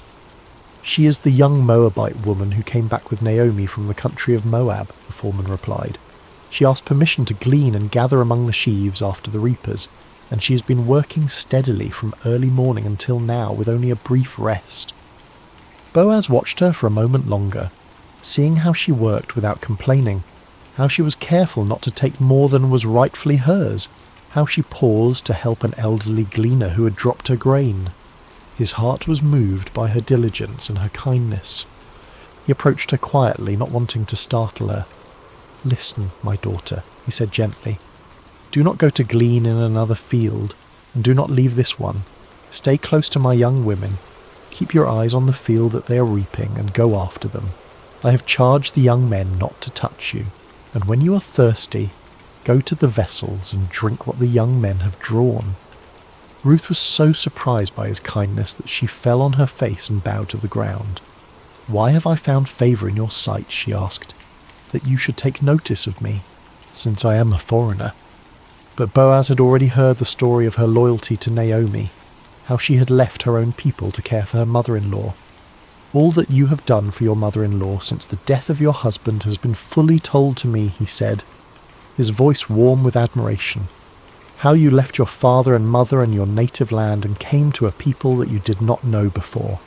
The Lord repay you for what you have done, and a full reward be given you by the Lord, the God of Israel, under whose wings you have come to take refuge."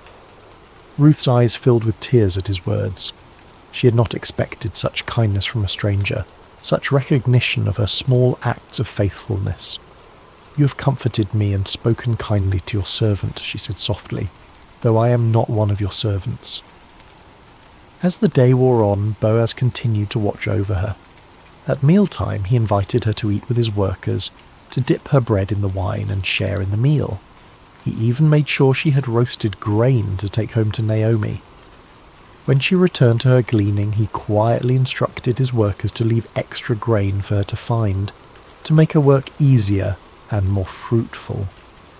The sun was beginning to set when Ruth finally made her way home, her basket heavy with grain. She had gathered an ephah of barley, enough to feed herself and Naomi for many days.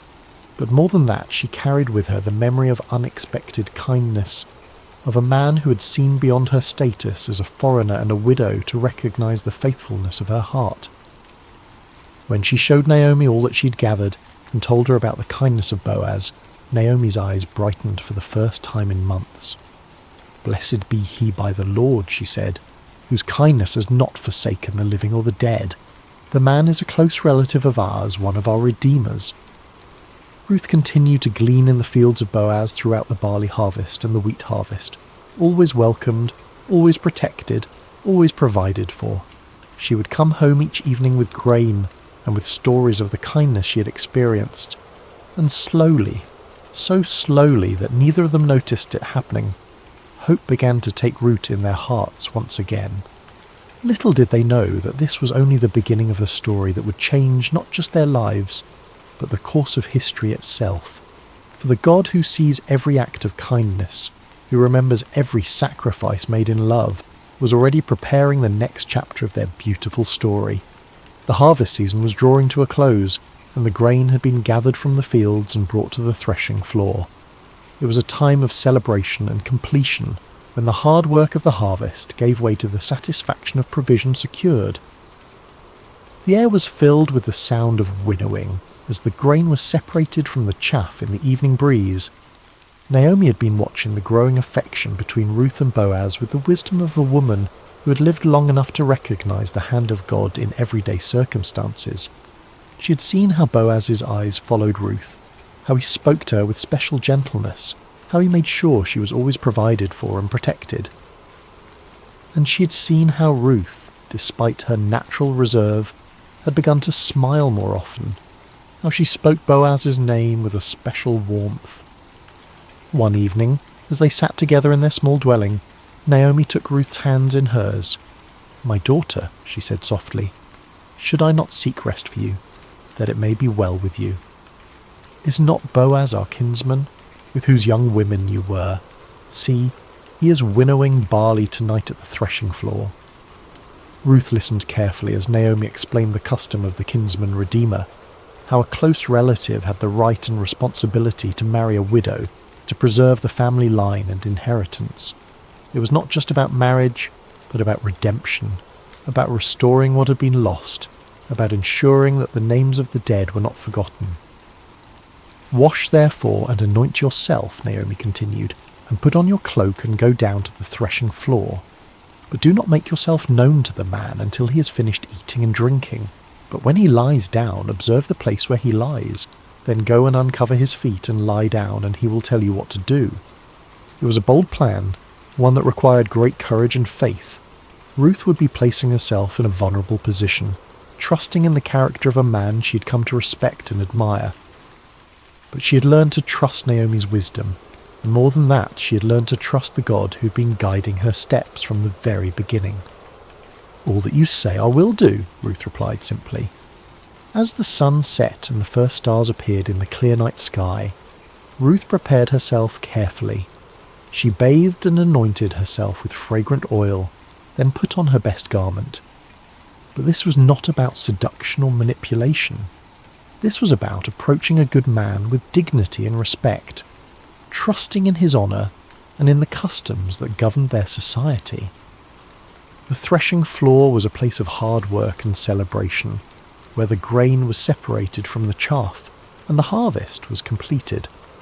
By the time Ruth arrived, the work was done, and the men had eaten and drunk and told stories under the stars. The atmosphere was one of contentment and satisfaction, of work well done and provision secured. Ruth waited in the shadows, watching as Boaz finished his meal and settled down to sleep beside the heap of grain. It was his responsibility to guard the grain through the night. to ensure that nothing was stolen or damaged. The night was warm and peaceful, filled with the sounds of crickets and the gentle rustle of the evening breeze. When all was quiet and Boaz was sleeping peacefully, Ruth approached with silent steps. Her heart was beating fast, but her movements were sure and deliberate. She gently uncovered his feet and lay down, then waited in the darkness for him to wake. It was midnight when Boaz stirred, suddenly aware of someone at his feet. He was startled but not afraid, turning carefully to see who was there. In the dim starlight he could make out the form of a woman, and he recognized her immediately. "Who are you?" he asked softly. "I am Ruth, your servant," she replied, her voice steady despite her racing heart. "Spread your wing over your servant, for you are a redeemer." It was a beautiful way of asking for his protection and provision, using the imagery of a bird sheltering her young under her wing. She was asking him to fulfill the role of kinsman redeemer, to marry her and restore the inheritance of her late husband. Boaz was deeply moved by her words, by the trust she had placed in him, by the way she had approached him with such dignity and grace. "May you be blessed by the Lord, my daughter," he said warmly. "You have made this last kindness greater than the first in that you have not gone after young men, whether poor or rich." He was older than Ruth, a man of substance and position, and he was amazed that she would choose him over the many young men who would have been eager to marry such a beautiful and virtuous woman. Her choice spoke of wisdom and character, of a heart that valued kindness and faithfulness over youth and passion. "And now, my daughter, do not fear," he continued. "I will do for you all that you ask, for all my fellow townsmen know that you are a worthy woman. And now it is true that I am a redeemer, yet there is a redeemer nearer than I." There was another relative who had the first right of redemption, and Boaz was too honourable to proceed without giving that man the opportunity to fulfil his duty. "Remain tonight," he said gently, "and in the morning if he will redeem you, good, let him do it. But if he is not willing to redeem you, then, as the Lord lives, I will redeem you. Lie down until the morning." Ruth lay down again at his feet, comforted by his words and his promise. She had taken a great risk in coming to him, but she had found in Boaz a man of integrity and honour, someone who would do what was right even when it was difficult. When the morning came, before anyone else was stirring, Boaz quietly measured out 6 measures of barley and helped Ruth arrange it in her cloak. "Do not go back to your mother-in-law empty-handed," he said with a smile. Then he sent her on her way before anyone could see her and misunderstand her presence there. Ruth returned home with her heart full of hope and her arms full of grain. When Naomi saw her coming, she knew immediately that something significant had happened. "How did you fare, my daughter?" she asked eagerly. Ruth told her everything that had happened, every word that had been spoken, every kindness that had been shown. When she finished, Naomi smiled with satisfaction. "Wait, my daughter," she said, "until you learn how the matter turns out, for the man will not rest but will settle the matter today." And so they waited, 2 women who had learned that sometimes the greatest acts of faith happen in the quiet moments, when we trust in the goodness of others and in the providence of God. The next chapter of their story was about to unfold, and with it the fulfillment of promises they had hardly dared to hope for. The morning sun was just beginning to warm the stones of Bethlehem when Boaz made his way to the city gate. This was where the elders gathered, where business was conducted, where legal matters were settled according to the ancient customs of Israel. His heart was full of purpose as he took his seat and waited for the other Redeemer to pass by. He didn't have to wait long. Soon he saw the man approaching, and Boaz called out to him by name. "Come over, friend, and sit down here." The man, curious about what business Boaz might have with him, came and sat down. Then Boaz gathered 10 of the city elders to serve as witnesses, for what he was about to do would affect not just 2 people, but entire family lines and inheritances. "Naomi, who has come back from the country of Moab," Boaz began, his voice carrying clearly in the morning air, "is selling the parcel of land that belonged to our relative Elimelech. So I thought I would tell you of it and say, buy it in the presence of those sitting here and in the presence of the elders of my people. If you will redeem it, But if you will not, tell me, that I may know, for there is no one besides you to redeem it, and I come after you." The other man considered this carefully. A piece of land was valuable, an investment that could bring profit and increase his holdings. "I will redeem it," he said confidently. But Boaz was not finished. "The day you buy the field from the hand of Naomi, you also acquire Ruth the Moabite, the widow of the dead, in order to perpetuate the name of the dead in his inheritance." Suddenly the proposition became more complicated. To marry Ruth would mean that any children born to them would be considered the heirs of her first husband, not his own. The land would eventually pass to them, not to his existing family line. What had seemed like a good business deal now became a sacrifice that would cost him more than he was willing to pay. "I cannot redeem it for myself," he said, backing away from the commitment, "lest I impair my own inheritance. You take my right of redemption, for I cannot redeem it." It was exactly what Boaz had hoped to hear. According to the custom of the time, the man removed his sandal and gave it to Boaz as a sign that he was transferring his right of redemption.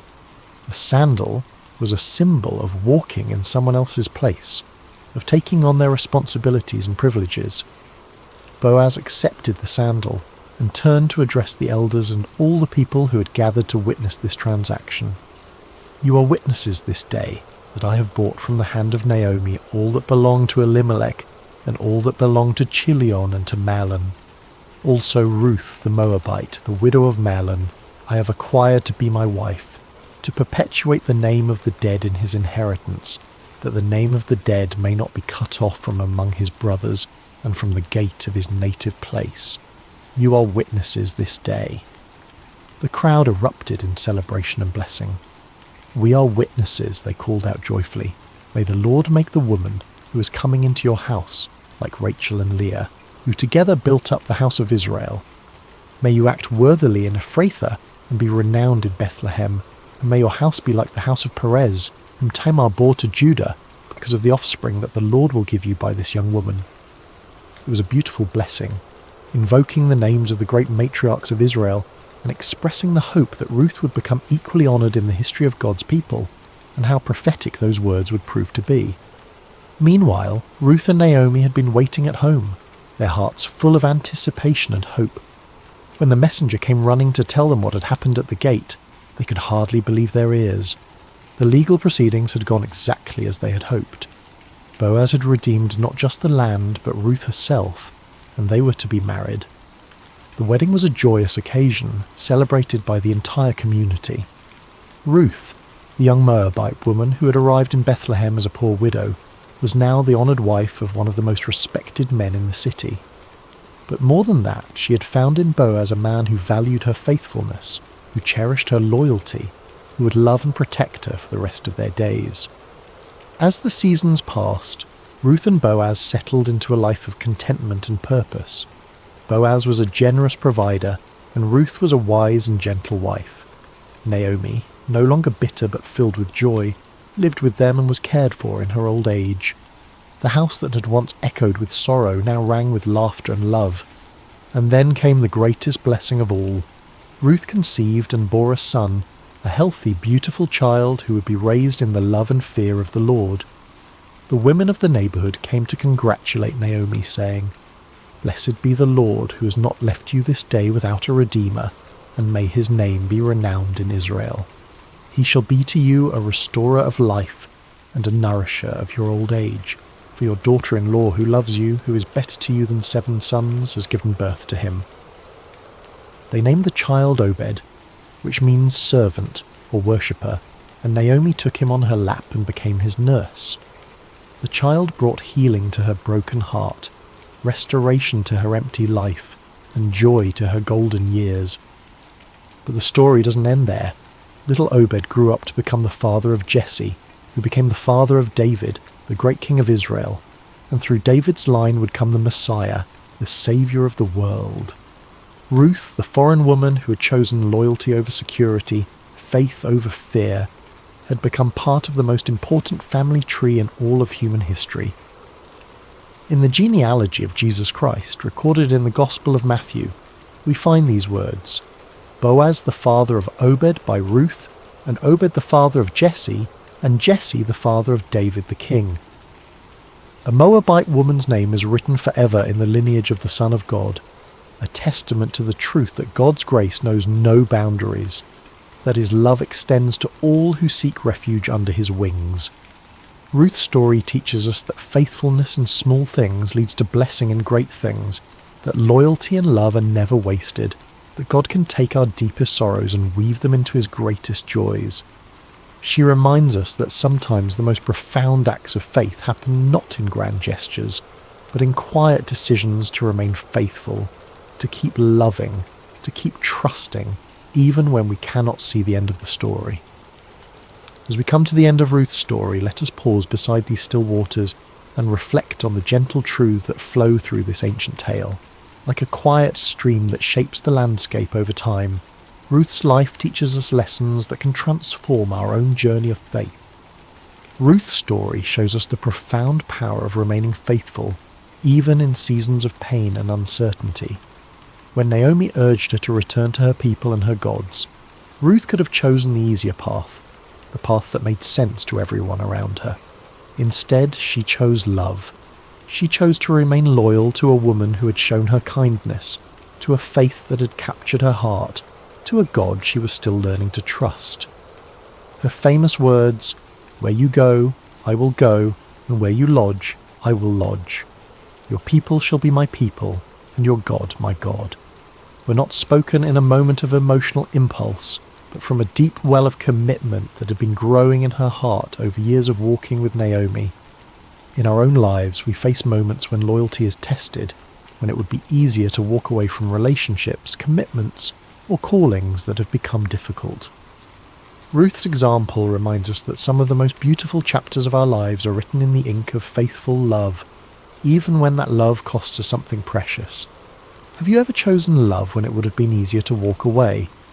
Perhaps you stayed with a friend through a difficult season, remained committed to a calling when it became challenging, or continued to love someone even when they couldn't love you back in the same way. These quiet acts of loyalty are never wasted. They shape us into people of depth and character, and they often open doors to blessings we never could have imagined. One of the most beautiful aspects of Ruth's story is how rarely God's name is mentioned, yet his presence is evident in every chapter. The phrase, "as it happened," appears when Ruth comes to Boaz's field, but we understand that this was no accident. It was divine providence working through ordinary circumstances to bring about extraordinary results. God's guidance in Ruth's life came not through burning bushes or angelic visitations, but through the kindness of a stranger, the wisdom of a mother-in-law, and the legal proceedings at a city gate. He worked through the natural rhythms of harvest and gleaning, through cultural customs and family relationships, through the everyday decisions of people who were simply trying to do what was right. This reminds us that God's hand is often most visible in hindsight, in the moments when we look back and see how perfectly things came together, how doors opened at just the right time, how people entered our lives precisely when we needed them most. The God who numbers our days and knows our needs is constantly at work in the ordinary moments of our lives, weaving together circumstances and relationships for our good and his glory. Can you see moments in your own life where something just happened at the perfect time? Perhaps you met a lifelong friend in an unexpected place, discovered an opportunity through a chance conversation, or found help arriving just when you needed it most. These are not coincidences, but glimpses of a loving God who is intimately involved in the details of our lives. Ruth's story is ultimately about transformation, about how God can take our deepest losses and weave them into his greatest purposes.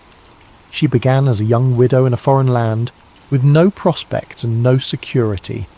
She was an outsider, a foreigner, someone who by all human standards had little to offer the grand story of God's people. Yet her simple acts of faithfulness, her quiet loyalty, her willingness to work humbly in the fields, positioned her to become part of the royal lineage of David and ultimately of Jesus Christ. Her name is recorded forever in the genealogy of the Messiah, a testament to the truth that no one is too small, too foreign, or too broken to be used by God for his purposes. Ruth's transformation from widow to wife, from foreigner to family member, from poverty to provision, reminds us that our current circumstances do not define our future possibilities. The God who saw potential in a Moabite gleaner sees potential in each of us, regardless of our background, our mistakes, or our limitations. No matter where you come from, no matter what losses you have experienced, no matter how ordinary your life may seem, your story can become part of something bigger. Your faithfulness in small things, your acts of love and loyalty, your willingness to trust God even when you cannot see the whole picture. These are the threads that God uses to weave his magnificent tapestry of grace. Perhaps you are in a season of loss right now, wondering if your pain has any purpose, if your faithfulness matters, if your small acts of love make any difference. Ruth's story whispers hope into those questions. It reminds us that God wastes nothing, that he can bring beauty from ashes, that he specializes in writing stories of redemption and restoration. The title of Ruth's story, Beside Still Waters, comes from the 23rd Psalm, where David writes about the Good Shepherd who leads his sheep beside still waters and restores their souls. Ruth's life exemplifies this truth. In the midst of chaos and uncertainty, she found peace in her commitment to love and faithfulness. In the midst of loss and grief, she discovered that God's provision was always enough for each day. Her story teaches us that peace is not the absence of problems, but the presence of God in our problems. It is not found in perfect circumstances, but in perfect trust. Ruth faced real challenges, real losses, real fears, but she faced them with a spirit of quiet faith and humble obedience. The still waters of God's peace are available to us in every season of life. They flow not from our circumstances, but from our relationship with the one who is the source of all peace.